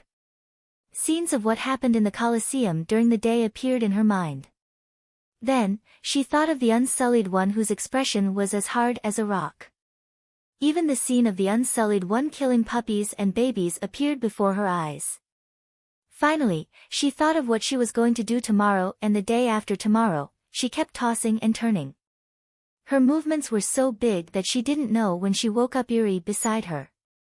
The centaur maid had watched a big show today. She was satisfied and full. As soon as she lay on the bed, she began to snore. "Calixie, you can't sleep?" she asked. In the darkness, Danny softly replied with an A moment later, the centaur maid hesitantly reached out her hand and asked, "Do you need my help?" "Help with what?" Danny was puzzled. "I learned some skills from Doria. I can please you," she said as she reached her small, calloused hand into Danny's blanket. After being stunned for a moment, Danny finally reacted. She blushed and dodged to the side. She said, "Hey, not that. I was thinking about what happened in the Colosseum. Zhuoji's blood guards were dead. The other centaurs didn't dare to touch Danny's maids. The three women were not used to being alone for a long time. Sometimes, Danny would see Doria and them. Oh, what happened in the Colosseum?" Eerie's voice was calm. There was no awkwardness or shyness from being rejected. It was as if she was asking, "Calixie, do you want some water?" Danny complained about the centaurs in her mind. She said, "Humans should have a bottom line. The yearning for beautiful things is the trait that separates humans from beasts. Kindness and compassion are the most beautiful traits of humans. But today, I realized that too many people are not like humans." After a pause, Eerie said softly, "I don't know who my father is, but I have a mother and brothers. They all died under the scimitar of Khal Drogo's roaring warriors. But after becoming your maid, I completely treat myself as one of your people. In my heart, this is the law of the world. We have all been like this. I don't know how to make it better." Eerie, Jiki, Quero, and Kalilo were not people of Khal Drogo's Khalasar. After their Khalasar was destroyed by Khal Drogo, they became Khal Drogo's half-slaves. Their status was higher than slaves, but lower than official subordinates of the Khalasar. Later, Danny Liz married Khal Drogo and the four of them joined her little Khal Drogo. Only then did they become Khal Drogo's household register. I know what kind of world is better. I also plan to change the world now, Danny said. I believe in you, Khaleesi. You are the mother of dragons, the immortal, the one of miracles blessed by the horse god, Eerie said as she held her hand. After that, the two of them did not speak. Less than 3 minutes later, the centaur maid's breathing became heavy again. Danny's eyes widened as she looked at the dark ceiling. She heard the faint creaking of the wooden hull, the sound of the waves hitting the hull, and the sound of footsteps on the deck above her. In the silence, she suddenly heard the breathing of a third person. Startled, she sat up and looked into the darkness. She whispered, Doria. Jiki? They are asleep, a woman said. They are all asleep. The voice was very close to the bed. It was almost standing beside the bed and looking down at Danny. Shit, Kueishi. Danny recognized the owner of the voice and was shocked. Why are you here in Astapor? Where are my guards? Didn't they stop you? It's me. Quero seemed to have walked a few steps closer. Danny could vaguely see an extremely blurry figure in the darkness. This afternoon, when I was meditating, I once again foresaw a major event that would change the world. I saw your figure standing in the midst of blood and fire. Beneath your feet was a mountain of corpses and a sea of blood. Quero said calmly. Danny's face changed. She asked in a trembling voice, what did you know? This world's prophecies are really fucking disgusting. I only had a vague thought in my mind and you were already touched. P.S. I don't know anything. I don't understand, so, can you tell me? Quero's words made her sigh in relief. I don't even know the basics of meditation. How would I know anything about prophecies? She said. In the darkness, Danny felt that Quero was sizing her up. When she was about to ask how to break through the guards again, Quero spoke. Danny, Liz, you must remember this. To go to the north, you must go south. To go to the west, you must go east. If you want to go forward, you must go back. If you want to see the light, you must go through the shadows. Quero's voice became weaker and weaker. The last sentence was almost inaudible. Danny's heart skipped a beat. She shouted, "Dahe, light the lamp." The sound of chains being dragged came from the corner. The black dragon slowly woke up from its deep sleep. Its dark red eyes were like two luminous pearls. Hiss! Dahe opened its mouth slightly and spat out a thin flame. The darkness in the room was immediately dispelled by the flame. Danny looked around and shuddered. The door was closed and the bolt was firmly fastened. However, there was no trace of the woman with the red lacquer mask in the room. Murder in a locked room? Oh, no. Theft in a locked room? Breaking out of a locked room? How did Quero get in? How did she leave? Oh my God. Danny suddenly patted her forehead and whispered, "Damn, it's probably a glass candle." If scientific methods could not explain it, it could only be magic. Glass candles seemed to have the effect of cross-realm communication and projection. Even if it was not a glass candle, it was a similar witchcraft. In order to verify her idea, Danny lifted the blanket, put on a coat and opened the door to take a look. Doria and Kiki were sleeping on a low couch in the outer room. There were 4 or 5 centaur warriors patrolling the corridor and the top deck. Danny also saw that Whitebeard had placed a sleeping bag at the entrance of the cabin. When he heard footsteps, the old man immediately woke up. "Your Highness." Whitebeard sat up and asked. "It's me. Did you see Quero?" Danny asked. "No one came in. I can hear the identity of a stranger from the footsteps." The old man confirmed. Danny's bedroom was originally the captain's room. It was located in the innermost room on the 3rd floor of the cabin.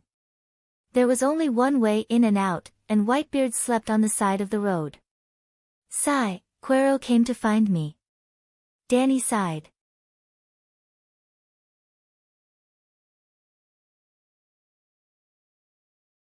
Chapter 98.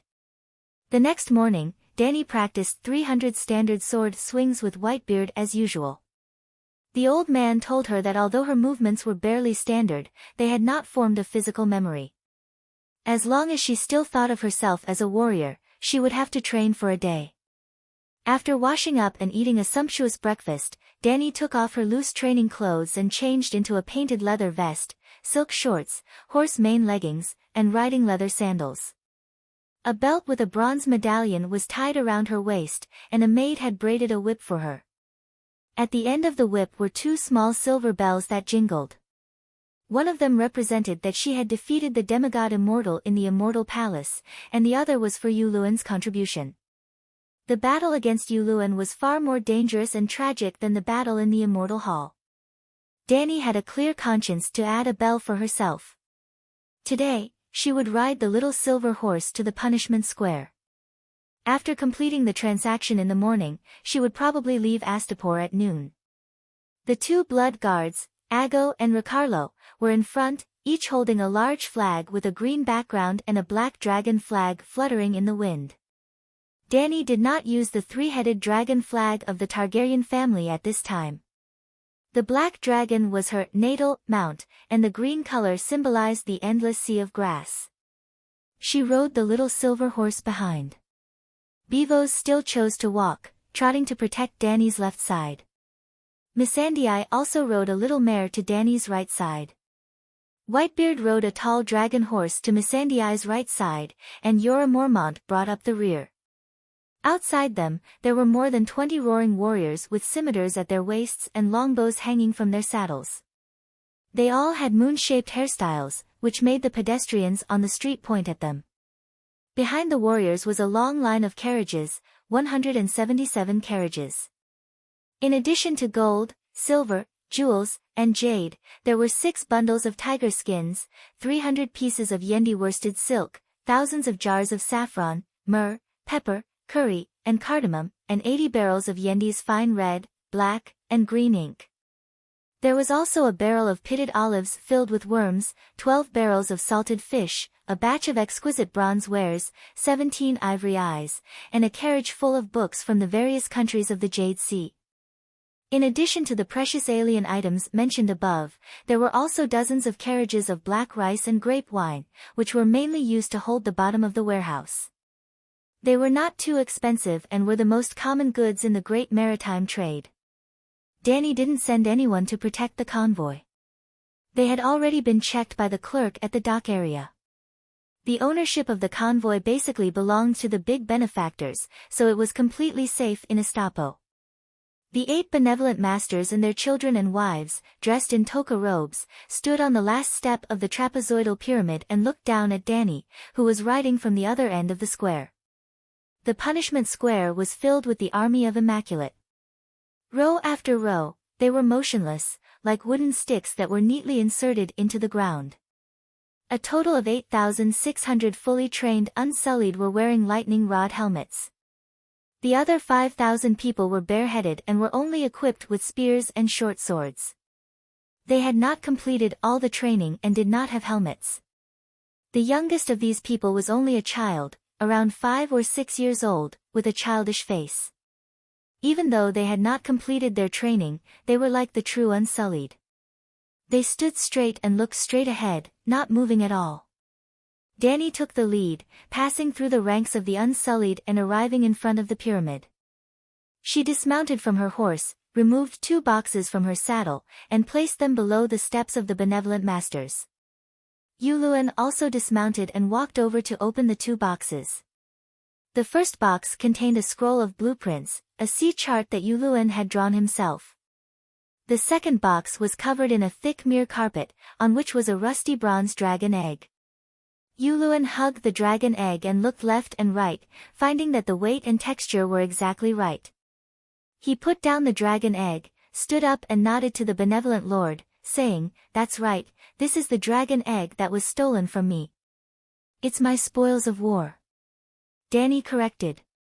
"This dragon egg of Valeglia's Dragon King now belongs to Astapor." "Graz," Dan said with a chuckle. "Then we have to complete the transaction first," Danny said calmly. At this time, a clerk had already trotted up the steps and handed the list of goods to the benevolent masters. Seeing that there was not a single item missing, Graz, Dan said solemnly, "Complete one last thing and complete the transaction immediately." "What is it?" Danny's heart pounded, but her expression was calm. "Swear that the bronze dragon egg is alive and can hatch a dragon," the slave master said loudly with a straight face. Danny relaxed and said loudly, "In the name of the descendants of Valeglia and the honor of House Targaryen, in the name of the Queen of the 7 Kingdoms, I swear that the bronze dragon egg I got from Yuluan is alive and can hatch a dragon in my hands." Then, she raised her eyebrows and warned the slave master, "I am the mother of dragons, and I have awakened the legendary bloodline of Valeglia. So, as long as I pay a certain price, there is a very high chance that I can hatch a small bronze dragon. But if you want to hatch a dragon, not only do you have to find a shadow priest, it is best if you find a descendant of a true dragon or a noble of Valeglia to hatch a megalosaurus. We are also of Valeglia blood," Graz, Dan muttered. This was also true. From Qualls to Slavers Bay, to Volantis, and all the trading cities except Bravos, the upper nobles were of Valeglia blood. This was because the people who ruled these free cities were pure-blooded Valeglia nobles. The Dragon King, who had a dragon, lived in the capital of Valeglia. The lower nobles and greater nobles without dragons were divided into different regions. After the Great Calamity, the lesser nobles and their descendants survived. Among them, the ruler of Volantis had the purest bloodline, even more so than the Targaryens. Because the Targaryens had many marriages with other families in the following 400 years, there were more nobles in Volantis, and the population was large, so they could form a closed and conservative inheritance system. I have already made the oath and warned you. Can we complete the transaction now? Danny asked. After the transaction is completed, will Yuluan be free? Graz, Dan seemed to ask a question that was very irrelevant to the current topic. But Danny understood that the dragon egg was very precious. What was more valuable than the dragon egg was the sea map.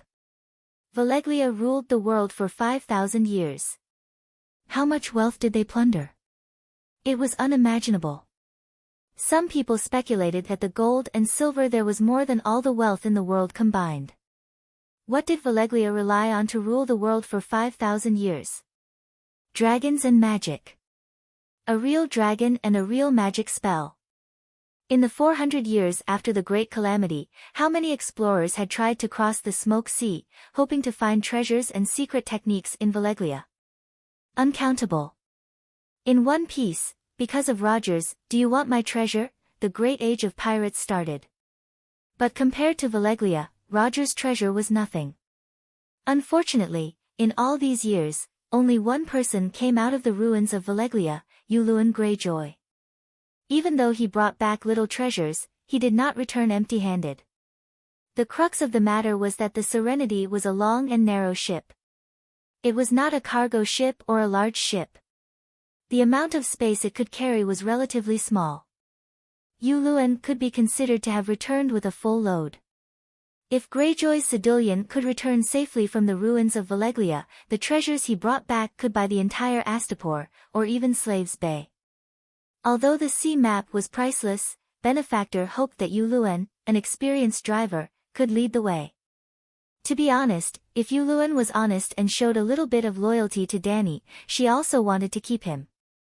But if the experienced driver was dishonest and purposely led you into a trap, the damage would be much greater than a newbie exploring the road. In Dany's heart, Uluin was not trustworthy at all, so regrettably, she could only give up on the beautiful idea of letting Uluin lead the way. I promised, once we return to land, I will immediately set Uluin and his crew free. Dany nodded, looking at the smiling crow's eye. After we leave Astapor, you can go anywhere you want. But, I still suggest that you come with me. This is Slaves Bay, and you are wanted by dozens of cities. Don't get caught and become a slave. I know, but I want true freedom more. Uluin said casually. Then it's up to you. Hearing the conversation between the two, Grazidan smiled with satisfaction. Under his signal, his old friend, Krasny, quickly walked down the stairs and came to Dany's side. He raised a whip and said loudly, "Benefactor says, deal." Deal.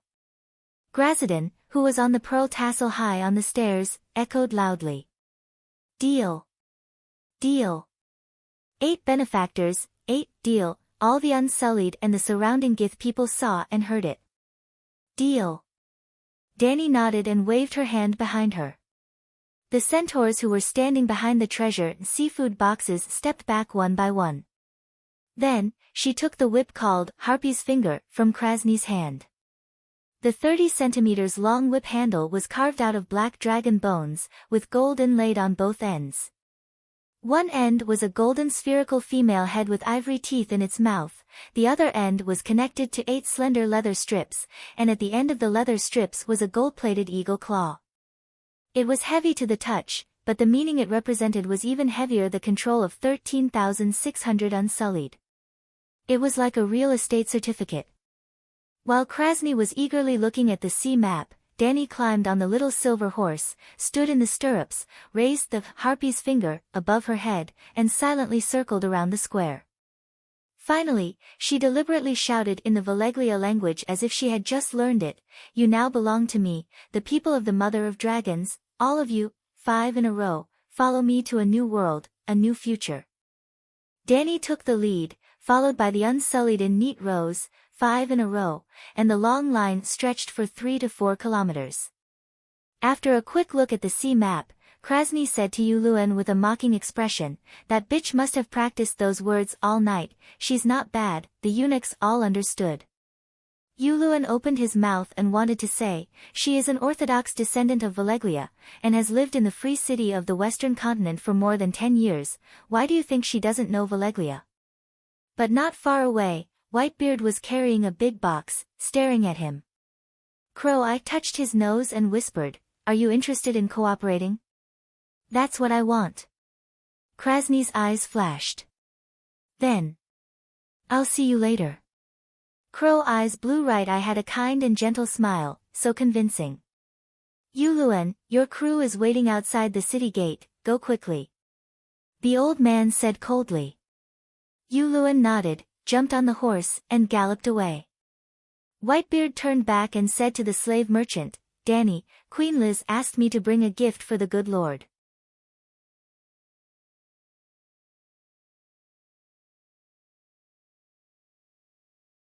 Chapter 99. Gift? Krazini was puzzled, and then pointed to the old man in surprise. How do you know Valeglia? The old man opened the leather box that was as big as a cello. Inside the box was a thick layer of exquisite silk. 8 black scepters were placed on top of the soft silk. They were about 2 meters long and sparkled like obsidian. However, they carried an indescribable sense of luxury and majesty. The top of the 5 scepters was inlaid with a large piece of gold, which was carved in the shape of a harpy's head. The eyes were inlaid with bright golden crystals, and the teeth were carved from white jade like ivory. At the position of the scepter's armrest, there was a golden hoop, with fine lines to prevent sweat from slipping off the hand. Krazini opened his eyes and found that the golden hoop was inlaid with fine pink diamonds in Valeglia. One of them was Krazini Mo Nekraz, which was his own name. The other 2 were inlaid with silver, and the style was the same as before. The slave merchant's heart moved and looked at the silver hoop. Sure enough, the name on it represented the good lord who could only wear a silver tassel toka robe. The last one was even more gorgeous. Although it was also made of gold, it was inlaid with at least 80 pearls the size of broad beans. On it was the name of Grazadin with the pearl tassel. Are these really for us? Krazini, who had always been stingy, opened his eyes wide and looked incredulous. If I'm not mistaken, this is a dragon bone scepter, right? The dragon bone was very special. It had a metallic texture, but it was far lighter than black iron. If it was not light, the dragon would not be able to fly. At first, Krazini thought it was a black iron scepter, but after looking at it for a while, he was completely sure that they were all dragon bones. This is the dragon bone. Whitebeard put the box in front of the slave owner. I hope you like it. I'll take my leave. After that, he turned around and left with his hardwood cane. Wait, Krazini stopped the old man and asked with a puzzled face. But why? 8 exquisite dragon bone scepters are worth at least thousands, or even tens of thousands of gold royals. When we leave Astapor today, the queen asked me to come and give the gift. Whitebeard said lightly. In fact, he himself was a little puzzled, and he did not even know when Danny had prepared these gifts. When they set off in the morning, she had the centaur, who was a blacksmith, send over a large box. She wanted him to personally give the gift to the benevolent lord after she left with the Unsullied. Hey, tell your Westeros bitch queen.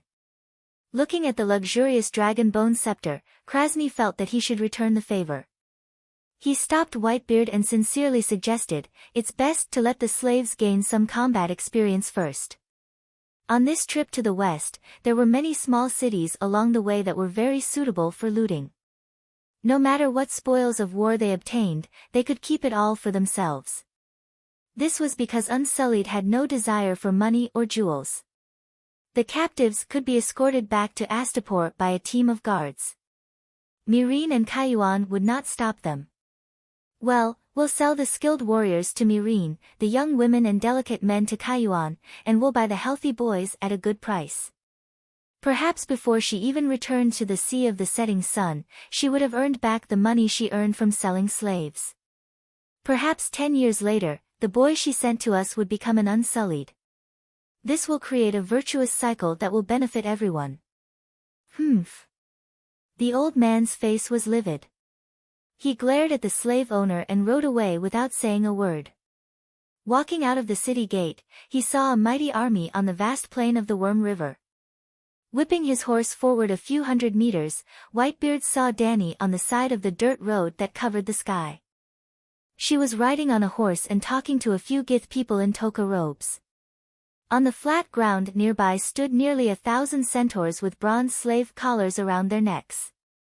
All the centaur slaves in Astapor are here, a total of 936 of them. Since you've bought enough, I'll give you a 20% discount. You can buy 5 for 1 silver coin. The old slave trader with red and black hair said with a smile. Adjur, give this benevolent lord 200 silver coins. Dany said to the Blood Alliance guard behind her. Hee, that's a lot, a lot. The slave trader rubbed his hands and said happily, and I'm just a small merchant, not a benevolent lord. It's not easy for you to find all the centaurs in the city. The extra silver coins are my gift to you. When it came to gift, Dany smiled at him meaningfully. One day, you'll enjoy the same treatment as the benevolent lord. Hee, thank you for your auspicious words. The slave trader was even happier. When the Gith people left with a large bag of coins, Whitebeard came over and said, the gift has been sent out. The slave trader likes it very much. Okay. Dany nodded and ordered the Blood Alliance guard to lead the centaur slaves to join the large army. In the Red Wilderness, although there were old and weak centaurs, everyone had a horse. The number was small, so it was easier to manage. They could travel more than 100 kilometers in a day. Now the environment was better, there was no shortage of resources, and there was no shortage of fodder for the horses to chew. However, there were many people in the army, and they were all infantry. It was estimated that it would be difficult to travel 30 kilometers in a day. The slave trader also asked you to. The old man hesitated for a long time, but his loyalty still prevailed over his conscience. He stuttered and repeated Krazini's words, you can let the Unsullied loot the towns along the way, not only to replenish the military supplies, but also to sigh. In the end, he still couldn't persuade her to sell the slaves. Is it to sell the residents of the towns as slaves to the cities of Slavers Bay to form a virtuous cycle? Dany smiled and helped him say. The old man was stunned and advised, Your Highness, you can't sell the slaves. Not to mention the reaction of the people of the 7 kingdoms when they know, you have seen how miserable the slaves are. If we don't loot the small towns, how will we cross tens of thousands of miles and return to the 7 kingdoms? Dany asked deliberately. When the slave owner sold the Unsullied, he only gave them a set of sleeveless leather armor, a short sword, a spear, a wooden shield covered with iron, a sleeping bag, and 3 days of rations. The Unsullied who completed their training also had bronze-spiked helmets, but the Unsullied apprentices didn't even have helmets. If they didn't loot, Dany wouldn't be able to feed more than 10,000 people after a month. Well, she still kept the belongings she brought from Quars. Whitebeard thought hard for a long time and said tentatively, maybe, we can borrow them. Borrow from who? Dany was interested. The bank merchants of the trading cities, the iron treasury of Bravos. The old man glanced at the silent knight Yora. Even the Count of Bear Island can borrow tens of thousands of gold royals from the iron treasury. The Queen of the 7 Kingdoms can borrow a few million gold royals without any problem. What do you know? Yora's face turned red. My parents' claws are Valeglia's steel swords. I didn't even sell them to Duke Tywin for 800,000 gold royals. The iron treasury is smart. Also, in order to pay off the interest, I sold my life for them for several years and hovered on the edge of life and death dozens of times. The old man stroked his chin and looked at the knight's gorgeous black armor inlaid with gold. He nodded and said, Your Highness, the money from selling the armor is enough for us to go around the world twice. You can't. Yora's face turned red and he looked at Dany pleadingly. Forget it, it's just a joke. I already have a plan in mind. Dany waved her hand and smiled. What plan? Both of them asked at the same time. She asked in a low voice, Do you know why I want to give gifts to the slave owners? Both of them looked at each other blankly. After a while, Yora's heart skipped a beat and he suddenly remembered the topic he had discussed with her a few times. He asked tentatively, Gifts as guests? Hee. Dany smiled and nodded. But we don't have a guest relationship with the slave owners. The old man was puzzled. They sell slaves and we buy unsullied people. It's completely normal trade. It can be considered a guest relationship. Yora pulled on the reins lightly and said thoughtfully, the situation in the trading cities is different from the Seven Kingdoms. In Westeros, strangers passing by the owner's mansion will fulfill the prerequisite of a guest relationship. As long as the owner takes the guest in, the guest's rights will automatically take effect. According to Your Highness' previous theory, this is actually a kind of trust, a kind of agreement, an agreement not to harm each other. In the trading cities, completing a normal credit transaction is also considered. When we came to this city, the owner of the city did not rob us. Yesterday, he even treated us to lunch and watched the beast fighting competition. Is this not a guest relationship? Whitebeard was convinced by Yora and gradually accepted this point of view. He nodded and sighed. That's right. In Westeros, as long as you eat the salt provided by the owner, the guest's rights will be. At this point, he suddenly looked up and looked at Dany in shock. He stammered, Your Highness, the gift you gave to the benevolent lord, is a guest gift? Yora was stunned at first. Wasn't it obvious? Was there a need to make such a fuss? But the next moment, he understood the meaning of the guest gift and his expression changed. He said in a trembling voice, the guest gifts to the owner are mainly to express their gratitude for the owner's hospitality. But at the same time, it also means the end of the guest relationship. We and the benevolent lord no longer enjoy the guest's rights. You must. Dany looked back calmly and interrupted him. You hate slavery but only want to avoid it. I'm different. I want to change all of this. After tomorrow, I'll see who dares to sell slave warriors. Her words confirmed their conjecture. For a moment, they were stunned and did not know what to say. Will the Unsullied listen to your plan? After a while, Whitebeard hissed. Dany smiled. I'm not sure, so I'll have to leave a pasta to test it out. If the Unsullied were obedient, she would carry out Plan A and make a big news. If the situation was not good, she did not have the queenly temperament of the original owner, Dany Rise. She could not make the Unsullied kowtow, so she would immediately run away with her centaur followers. Anyway, it was a few kilometers away from the city. Even if the slave owners knew that she was going to mess with them, they could not catch up. They were now walking on the coastal Gajiskel Avenue. Grohl's 4 ships had been following her along the coastline. But according to the prophecy revealed by Kuei-shi yesterday, Dany guessed that she would succeed. Thinking of this, she turned her head and waved to Little Black, who was a dozen meters away. Missandei, come here. Maid Jichi had prepared a red-maned filly for her. It was short and docile, just enough for her to ride. Master, why are you looking for me?